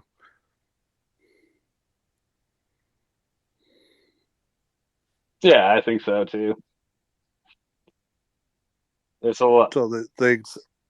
There's a lot of filtering upwards and sort of passing off the buck to whatever supervisor and whatnot. Thanks, Murray, for that question. Chris King. Wow. You guys are amazing. I love all of you. You guys are incredible. I can't believe you let me speak. But I just want to say we should take a vote on Shipwrecked Crew, because I think it's totally possible that he's a plant. I mean, it's worth having him around, maybe because he's a good plays devil's advocate, but come on. I mean, I like Ship. I fight with him, but I like him. No, yeah, I'm in the same boat. I think Ship's a good guy, and he wants to sort of and he knows stuff. I co-sign. I think he's a jerk. The inner workings of the DOJ and stuff or whatever, but yeah. All right. And the only other thing I was going to ask was just, I think I might be mischaracterizing people here. I'm about 8 in the tank, and I started about 5 hours ago, so I'll just admit that right now. But Stephen, I believe, said that there was nothing new we learned from the indictment today, but I think Hans Monkey said that there was a lot we learned from it. So I just want to know. Oh no! I said in respect to the Danchenko million count, the PR executive thing, and Dolan. That's all brand new. Okay, thank you.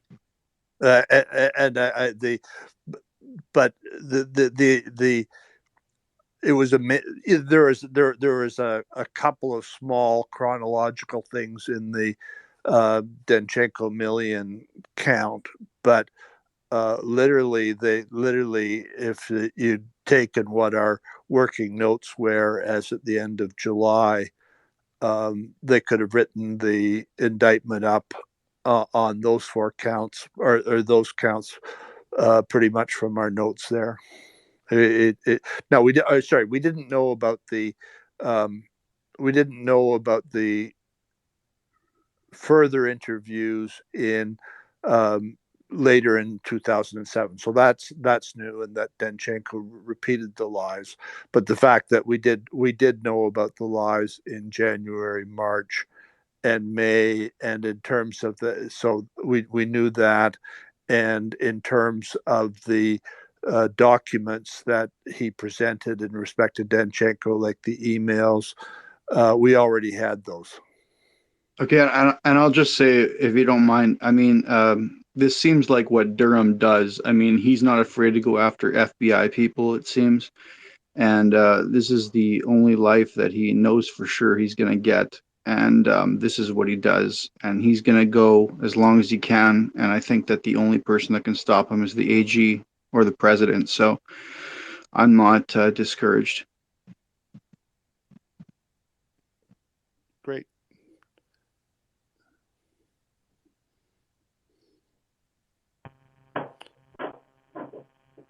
Can I chime in for a second?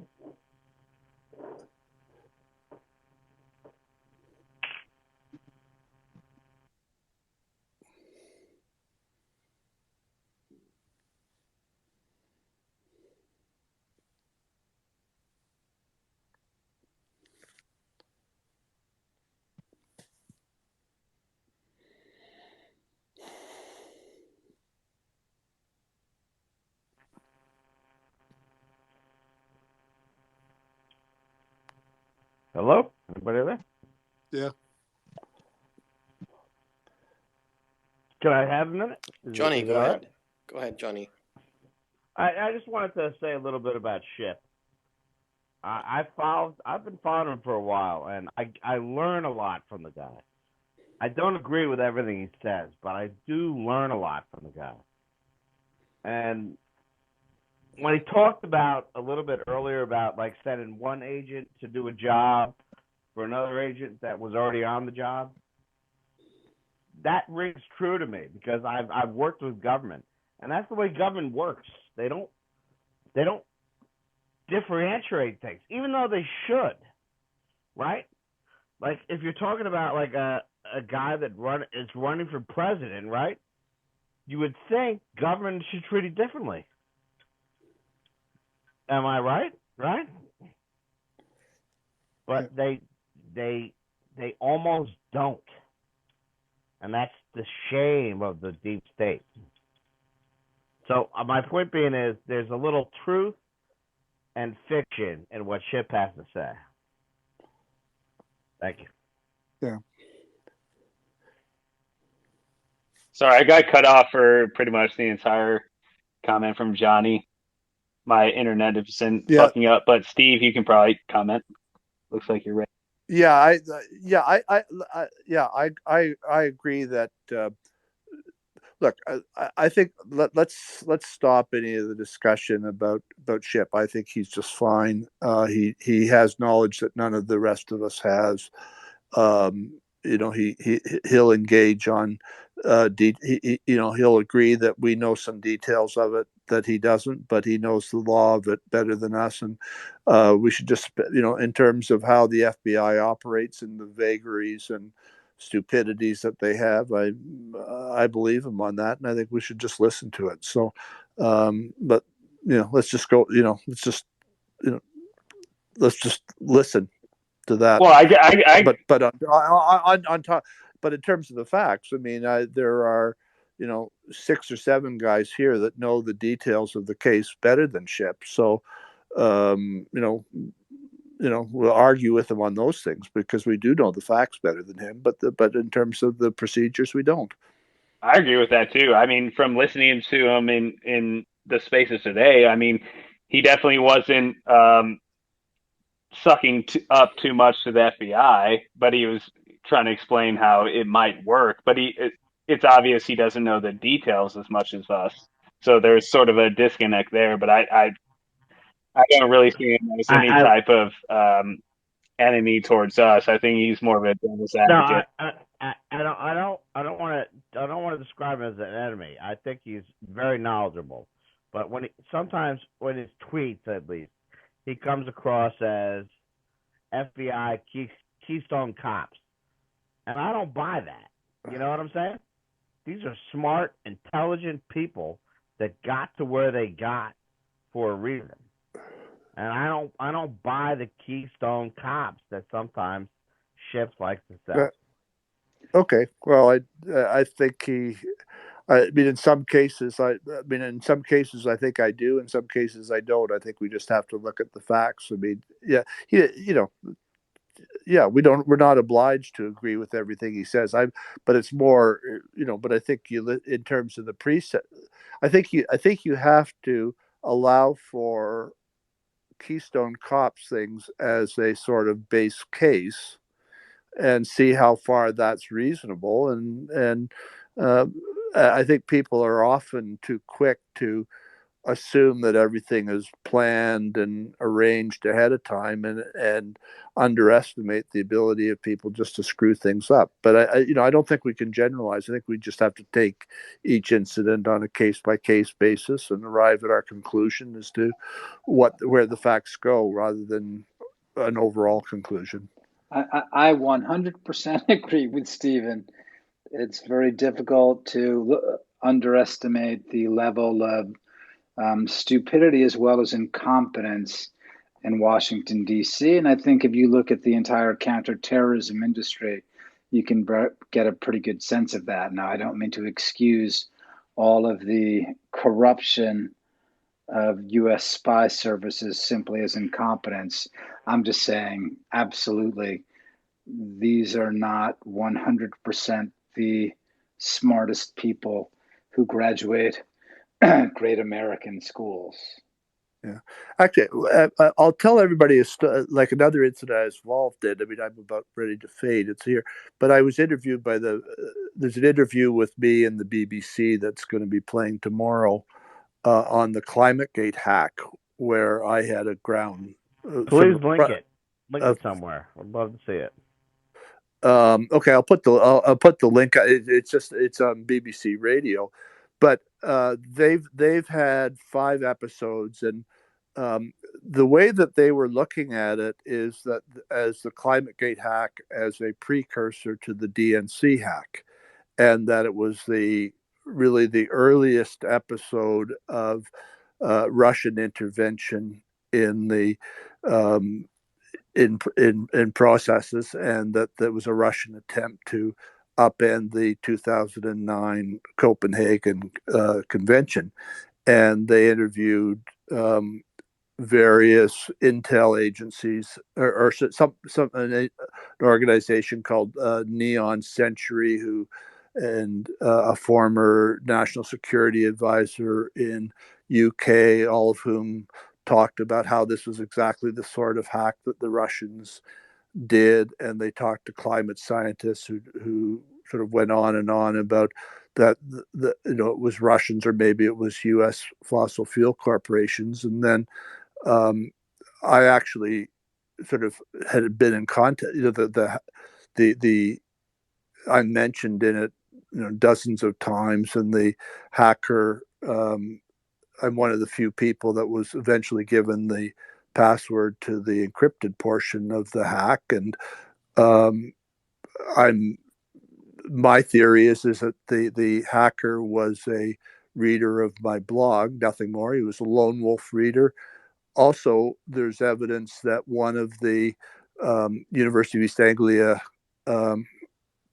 scientists left his password in a publicly accessible part of his personal files, and that the FTP operations that the university had allowed people to drop into sort of supposedly private areas, so that there was no actual hack in the sense other than somebody found this password in plain view and went into the system. And ultimately, the BBC announcer or interviewer agreed that theory was probably the right one. But at the same time, the closing argument was to sort of give oxygen to inflammatory theories that this was, even though it was probably just a blogger or a blog reader, that it was nonetheless the sort of the first act of Russian disinformation and led to the DNC hack, and they kind of ignored the fact that there's no evidence for that. So but there's a large, but all the the corresponding people that we see in the sort of pontificating about the DNC hack, and all of them are totally convinced that the ClimateGate hack originated with intel agencies and was Putin was behind it, and it's just not, and I'm in a unique situation where where I know where I kind of know more about it than anybody. That's amazing, right there. Whoever wanted to jump in, go ahead, Chris. I was just going to say that I'm just totally smitten by all your work, and especially, I mean, it's just weird because like Stephen is really knowledgeable about two areas here that I'm interested in, and one that I don't know that I disagree with him with or not, but the Russiagate, I'm totally on board. ClimateGate, I'm not sure. Like, I mean, I am a huge Carl Sagan fan, for example, okay, but I am not convinced for sure that politics has not taken a hold of all of this. And I've heard about your your work, and I see how good you are at Russiagate, and I just I'm interested to hear about I'm convinced that scientists, there's a consensus, at least whatever 30 40 years ago or whatever, among all scientists, that human climate change, recently human intervention, 95% of scientists 10 years ago were on board with the idea that humans were responsible for the recent changes in climate, and that it's going to lead to our destruction because it's going to lead to the melting of all the polar ice caps and the destruction of what's it called, it's like one living thing, and it's all across the equator. What is it called again? The thing that's like one organism. I'm kind of wrecked right now, but sorry. But anyways, it's what I'm talking about, the great coral reef. But anyway, has politics taken a hold of it? But it actually, like, Carl Sagan was really being honest about it a long time ago. We don't have time to talk about it. I was just talking, like, in terms of big picture issues on climate, there you could we could talk for days on it. I was just talking about it, like, I think for present purposes, I'm just talking about the ClimateGate hack as a hack and how it connects to the present narrative. And right. I guess one of the things that shall we call it, Mr. Nelson and I are both interested in is just and I think I almost view as the next stage of this is we view the DNC hack itself as a dig here, and I mean there's just something odd about it. Right. I mean I don't know whether you want. I mean, I'm baffled. I'm baffled. A huge discussion. Yeah. Oh yeah, I mean that's the next stage. Definitely the DNC hack, with all this stuff going down with Sussman involvement in that, and potentially Jaffe and stuff like that. I'm trying to bring in Felix Sater because he seemed like an interesting person to talk to, but I don't know, Felix. Can you click like I haven't done this. I've only hosted it, so there's like a speaker button or something like that. But it'd be great to hear from you. Is Felix here? Yeah, he's there. Felix? Hopefully we get to hear so much requesting.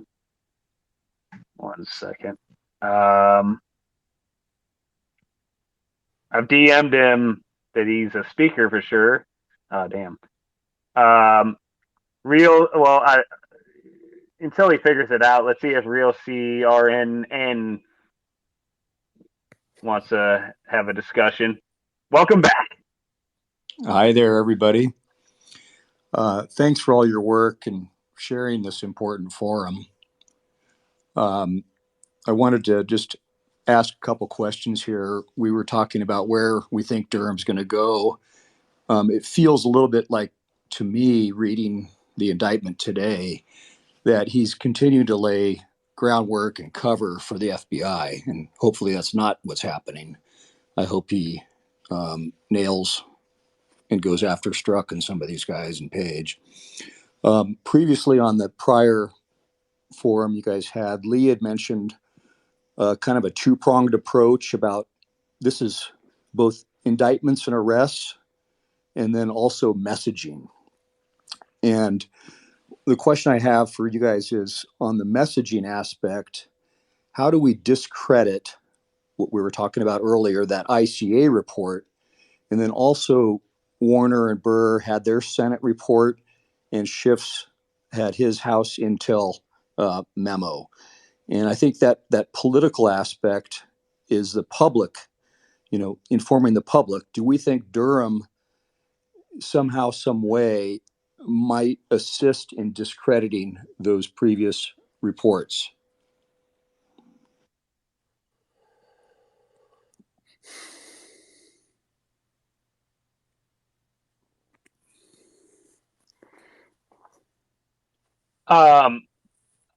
Well, I don't know if anybody else wants to comment. Oh, Jesus.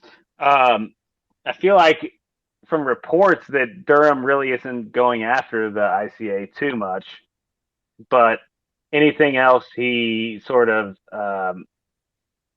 debunks whatever he's going through in his investigation, which is pretty much leak proof. We'll see besides that. Lee, yeah, if I can ask, because I know that that Stephen and Hans and some of you other guys have been paying very close attention to the ICA, and I guess one of the weird, if the Wall Street Journal and other publications are saying, well, yeah, the ICA isn't in Durham's crosshairs, how do they know, right? If the idea is that Durham is not leaking, and from what I can tell, this seems to be true, right? The Durham team doesn't leak. So where's the Wall Street Journal getting this information that they're not, or other publications, that they're not going to go after the ICA? How do they know? Who's telling them this? So all I'm saying is, I don't know if they're looking at the ICA. I think that they've probably been looking, my sense is they've been looking at the ICA for a long time. Whether or not this is a serious subject of interest, I don't know. But I think they've been looking at it for a long time. So the people in the press are dismissing it. Again, how do they know? If we are to believe that the Durham team doesn't leak, how do they know? I think that's a good point, because I don't think anybody actually knows about what they're looking at, because they didn't even know they had a grand jury in the Eastern District of Virginia. So who knows what the hell he's been doing over there with the CIA over there and other things. Right, but it's weird that they keep bringing up the ICA, right? It's like, why do you keep bringing up the ICA to say, yeah, nothing to look at here? Who's telling you there's nothing to look at with the ICA, right? Maybe Brennan's spokesman was entirely 100% on the level, saying there is nothing to look at here. John Brennan was just speaking with the John Durham team for 8 hours. That's all it was. Yep. Maybe that's what happened. Maybe that's what happened. Maybe not. But it'd be really hard. It's going to be really hard to prove anything criminal in the ICA. Look back at the curveball and the WMD allegations, which were a big deal, and that unwound with the idea that with the sort of public recognition and statement that it was a colossal intel failure, and that the Iraq invasion was based on that. And it connects in a very interesting way to the Danchenko thing, because the curveball, the defects of the curveball reporting were eventually discovered through the fact that Curveball was not in Iraq at the time that he was supposedly a witness to things. So it was just ordinary cross-checking of dates and times, all of which should have been done before they invaded Iraq and relied on it. And the same thing is true of Danchenko, the cross-checking of dates and times of his, whether he could have met with, whether he did meet with Millian or did have a telephone call, are exactly the same failures as were made with Curveball and WMD. And but the difference being that they, at least a year after the false intel report, they sort of admitted publicly that they'd made a false intel report, whereas in this one, they've covered it up for 5 years.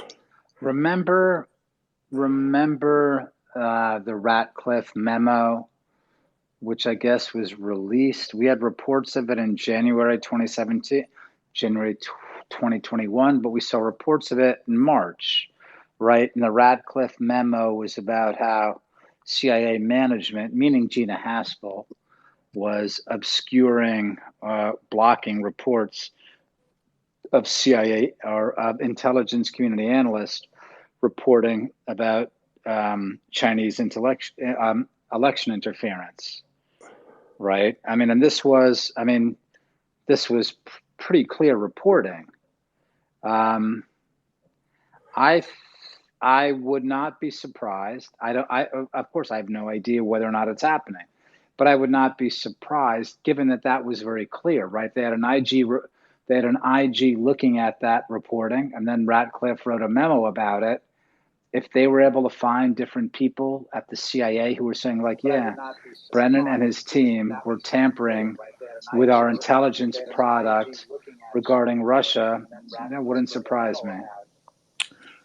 Yeah, the other angle, Lee, I think, which I'm curious about, is Admiral Rogers was the one on that ICA report who didn't have high level of confidence. And then apparently he went up to Trump Tower to meet Trump and tell him that he thought these other guys were pushing this thing through. And I believe it was Clapper immediately wanted to have Rogers fired. And so maybe, I don't know if there's any potential criminal activity there. I'll say that this is something that I'd like to report more. And my reporting right now on this is very thin, so I'm not going to go too far out. But my understanding is that the heroism of Admiral Rogers is mostly on this count, that on the ICA, he expressed moderate confidence. That was the big thing that he did. Other things that are generally attributed to him might be giving him too much credit. As an IC, I don't know, whistleblower is probably not appropriate, but as an IC truth teller, how's that?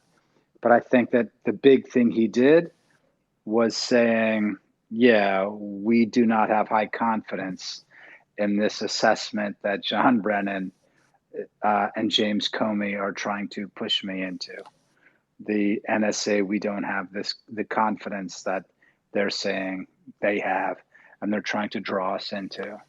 I don't think Rogers was a big hero. I think that's everyone. How do you raise a hand in this thing?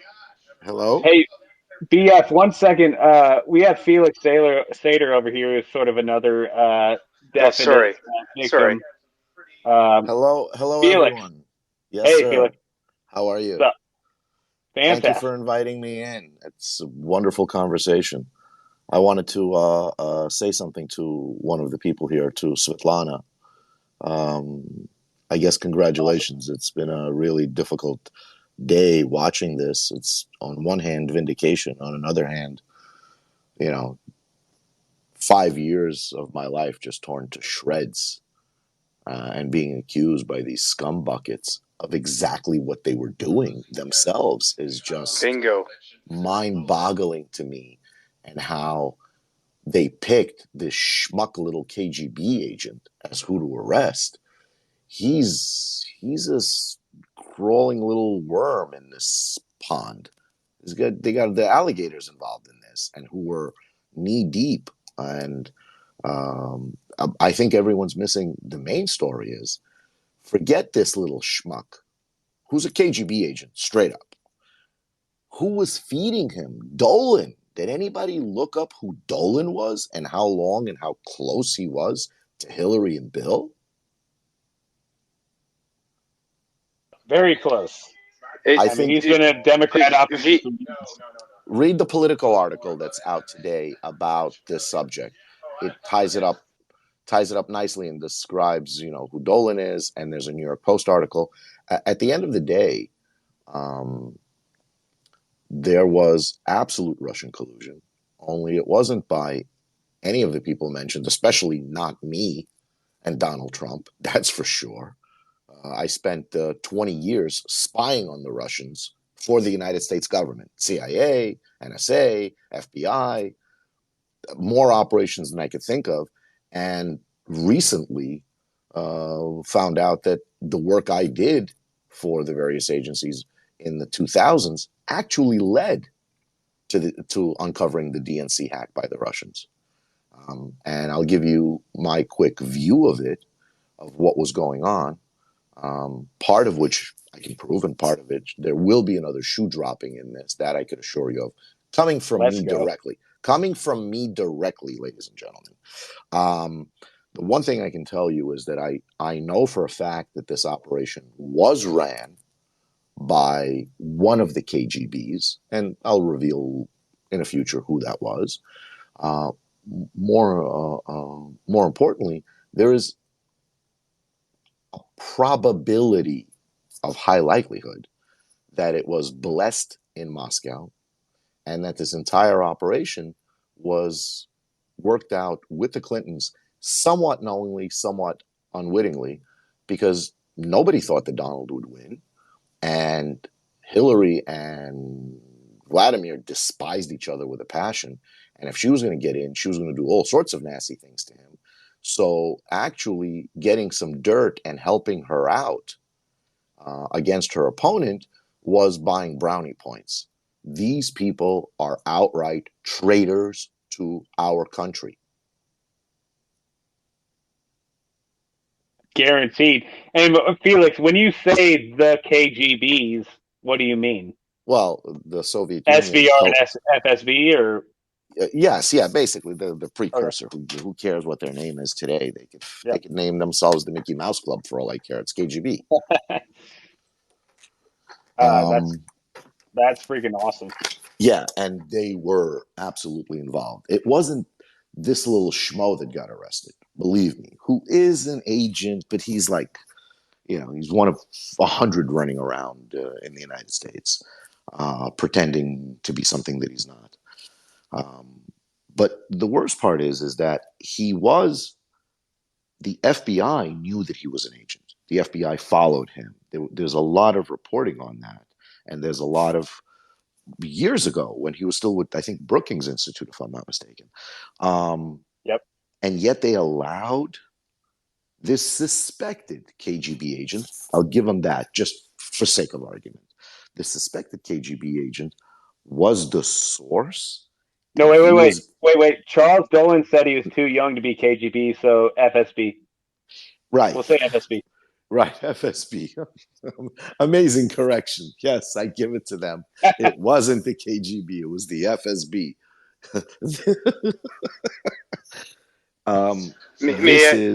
This is earth-shattering. I'm happy to answer, but I just want everyone to understand. The wife of a president of the United States, a secretary of state, her people, senior people, such as Dolan and others, by the way, there are others who are involved. Sussman is just rolls off the tip of the tongue, but there are others who are not yet named, who will be. We're colluding with Russian intelligence to interfere with the US elections and had the gall to actually paint that candidate with that brush. I mean, it's like living in an absurd alter universe or something. Anyway, I'll shut up and listen or answer any questions you have. Oh no, that was awesome, Felix, and obviously you got brought into this shit for no fucking reason. It's ridiculous. But I mean, like you look at like the FSB pretty much right after the election when Dokuchayev and Igor Sushkin got brought down, but it all seems to kick back to Sergei Mikhailov, who they say might have been working for Brennan, and it sort of brings me back to that point where I don't know what the hell they were doing, but Sergei Mikhailov was sort of protected, and it seems like that FSB side might have been sort of in the bag for the U.S. government doing whatever the hell they were doing, and that makes a lot of sense for me. Look, you're gonna love this. I was first recruited by the U.S. government by a guy named Milton Blaine in Moscow, and he was Defense Intelligence Agency. He was DIA. And he showed up at a restaurant where I was sitting with a bunch of KGB not KGB, they were all GRU guys. There wasn't one KGB guy there. They were all GRU, which was military intelligence. And one of the guys, literally in an open restaurant in front of all of these people, screams, "Hey, Milton, come on over here. Why don't you sit down across from Felix? Both you guys are CIA. You guys are going to love talking to each other." So then I went to so the guy's grilling me and asking me all sorts of questions. Later, I found out that he was asking me questions that he knew all the answers to. I go into the bathroom. He follows me in and says, "Can I have your phone number? I'd like to talk to you." I said, "Sure, no problem." I meet him at this expat bar in Moscow, where mostly Brits, Australians, Americans, they would all go there. And I met him there, and the guy turns around and says to me, they seem to take to you or let you in. And Felix, you have to understand, me and my friends have spent 20 years, and we'd have a party if we just found out the license plate number of one of the guys sitting at the table. You're sitting there drinking vodka with them and singing Russian songs. Your country needs you.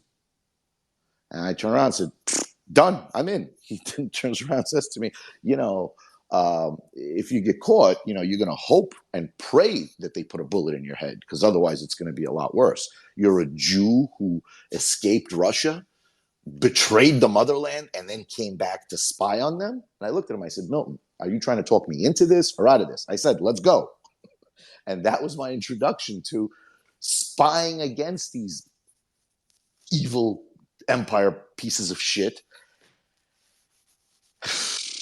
And then Are you kidding? Are you kidding? That really happened?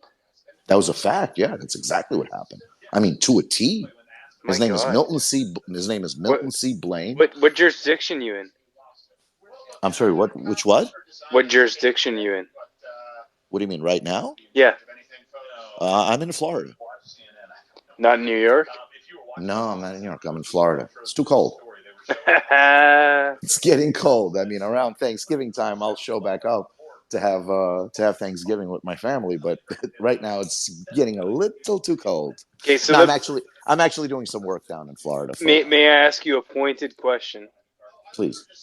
What do you think is going on specifically with everything? If you can sum it up, just in when you say it's kind of too broad of a question. Could you narrow it a little? Well, I mean, it's crazy, right? We have normal citizens like scrambling to understand what the hell is going on, and I seen your profile. You're an investment, yeah. Yeah, I'm investing. Yeah. I was a real estate developer for a long time. I was partners with Donald. I think a whole bunch of people on this feed are like, what the hell is going on? What is going on? And from your perspective, from your background, what the hell is going on? Because we can't figure it out. We can't figure out what our governments are doing, what private enterprise is doing. It's extremely troubling. Well, it's kind of, I don't know. To me, being born and escaping from the Soviet Union, and you have to understand when I say escaping. My parents escaped from Poland. No, dude, you don't understand. Both my great grandfathers were executed by the Soviets. Yeah, my father was taken off a prison train to be allowed to immigrate and get the hell out of the country, and we ran from there. I hear you. What is going on? But hold on. I'm going to tie this up. Do you actually have like a pointed question? No, I have an answer. I think I hear what he's asking. I'd like to answer it. What's going on is that we are seeing long-term embedded operations that started in the 50s by the KGB and the Communist Party, starting with everything that they started doing, starting to take root in this country. And I hate to sound like an asshole, but I truly believe that the socialist sort of undercurrent has grabbed a hold of one of our political parties. And the shit that's going on is a combination of elites not wanting to lose power, push through their agenda. If you look at what's going on in the bigger picture, this is just, we're talking about treason and interfering with a presidential election by a presidential candidate with a foreign power. And that's just the tip of the iceberg, because the rest of what's going on is all connected. Yeah. No, there were no 10 people sitting in a room who decided, let's pull this trigger, let's pull that trigger, whether it's a Brennan or even a Clinton or whoever. But I can assure you that there were 10 people in a room, well-trained little Marxist KGB boys, who in the mid-40s and 50s under Stalin decided, how are we going to destabilize the United States? You have to understand, they published papers when the Soviet Union collapsed. Yep. All that paperwork exists. Let us start seeding racism and all of that into the United States. Cultural Marxism is what they're doing. So no. Specifically, let's start feeding. You have to understand, in Russia, a major hero when I was a child, I mean literally a child, 5 years old, was Angela Davis. And inform me, I don't know who that is. Yeah, Angela Davis was like a Black Panther yes, member, yes, who now lives in Cuba, and Glorious Hollywood is now making a movie about her because she happens to be Tupac Shakur's aunt. Oh my God, let's line up and kiss her ass now, please. You're Tupac's aunt. Shit. No. Yep, Asada Shakur, and yep. What's going on is really, really simple. If you look at what the progressives are doing and the elites are doing, Felix, your history is from Russia? I was born in Russia. I was born in Moscow. Yeah. We immigrated and ran away from there. We're political refugees. Yeah. We were literally bought U.S. grain accords by Henry Kissinger and Richard Nixon. We were bought. Jews for sale, baby. Yep. And we left when I just turned, I had not yet turned 6. I was 5 or 6. I was 5 or 6. Went to Israel for about a year. My dad fought in the 73 war, and then we immigrated from Israel to the United States. Yeah. And I arrived on the shores here, and it was stamped in my passport, political refugees from the Soviet Union. My family, for what it's worth, and it's worth nothing for this audience, they were in Ukraine. And they fucking left in the 30s because they saw what was going on, and they're like, "Oh my God, it's coming." Okay, and what we're seeing today is it is mirrors and shades and echoes of everything we've seen before. what the hell are we not doing about this? Dude, I don't know. There's no shades or echoes. I watch certain shows on certain programs like MSNBC and certain shows on CNN, and it's like watching Channel 1 News in Moscow. With the entire fucking propaganda. It's Pravda. And groupthink and the bourgeois. And let's slaughter the bourgeoisie. It's dog whistles all day, every day. All day, every day. Right. It's dog Pravda. Whistles all day, It's Pravda directed towards whatever you want the end result to be if you are in power. And it's crazy. Yeah. That's not what exactly what's going on. That's not what the media is for. The media is for every objective perspective to give the masses something to slice on and figure out their own clue. And that's not what's happening. And it's all around, and it's particularly bad in the Anglo-West. And I can't figure out in the Anglo-West why it's so bad in the Anglo-West. It's getting even worse. There's a trend. Well, there's a situation. There's a shift, a historical shift right now. When we say the press, who gives a shit about CNN? On a good day, they get good. CNN is a fucking shit show, dude. On a good day. Well, what do you want? It was started by what was her name? Hanoi. What's her name? But I mean, it sounded good when this was CNN. Hold on. It's really cool. They get 700,000 people. There's some 14-year-old kid on Twitter playing a video game who's got 10 times the followers. So we are now moving into social media, and these people don't even have any rules, and they have zero rules. There are hundreds of millions of people on places like Twitter and Facebook and all of that, and they are canceling people. Right. They're not allowing a former president to even have an account. Do you understand the gravity of that? No. Wait. Who gives a shit what Rachel Maddow has to say? Hold on. The gravity is they cancel the president of the United States, who is, quote unquote, the leader of the free world. Yes. That's nuts. And by the way, they're protected. I know. And they have a license that says they're allowed to do it because they're nothing more but a platform. I know. Right? But they're not a platform. Now they're an editor. But they're an editor. They're not a platform. This is nuts. By the way, I have to give a shout out to Lee Smith, who's active on social media and real media. Kudos to you. Just for a sec and continue on. Sorry. No, Lee, I haven't read your stuff, but I'm going to tonight. Because this is one of those nights that I'm staying up and just reading everything I can. Well, thank you guys. I appreciate that, but I can't advise you staying up all night reading my stuff. Lee, by the way, Lee, I do anyhow. It might very well put you to sleep. Also a good solution.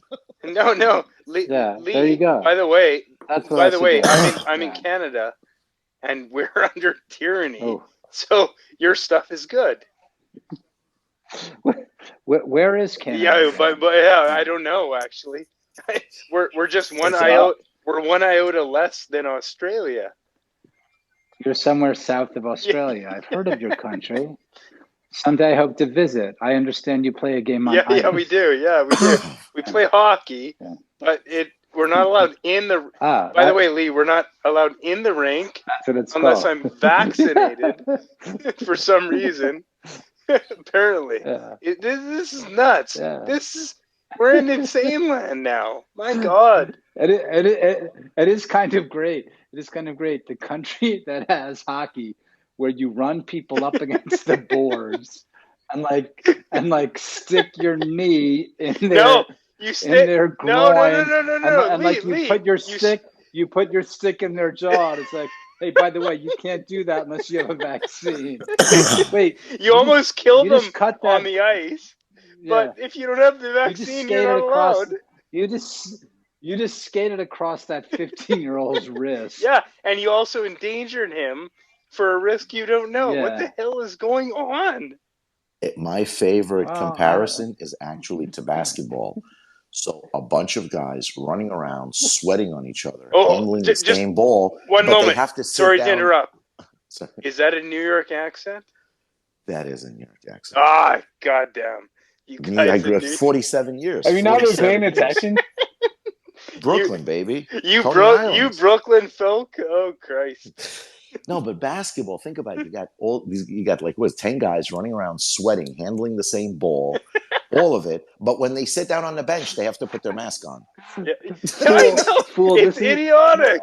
Fool. It's stupid. Or Mr. Nelson, up? Professor Nelson. I just say this is like totally turning into like a late night TV show now. I know. Or something It's like 'cause of that. me. Like when I was a kid. By the it was way, like, it's because of me. Yeah. It was like Tom Snyder.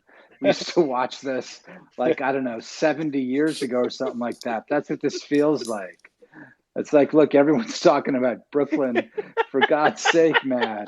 It's like, all right, let's all meet at Coney Island and get some vodka. This, You know, no, it's yeah, fun. this feels Lee, definitely like Lee, SNL, like Lee, way. by the way, to talk I'm to from Edmonton, Alberta, and I would have loved to have grown up in goddamn New York, but not really. Yeah. Well, you say that. Yeah, you say that. It's better than growing up in that wasteland in Edmonton or whatever, man. Come on. You better look up Edmonton.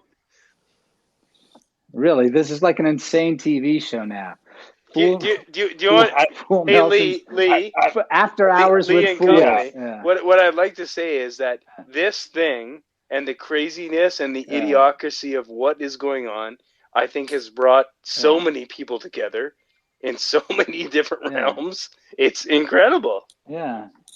Amen. Amen. Yeah, absolutely. You have no idea. Absolutely. So let's blame the Canadian. I feel like I should move on to other people that have been waiting for a little bit. Thuz?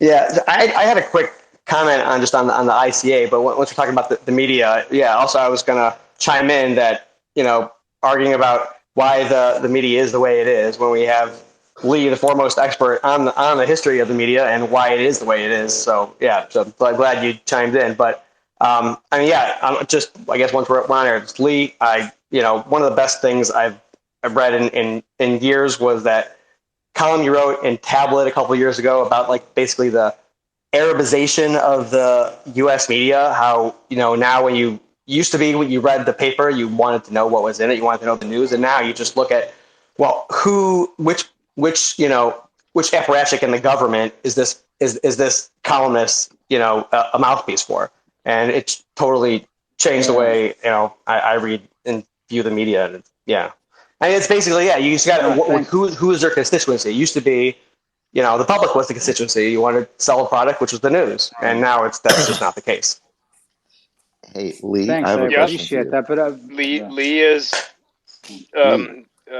one of the greatest. Lee, do you want to read everybody the text I sent you 2 days ago? Not today, 2 days ago. I don't know. It's pretty short. I mean, I think I probably memorized it. No? It's just like something like nice to make your... No. You remember I sent you, said, wait till... Well, 2 days ago, I'm just... No, this was 2 days ago, before this guy got arrested. Wait till I tell the world who Steele and Simpson were actually working for. Story will blow up a lot of secret shit, and all of it illegal. I think you had that in public, actually, so it wasn't just to me. So I think that was a public notification. Thank God. That was a very, very important thing. We're having an interesting moment in our history, and it's not a healthy moment, but maybe it is. Maybe we need a little bit of a cleansing. It's absolutely necessary, Felix. Well, there's a problem with cleansings because they're usually associated with a little shitty thing called war. And the shakeout is, I honestly believe, and I speak to people that are in the Pentagon, they're not having a conversation about if, they're having a conversation about when armed conflict happens in China. And that's when you start getting back to a little bit of nationalism and come together. You sort of need an enemy. Hey, Felix, man. Hello? Hello? I can hear you. Yeah, now I can hear you. Go ahead. You dropped out for a second. My bad. I had to add another speaker, and I guess it kicked him out. By the way, when I add another speaker, I guess we can only have 10. They kick the other people out. Felix, you can go ahead. Sorry. No. I've said too much. I've manipulated the whole room for too long. It's time to shut up and listen. No, that was the point. Wait, We wanted to listen to you. So who were Simpson and Steele actually working for? Yeah, there we go. I said it earlier. One of the KGBs, one of the FSBs, or whatever you want to call them. They were still taking money from the Clinton campaign. Yeah, but they were taking money from both. No. They actually took money from them. Right? Sure, why not? Of course.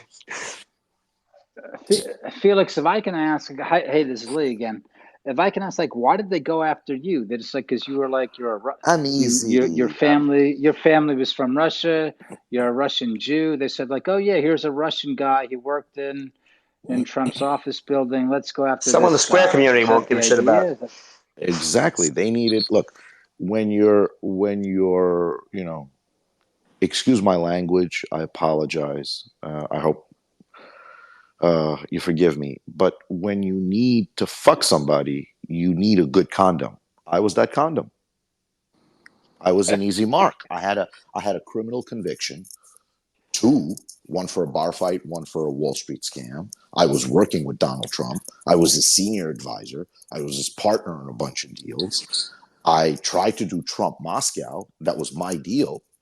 But I tried to do it like 5 times when we were working together. And then when he ran, I was like, hey, it's a good idea. Now that he's getting some good press in Russia, we could actually get our 15% branding fee.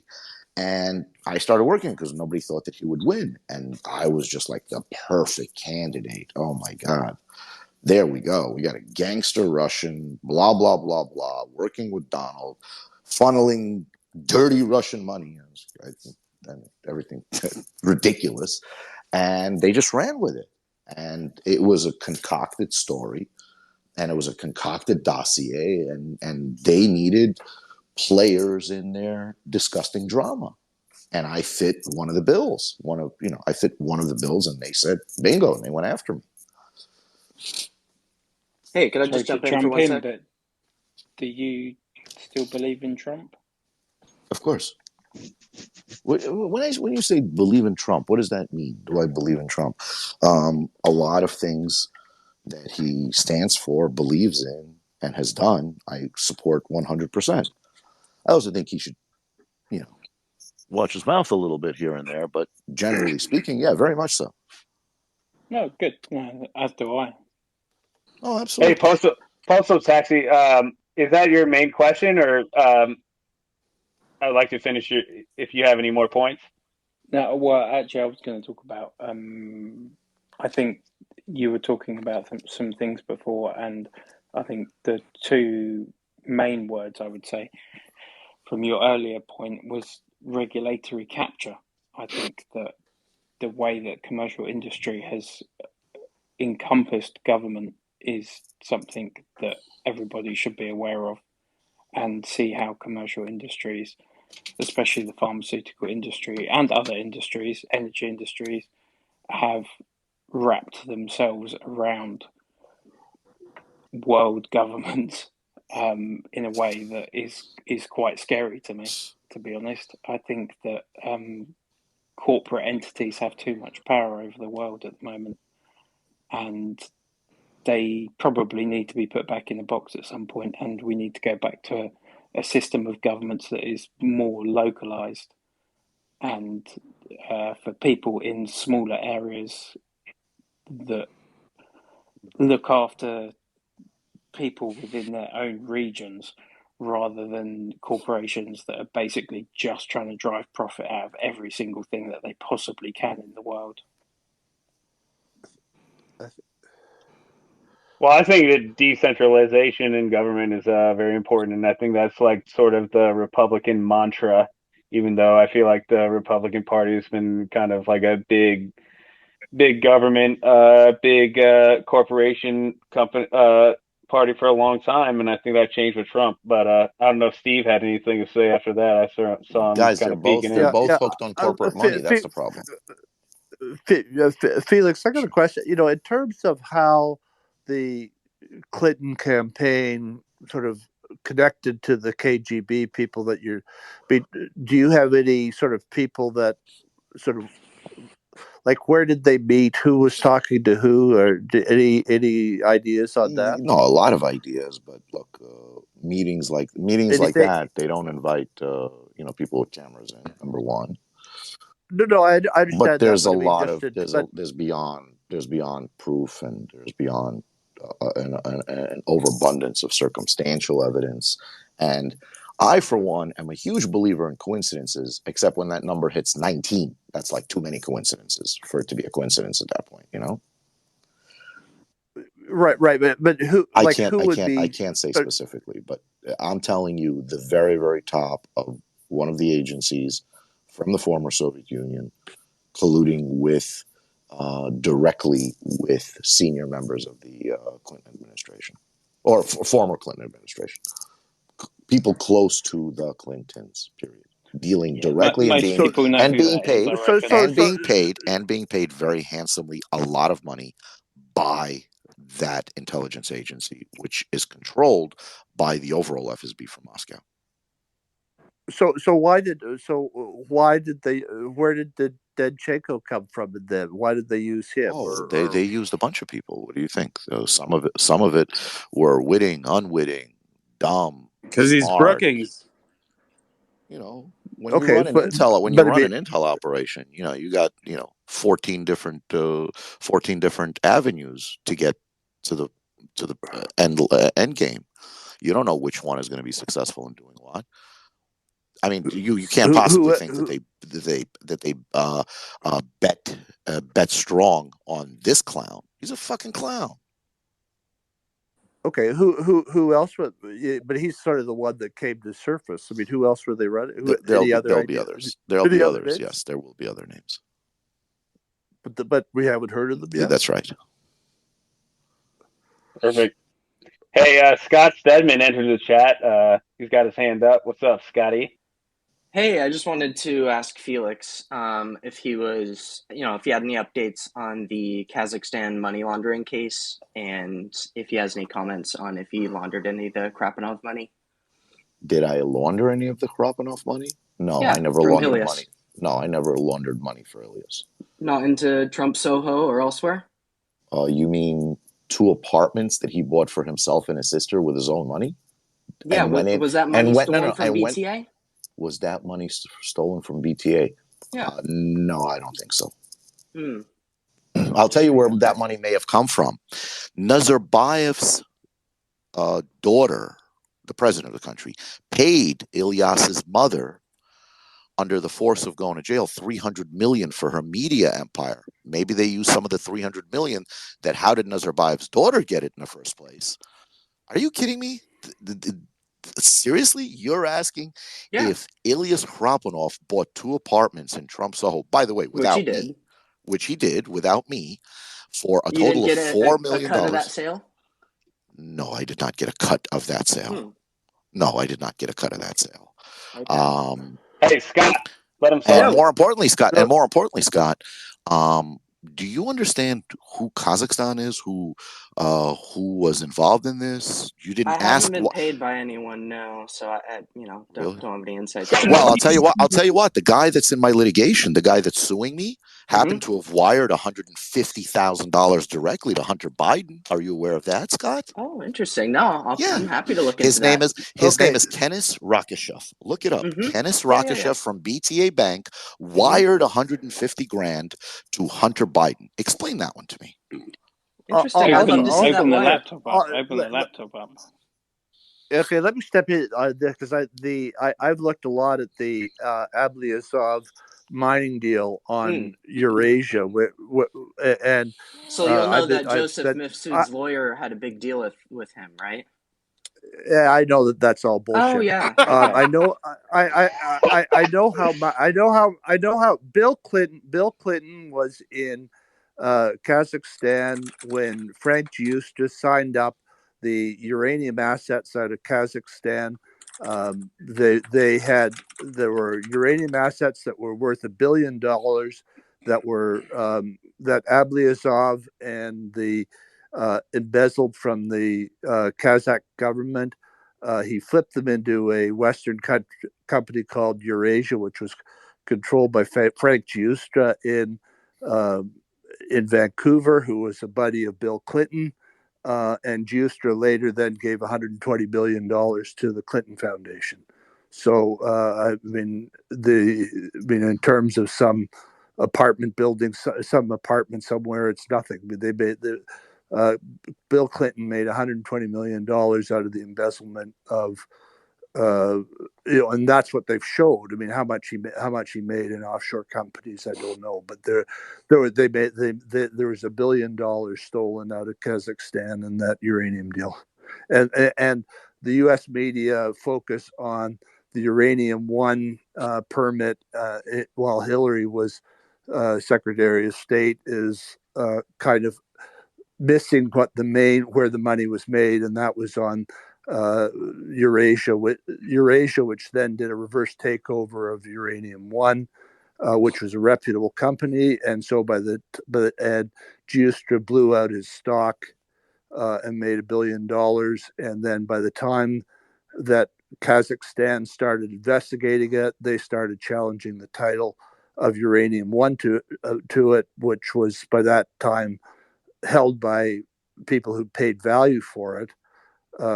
So Hillary's main interest in that was to cover it up. And that's when the Russians came in and they sorted out the title problems in Kazakhstan, but got control of the asset. So there's a lot to it. It's a long story. By the way, when you ask about Ablyazov money, you do realize that Ablyazov was partners and he was the Minister of Energy for Nazarbayev before they turned on each other. You are aware of that, right? Yeah, I mean, yeah. Wouldn't you be concerned taking, helping Hey, a Scott, foreign government official move some of his money into the U.S.? Scott, let me ask you. Isn't that what we're all against here? Dirty money in the U.S. General actual premise. Rebut that. What is your point of being here? I just wanted to ask Felix. I'll shut up now. No, it's quiet. No. Listen, he bought 2 apartments in Trump Tower. Yes, he did. But him and his family are worth $300 million just from Nazarbayev giving them $300 million. What makes you think they couldn't afford $4 million of apartments? Or what makes you think that it had to be dirty and laundered? They have hundreds of millions of dollars in their bank accounts, and they bought it, and everyone knew that they bought it. It wasn't hidden. It was an LLC registered in his name, and he bought the apartments. And you're making it seem like it's a huge conspiracy to launder $4 million. These people piss $4 million out at breakfast. Do you realize who you're talking about? These people are either accused of stealing $10 billion, or are worth $100 billion, or received $300 million. You're asking me if there was a undercover money laundering operation to buy two units for $4 million? That's the joke. Blue Anon. Yep. He's gone. Yeah. He's gone. Hey, can I chime in here? He's gonna go. He's gonna go to his talk with Molly Zhang Fost or whatever, Fong or whatever her name is. He'll write up a story how Fool Anon's group fucked him up a little bit. But yeah, familiar? Yeah, I'm familiar with the matter, which is a common phrase used in modern journalism.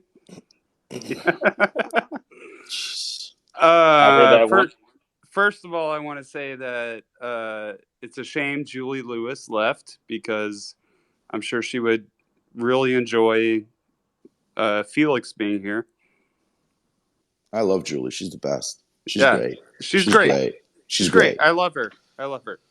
She's like a mom from Ohio that, picked up the flag and said, "I'm not letting this one fall." Yeah. Second, I think it's hilarious that Scott Stedman came in here. That's just fucking hilarious. I don't know what he was expecting. All right, on the day get this, on the day that Dolan and a KGB agent who was just arrested by Durham exposes the entire thing, his main question is, did I help Ilyas Khrapunov buy 2 units in Trump Tower and call it money laundering? I mean, seriously, that didn't bother them that the Clintons were involved in conspiracy and fraud and election interference. It's the $4 million worth of apartments in Trump Tower. Nobody cares about the real estate at all. Nobody. It's stupid. So anyway, I want to go back. I have an anecdote. I was asked by Mueller, why does Donald love these Russians so much, and why was he courting them to sell them units? And I said to him, because their checks clear. They have and money. The following year, the Brazilians were flush, and we chased them. It doesn't matter who it is. I think I can distill that down into a more simple thing: Christian values. Anyway, I want to go back to I want to go back to Michael Flynn, if possible. Before Felix, could I ask Felix, who were the FBI agents that were in your interview? Well, one guy that I knew for years and years and years is the only one that I really remembered because I know him so well. And that was it wasn't an interview. There was Mueller's people there. It was Andrew Weissman was there, and what's her name, the Asian girl. Right. No, but the names of all of those people. Bill McCausland. Bill McCausland. Bill McCausland was in the. I'm sorry, I got to give you this anecdote. I think everybody will appreciate this.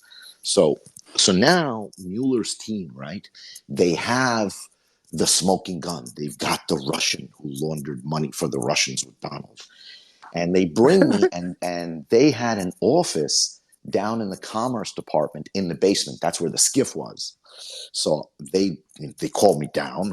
I have to go down. I bring my lawyer, Robert Wolf. We walk in, and there's a row of like 4 FBI agents, 4 prosecutors, and obviously me and my lawyer have to sit on this side of the table, and the 8 of them, and there's a head chair waiting for somebody to come in. And that's it. They're loaded for bear. This is it. Everybody's going to make their careers. Sater, the douchebag, the money launderer. We got him. This is it. We're all becoming attorney generals off of this one. And as I walk into the room, you could feel the tension. It was like walking into a cell block. Bill McCausland gets up, walks around, grabs my hand, puts the other hand on my shoulder, and says to me, Felix, Alexandra must be in college already. Alexandra's my oldest daughter. I said, Bill, are you kidding me? She graduated. She's working already. And I look over, and the other 7 of them are waiting to cut Bill McCausland to pieces because he's now saying hello to the enemy. And they're seething, and they finally shut him up. And then Weissman walks in, looks at me, and he says, Felix, what's with the fucking emails? I said, look, you got to understand, we were trying to do a real estate deal. I didn't care about about politics. I was trying to get something built. He goes, Felix, a penthouse to Putin? I said, look, you got to understand, if I give a penthouse to Putin, or not me, the developer, we're just charging a 15% fee. We get Putin to move into the penthouse. We're selling to Deripaska and the rest of those dirtbags for double the price. He said, okay, that makes sense. And then he sits down and he says, guys, all right, relax. I've known Felix for many, many years. If he's lying, this would be the first time in our entire relationship that he's lying. And these 7 had their entire bubble deflated. And I'm sitting there laughing my ass off. But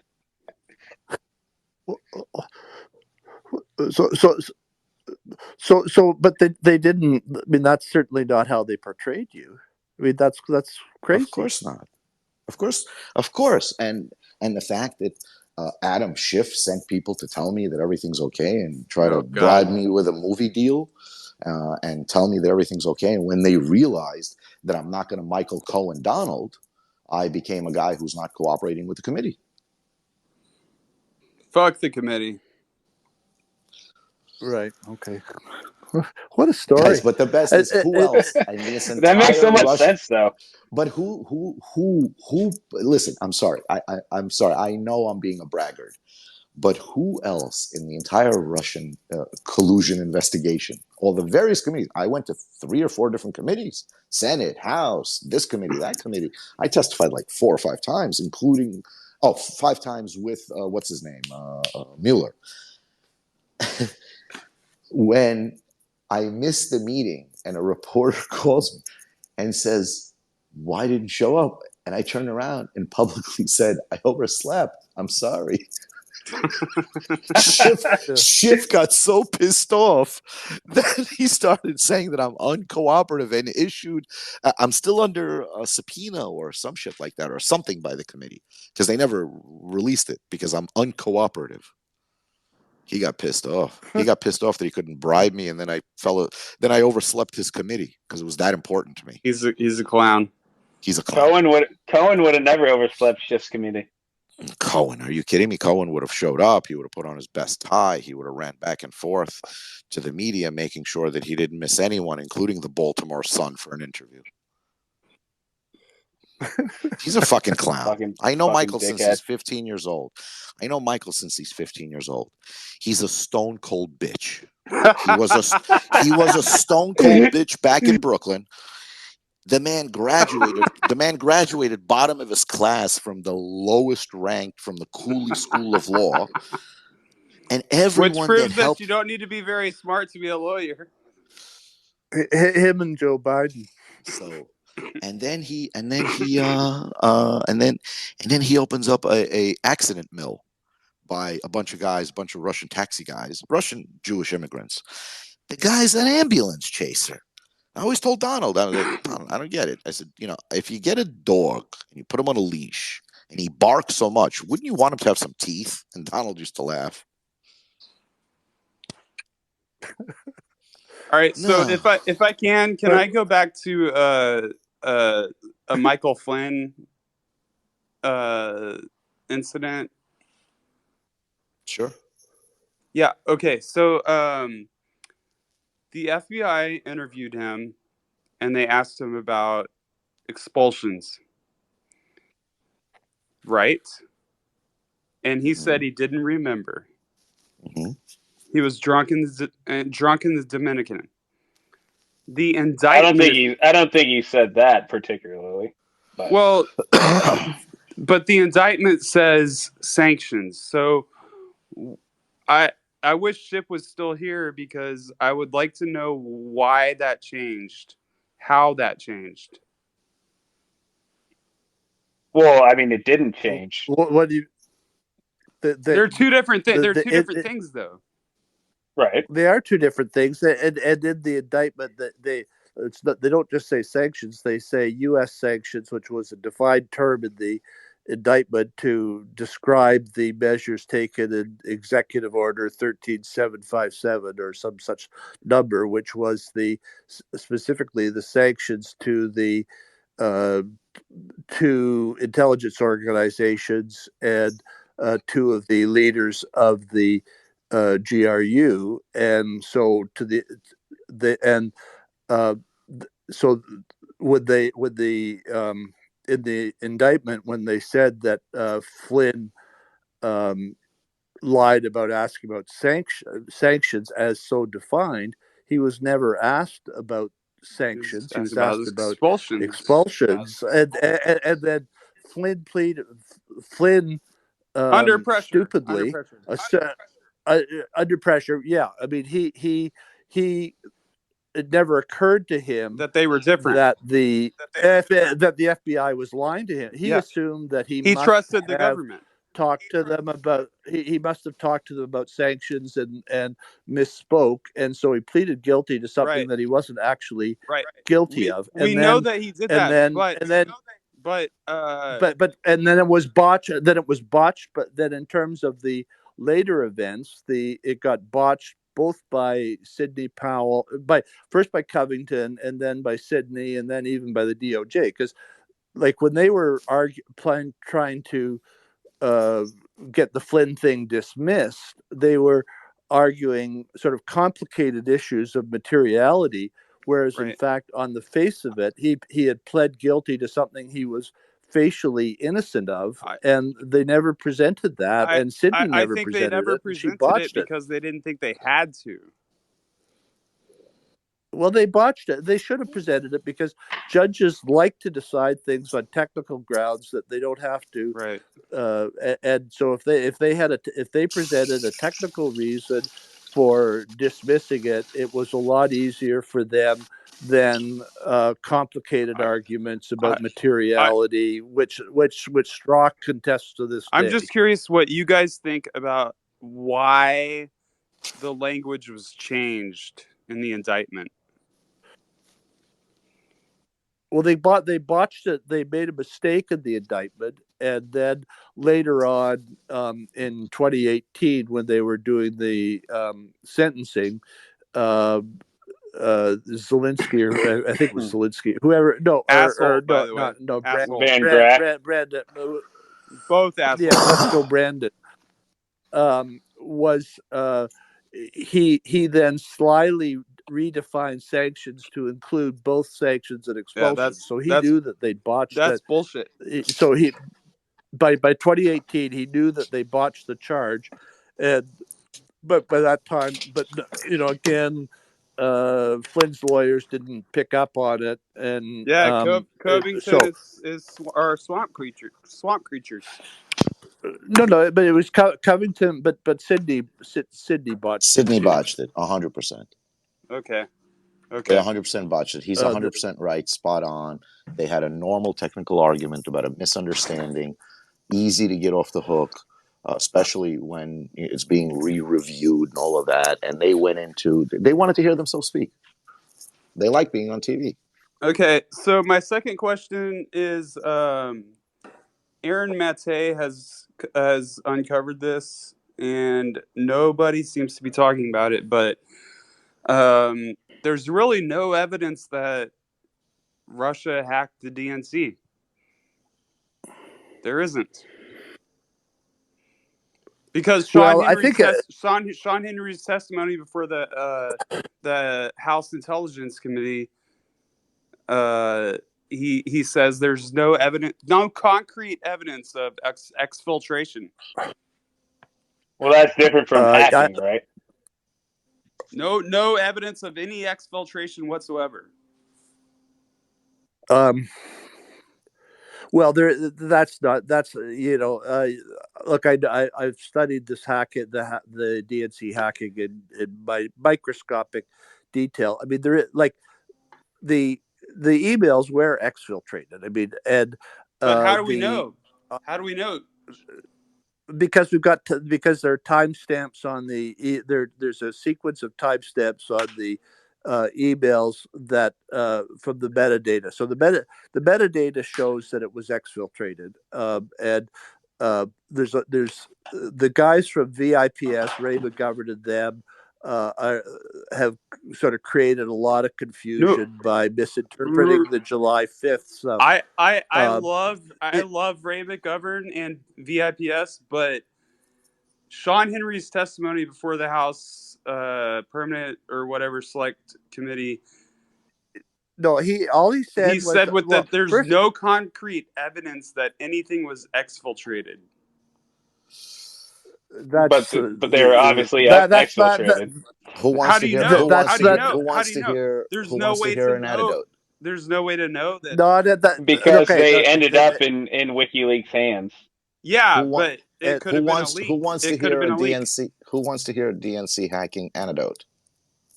Which is not known. 2 weeks before the Washington Post breaks the story, a federal prosecutor called my lawyer, Robert Wolf, and took him down to a secret hearing with a judge and asked the judge to make sure that because I broke with the FBI two of the biggest hacking cases in the late 2000s. Late 2000, 08, 07, I traveled to Cyprus, I traveled to Istanbul, and I took down two of the biggest rings that were Russian hacking rings, but it was never reported anywhere, obviously because they flipped the guys. 2 weeks before the DNC hack, the feds call my lawyer and said, listen, we need to have a hearing right away. And they run down and they have a secret hearing in front of a judge, and they say, listen, there's a case going on that Felix is involved in, and we need to make sure, Your Honor, that his work on Russian hacking is sealed, which it was. It was still sealed at the time. And the judge and Robert, my attorney, turned around and said, why do you guys care about a 10-year-old case? And they said, because it's highly actionable and it is an ongoing investigation of the highest priority right now. And 2 weeks later, the DNC broke. I don't know, nobody told me.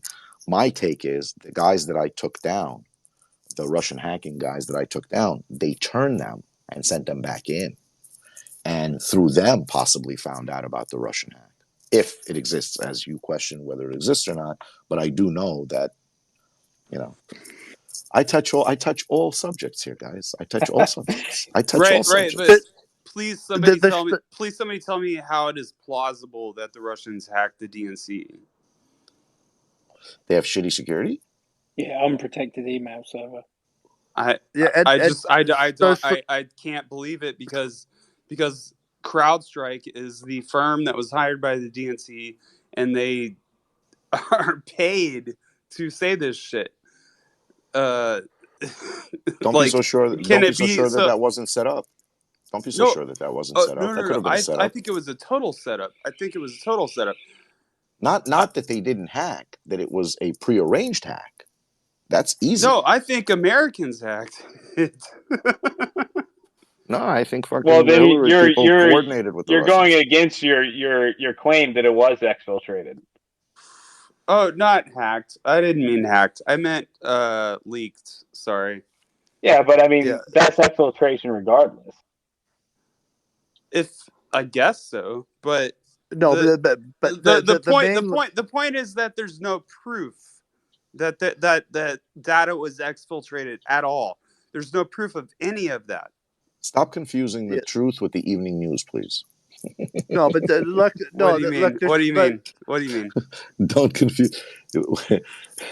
Don't confuse the facts with the pitch. Yeah, it was a hack. Right. But can we agree that there's no evidence that the DNC was hacked? No, you're talking foolishly. There's lots of metadata that indicates that from CrowdStrike. Files where no, not just from CrowdStrike. There's from in fact, I'm not disregarding CrowdStrike, but from data from the timestamps on. No, the wiki. I'm talking about metadata. I'm not talking about tattletale stuff. I'm talking about metadata from the documents at WikiLeaks, the documents at Guccifer 2. That you could see timestamps of documents that show dates and timestamps and patterns of exfiltration. Why would you bring up Guccifer 2? Let me finish. One of the things that CrowdStrike was very coy about and misleading the committees is that the DNC emails were exfiltrated under their nose. So CrowdStrike was on the scene in May 6th. The emails were exfiltrated on May 23rd and May 25th. In Sean Henry's testimony to the committee, he was talking all about stuff being staged on April the 28th, which would be before George Papadopoulos. Yeah. No, forget Papadopoulos. I don't want to hear his name. But no, I mean it's just stupid. But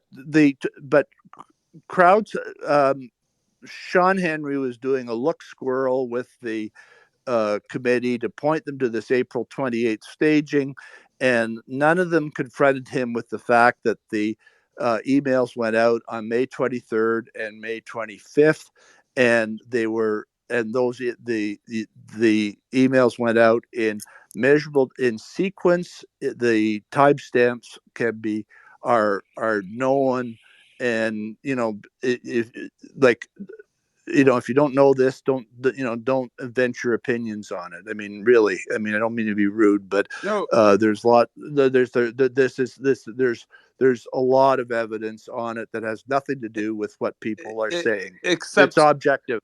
Except what you're talking about is it's a representation of screenshots by CrowdStrike. That's the only evidence. No. You don't know what you're talking about. We're talking about metadata that's in thousands, tens of thousands of documents and emails. That's nothing to do with CrowdStrike screenshots. Please explain to me. You're wasting everybody's time right now. I'm sorry. This is baby food stuff. I'm sorry. I just don't understand how CrowdStrike is the only source for this, and we're supposed to take it on faith. I think what he's saying is it's not the only source. There's more evidence. There's more evidence. Who's the other source? Who's the other? The actual files. They were removed from the DNC, right? Yeah, the WikiLeaks. Okay, but you can look at the metadata at WikiLeaks. Okay, but so McGovern and who's the other guy? The other who worked for the NSA. Their whole point was that the packets actually couldn't be moved at that speed. So they actually. Yeah, no, their arguments wrong. They're looking at Goose for 2 documents that were that have timestamps on July the 5th. Those are not the DNC emails. They're different Goose for 2 documents. There's no evidence that the timestamps on the July 5th operation represented an exfiltration operation, and considerable evidence that they didn't. Excellent. Can I concede the point so that I can read off my questions? I totally have esteem for you and actually believe you when you say that. But may I read off my questions? Yeah. Okay, so the first one was, in that sense, I actually had followed Ray McGovern at the time. He actually said that he was called before a grand jury. Do we think anything about that? No, but he may have been. He was very. Does that prominent, correlate with the timeline that Felix just said that he was brought down to the judge or something? Was that a grand jury or was it just a judge? No, Felix's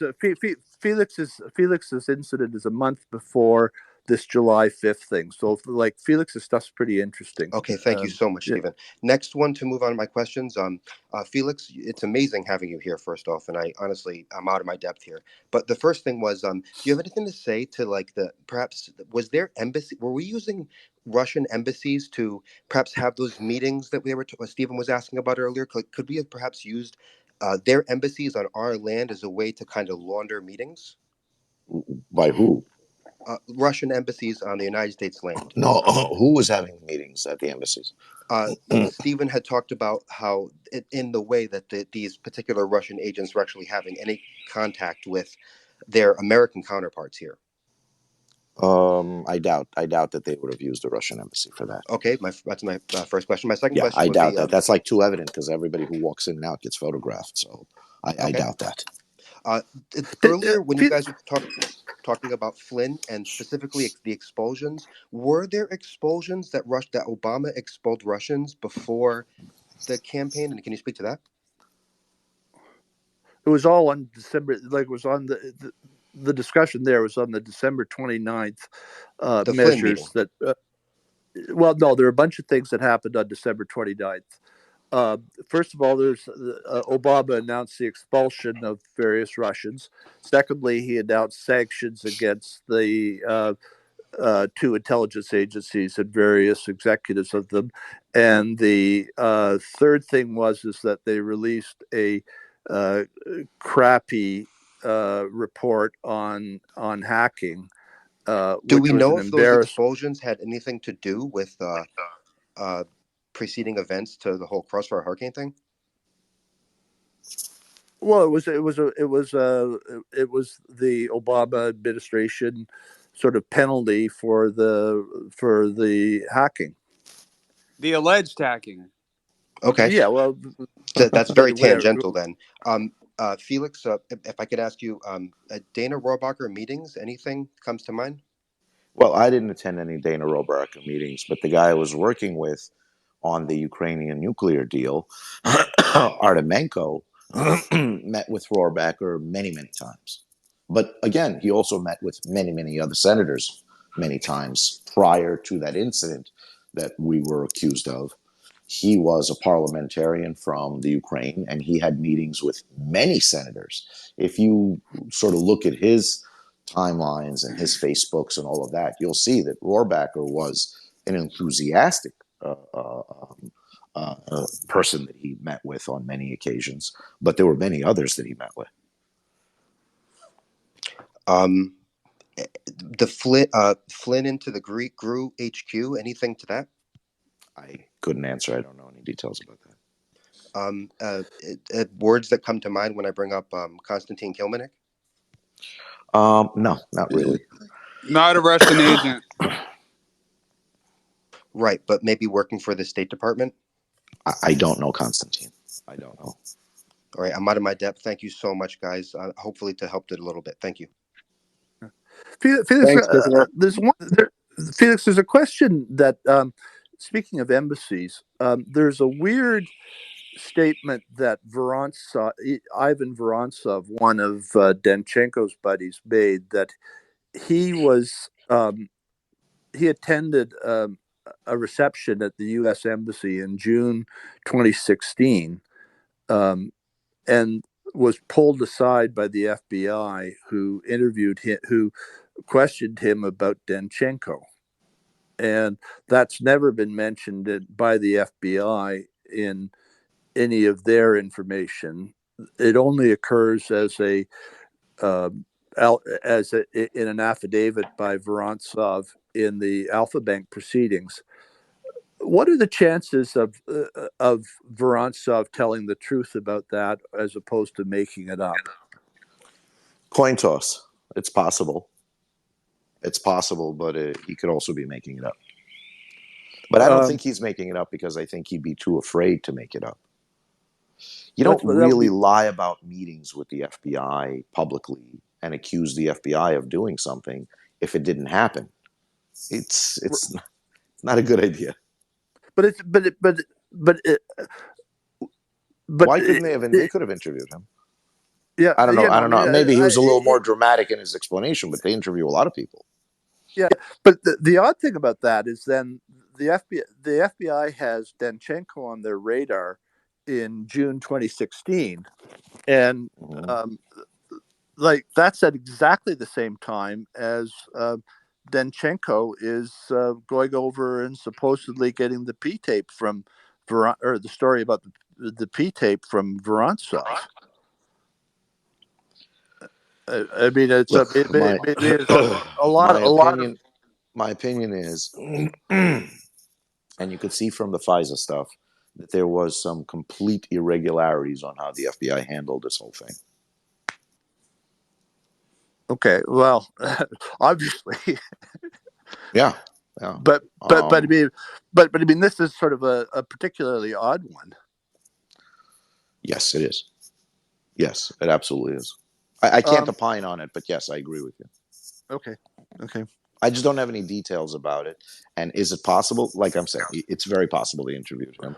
Well, I could have seen some rogue attaché just going and interviewing him and not doing anything besides that, but not recording it or whatnot. But there should be 302s on it, and somebody should file. There should be, but who knows if there would be? If there would be. Generally, FBI agents do take 302s to cover their own ass, but they're not allowed to be recorded, and you're not allowed to. They don't record any of the meetings, because then the agent gets an opportunity to write the report as he sees it. You understand? Yep. Can I just interject again and ask if Stephen believes that the Russians hacked the DNC?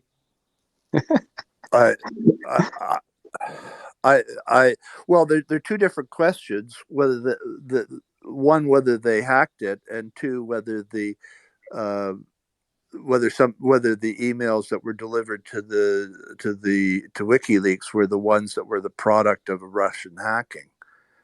And like, for example, Snowden's thought it was entirely possible that there are 5 or 6 different hacking groups inside the DNC. And if that's the case, it could very well be that and even CrowdStrike thought that there were two separate Russian agencies that were milling around the DNC without knowing of one another. I mean, Fancy and Cozy Bears. Yeah.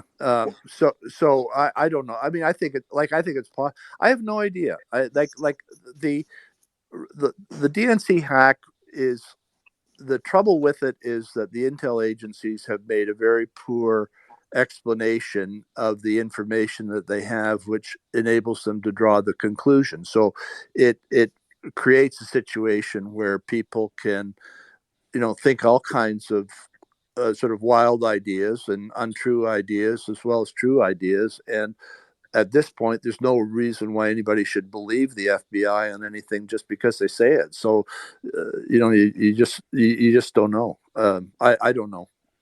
I agree on that fact, and I I don't know how we can trust. Well, look, you have to understand. Look, I'm going to jump in for a sec. So, were the Russians trying to hack? Yeah, they probably were. It's almost a given that they were. Did they actually hack anything? Or when the DNC found out that there was Russian hacking and there was a narrative that they were going with, they themselves gave the emails to WikiLeaks. Who knows? Yeah, that's what I was going to ask. Did WikiLeaks become an intercept where they actually were using them to give out information? Of course, to continue the Russian hoax story. You I mean, can't let it at that die. time, There's no story if they didn't hack anything. There's no story that they tried to hack. Trying to hack, I mean, come on, they probably get hit with 500, potential attacks a day, especially, during an election or whatever. But who knows whether they hacked anything? Who knows whether they got in, or who knows if this wasn't an intel operation by somebody? Okay. By somebody like Brennan. But one could it be anybody? But one of the weird things in the chronology of this is that, CrowdStrike, the hack by the Russians was diagnosed on May the 3rd or May the 4th, and the emails were not exfiltrated until May 23rd or May 25th. So you have to wonder, well, why didn't CrowdStrike stop it? Yeah, they left it open.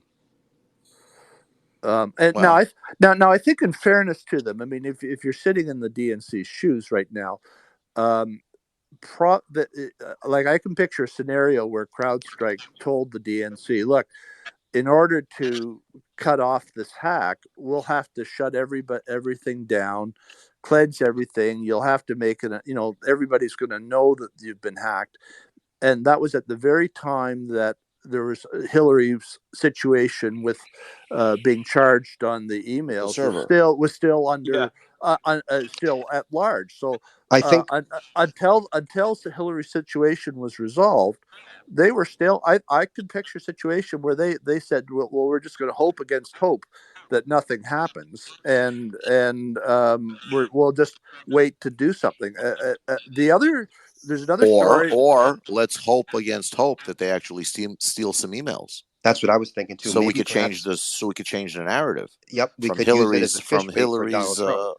From Hillary's server to Trump, or the Russians are hacking on his behalf.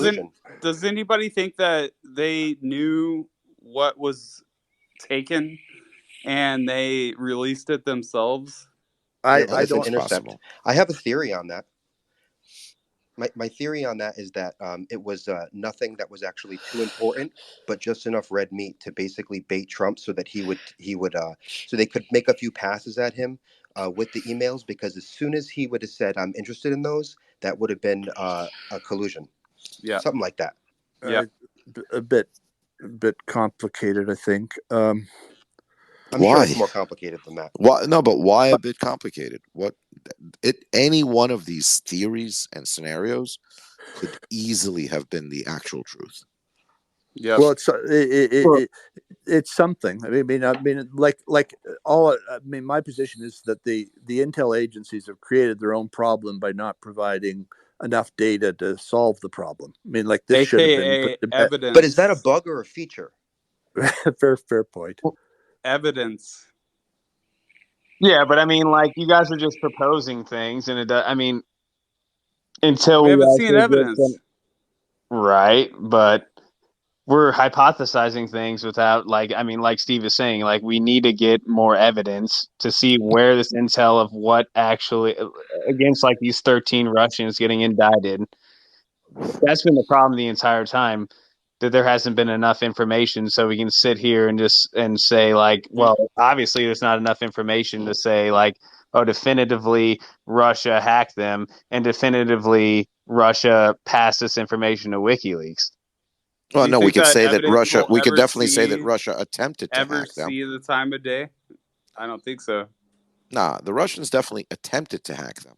Well, we know. Past that, How it's do you a little know? How do murky. you know? How do you know, Felix? Because they Because just they hack. hack They hack everybody. everything. They hack everybody. Yeah, but you still don't know. Is it a guarantee? No, but sort of preponderance of the evidence is they hack everybody, or try to hack everyone. I guess. And by the way, I mean, Donald was right. It could be some 300-pound fat kid sitting in his mother's Sure. basement and not Sure. part of the FSB is just as easily, but he pinged it from Russia because he's sitting in, in shitty Vladivostok and he's a hacker. The question is whether it was the Russian government. Who knows? You're never going to find that out. Yeah, but like, I Yeah. mean, that's like a question that like isn't worth even contemplating until we have more information. You're never getting more information. Well, You're never I getting mean, more information, and the that's like information that you get could be disinformation. You're never going to find that out. That's like the theme of Rachel Maddow for the past 5 years, is that it happened and we don't know that it happened. Right, but I mean, we're sitting here not trying to speculate, dig into it too much. We're just saying what we know right now, which is that we know that supposedly Russians were in the DNC servers and the DCCC servers. Potentially, they weren't exfiltrated, but we know the emails got out. That's 100%. They were. They could have been leaked, though. Yes, of course. But what's the difference between a USB or whatever getting plugged in and somebody exfiltrating it through a hacking situation? The purpose of why the emails were motivations. One of the differences is the metadata that you see on the documents, and the metadata of the documents is very much against the USB theory. It just is. There you go. The Guccifer 2.0 metadata has like little indicators that it was CIA software. Do y'all not? No, do y'all not know that? No, I don't know that. I don't believe it. There's a program, Ray McGovern, and I know you like to trash him, but I don't like to trash him. I mean, it's just wrong. There's a program where you can just like put it in there, and it has stuff. The author. It'd be nice to think that the CIA has better programs. No, the author was the founder of the stuff? KGB. The author was the founder of the KGB. Did y'all not know that? No, I don't. Look, I know. Okay, I know the story you're talking about. Look, you're all mixed up. In the first tranche of but this is one of the things in the Goose for 2 documents that is strange, and let me just walk you through it. In the first document, in the first tranche of documents, Goose for 2 dropped. He had opened the documents briefly, resaved them, and in the process of resaving them, added metadata which showed the username of the person that had saved it. And the metadata of the username was Felix Edmundovich, which was the patronymic of Dzerzhinsky, the founder of the Cheka. And so all of the intel, the security agencies like Threat Connect and SecureWorks, and said, oh, this was some sort of OPSEC error by the Russians, and the fact that Felix Dzerzhinsky's username is on it proves that this is the KGB that hack the emails. Well, it's like saying that if somebody somebody had a username of J. Edgar Hoover, that proved that the FBI hacked it because the hacker used the name of J. Edgar Hoover. The other thing is that the modification of the documents was totally pointless. The only reason that there was no functional reason for the documents being opened other than the addition of this metadata. And so in say the ClimateGate hack, which I'm familiar with, the hacker they didn't open any of the documents and save it and change the metadata. The metadata on the documents was the original metadata, so that so if you want the documents to look authentic, they need to have their original timestamps, and so you don't open them and resave them and change the metadata. So, the evidence of that. So all the U.S. media grabbed that Felix Dzerzhinsky username as evidence that it was a Russian hack, but whatever it wasn't evidence of anybody could have done that. No, but Stephen, hold on a second. It actually flies in the face of reality, because if it was a true Russian intel hack, some idiot using Felix Dzerzhinsky, he'd be fired and he'd be writing parking tickets in Siberia in about 15 minutes. I actually don't believe that somebody using the name Felix Dzerzhinsky could actually be part of a professional government-sponsored hacking operation. Well, that's not. Thank you, Felix. Just let me say it. I mean, I'm not saying that. I agree with that. I mean, that was a position I took. I mean, this makes no sense.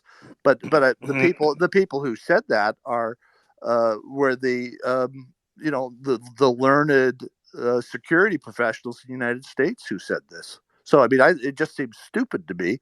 Now, exactly who did that? It was a good narrative. It was a good narrative. Stephen, you were on track to talk about Guccifer 2 as well. Don't lose your steam. Well, just fraud. I don't know. I think that was it. I think that's what he wanted to say. Yeah, I mean, ultimately, I think that. I think that the Guccifer 2 thing is probably like the Alpha Bank hoax. I mean, there's, we haven't had any information on Guccifer 2 in 4 years that enables any progress on it. So, but out of the blue, we get this progress on the Alpha Bank front, and there are a bunch of people on the Alpha Bank front that are perfectly capable of doing the Guccifer 2 hoax as well. Absolutely. I mean, guys, I know Michael Friedman, who's the CEO of Alpha Bank. It's complete bullshit. Yep. Yeah, we know complete bullshit. Complete and utter bullshit. Yeah, right. And it was facially bullshit from the beginning. But I think we're speaking more to the counterfeiting of the information than that. Ray McGovern thinks that Guccifer 2.0 was John Brennan. Well, yeah, that's a classic. It's just garbage. Like it's not like okay. Ray McGovern thinks Guccifer 2.0. Like I've heard this from a bunch of those guys on that side that Guccifer 2.0 is John Brennan and stuff like that. Like there's no way it's John Brennan.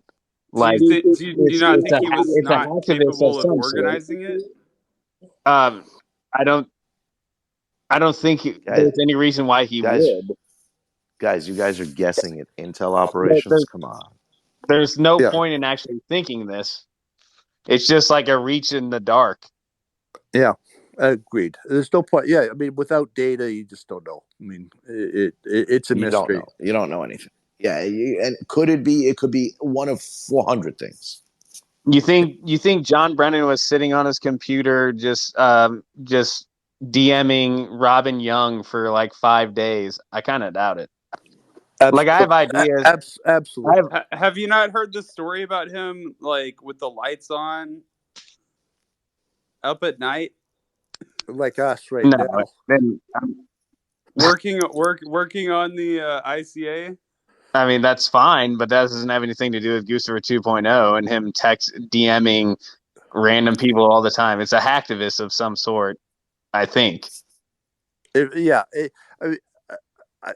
mean, it's a weird situation. I mean, like for example, the ClimateGate hack, where I had, where I got emails eventually from the hacker. I mean, the hacker didn't want to get caught, and so the strange thing, and kept off of social media. And so the whole shtick of Guccifer 2, sort of taunting everybody on social media and having accounts on U.S. owned corporations like Twitter and WordPress, and I mean, just like it's weird, it just is.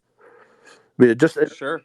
I mean, and I find it hard to believe. I mean, my ideas about what Russians might be doing are being changed by Felix tonight. But I mean, I find it hard to believe that anybody would be. That's good. Yeah, but would be. Stephen, by the way, I think you're brilliant. Give me one example of what perceptions changed based on what I said. I'm just curious. Well, the idea that there had been a sort of some sort of like a direct collusion between senior people in the Clinton campaign and senior people in the KGB is something that I'd not contemplated. I mean, I sort of like this like I had. It's a fact. It's a fact. Okay. By the way, it's a But what fact, if it wasn't KGB and you'll at hear all? about Okay, it. but you see, It was, and you'll hear about. You see, the theory that, like, my take on the on Danchenko was, I view. Do you remember the novel Our Man in Havana or Taylor of Panama, where? Yeah, of course. Yes. And I Yes. viewed my take on Danchenko, and and I'm, if I'm wrong, I'm wrong, was that he was like Our Man in Havana or Taylor in Panama, that he had no real sources. He was making stuff up. He was doing so to, and that That's not true. He had unimpeachable sources. He had Dolan. Dolan Was which his Aaron unimpeachable source. Mate uncovered today. No, but I mean, I'm talking about that, but that Galkina didn't know anything, and that Vorontsov didn't know anything, and that he never talked to millions, so that like this, so, or to be fair, that like the Our Man in Havana had sources in the sense that he read the newspapers and then he added narrative to open source information and imputed magic powers to people that didn't know anything. And so that's been my theory of Danchenko. And who never returned his calls. Right. So Thank God. And by the way, Sergey's here. Hey, Sergey.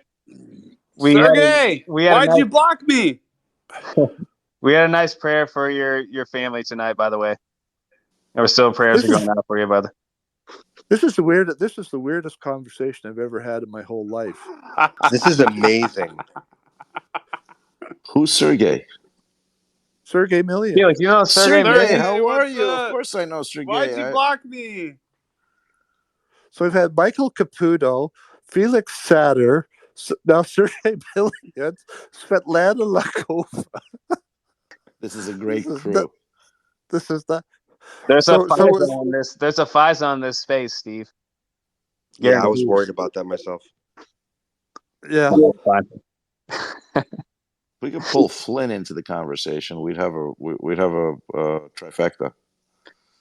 If he wasn't banned, he'd be in here. I guaranteed. Yeah, he probably didn't realize what was happening. Well, I mean, he's not on Twitter anymore, so I guess he can't get on here. Unfortunately. When are we going to deplatform Dorsey? Dorsey? The owner of Twitter. Oh, God.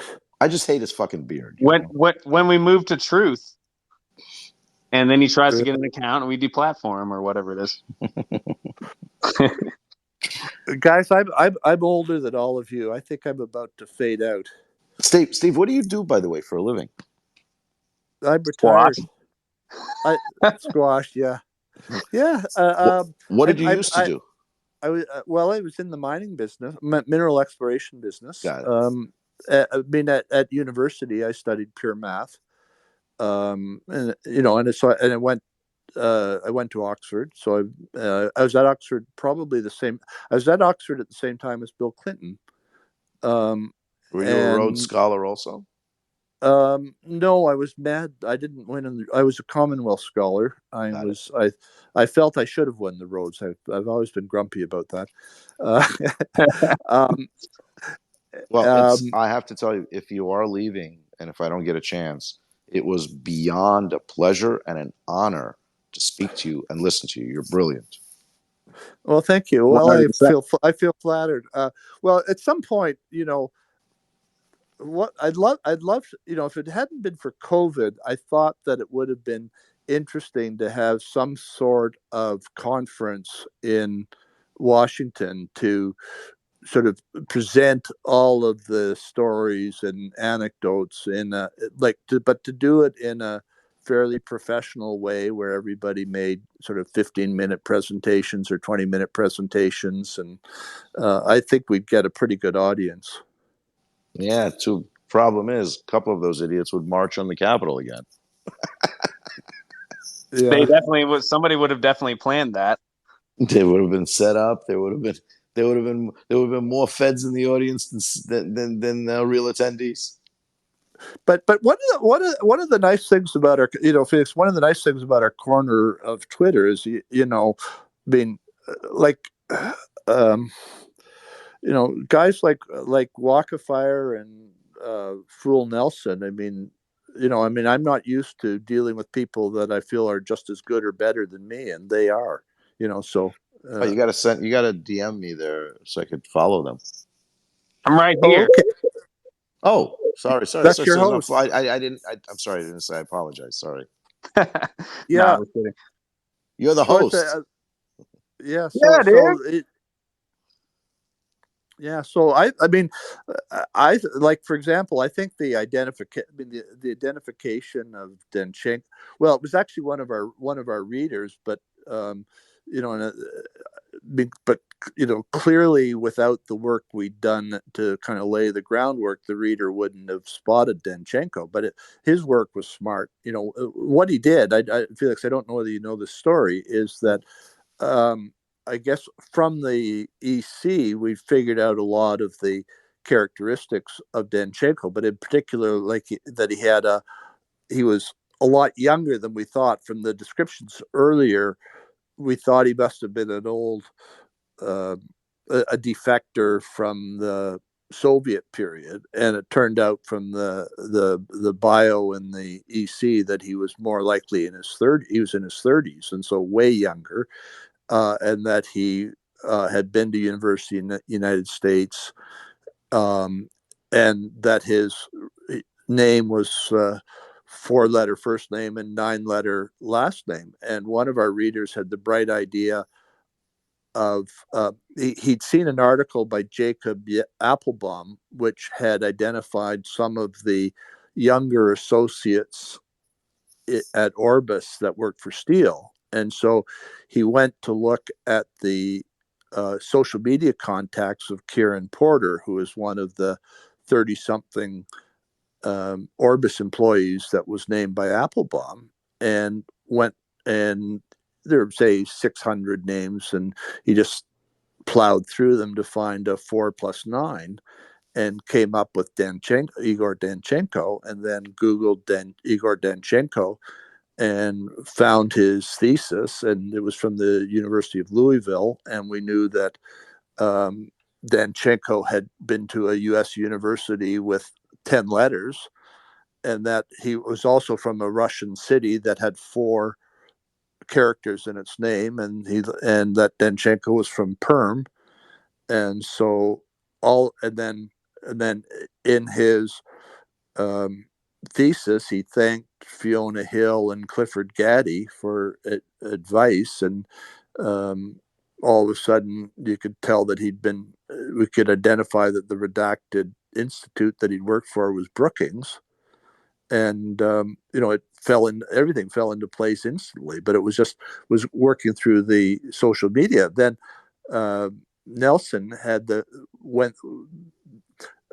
Denchenko was busy scrubbing his social media on the Sunday, and just as he was doing it, Nelson found a post. I forget whether it was on Facebook or LinkedIn, in which there It was on Facebook. It was on Facebook. Yeah, and that he was a picture of Denchenko in sort of the outfit of a Greek soldier, Greek hoplite from from the classical period, and there are about 70 people that sort of liked the Facebook post, and out of the 70 people, 4 of them were the sources that were named in the it could be identified as sources. Like Vorontsov was one of the Ivan Vorontsov, Olga Galkina, Mila Podobodeva. So they all, so this high flying spying operation, they were all liking Igor's heroic picture on Facebook. It was so it wasn't it was clever. It was clever detective work, but it wasn't magic. When you say It was read our stuff, almost magic. when you said people who read our stuff, what stuff? What do you guys write? Where? On Fool? Just on Twitter. Oh, just on Twitter. Got it. I'm following the wrong people on Twitter. I got to tell you, because I just started following you guys. Oh yeah. You've been missing out then. Oh, I feel like I missed a lot. Yeah, well, you would have loved the identification. You would have loved but there's real sense of discovery when we were just, when you're in real time. I mean, imagine, if you will. I mean, here we are, sort of people. None of us speak Russian, and we're sorting out who these. I would have gotten you translators on this stuff, guys. No, we didn't. We didn't need it. We didn't need it. I mean, we just. They're liking each other, right? This major spy ring. Yeah, but I mean, like within within 4 or 5 days, we figured this all out. Their affidavits were in English. So no, they're actually in Russian, but they translated to English. So look, I learned a long time ago an old Russian expression: "Shit always floats to the top." So we'll say that in Russian. Говно всегда всплывает. Okay. Well, guys, I'm out. This has been fun. Stephen, thank you. It was a pleasure to meet you. Yeah, okay, until next time. Please invite me again, guys. Yeah, Felix, thanks for coming on. It was awesome. I know you're shouting out Svetlana. I don't know if she's still listening there. I know I see her right there, but I know she's been through a lot too. And it was awesome to have you come on. I really, really we don't know each other, but I really commiserated with her. I was like, they just took a normal person, and they Absolutely. just said, "Hey, let's destroy her." Well, you should have. You weren't in, Felix. You weren't in here for Michael Caputo's. No, but I got a text. It was quite. The rant from moving. Caputo was amazing. I heard. Yeah, it was. It was awesome. Well, they called it a rant, but I know Michael Caputo doesn't rant. But Michael Caputo is another person whose life got taken away. I mean, I could completely understand. They literally just destroyed me. I mean, friends of mine who did business with me, serious people, turned around and said, "Felix, we love you. We'll do anything you want for you. We can't do business with you. We can't afford the press. We don't need it." Yeah. So if we associate with you right now, and this is for 5 years, they turn me, of all people, forget the fact of what I did for the U.S. government and spied on the Russians. My 2 great grandfathers were executed by the Soviets. The likelihood of me being an agent it was like insult, And today, when I found out that they were the ones who actually didn't find out today, I found out earlier. I knew. That's why I texted that 2 days ago, because I knew what was. I didn't realize that it was him who was going to get arrested. But I knew that there was stuff happening, because just whatever. There's some things going on in the background. This isn't the last of it. It was like a crazy day. I was like, 5. And it's not redemption. And it's not redemption because you got idiots like Scott Stedman coming in and saying, "Did you?" Oh my God! Why did he come in here? That's all, So Mike. You gonna actually make a point about like whatever happened today, or are you just gonna ask Felix about dumb shit? What a fucking idiot! man, he's a fucking idiot. But whatever. Anyway, God bless him. I was glad that I knew enough about the Kazakhstan's Yeah. the actual Kazakhstan uranium deal that I could at least talk through in details that he didn't know anything about, and that saved Felix from having to deal with it. Steven, Yeah, you ran you away are with that. amazing, and thank you so much. Really, excellent. Okay. Well, anyway, let's. Anyway, nice to meet you. Pleasure. Nice to meet Thank you. everybody. Okay, Thank you bye. for inviting me in. And obviously another victim was Sergey, and I see him there. And Sergey, we're praying for your family as well. It was great to see you. Yeah, is Sergey is Sergey sort of on speaker? It'd be nice to talk to him. I invited him, but I don't think he wants to talk. Okay, but that's fine. just wanted to keep him in our thoughts, and he was exonerated today, which is great. And Felix is great having you, Svetlana. Yeah. Sergey, Cody, Ryan, Thunder B, all the rest. We'll see you later. It was fun. Okay, bye. Thank you. Good night, everyone. Yep. Good night, guys. All right.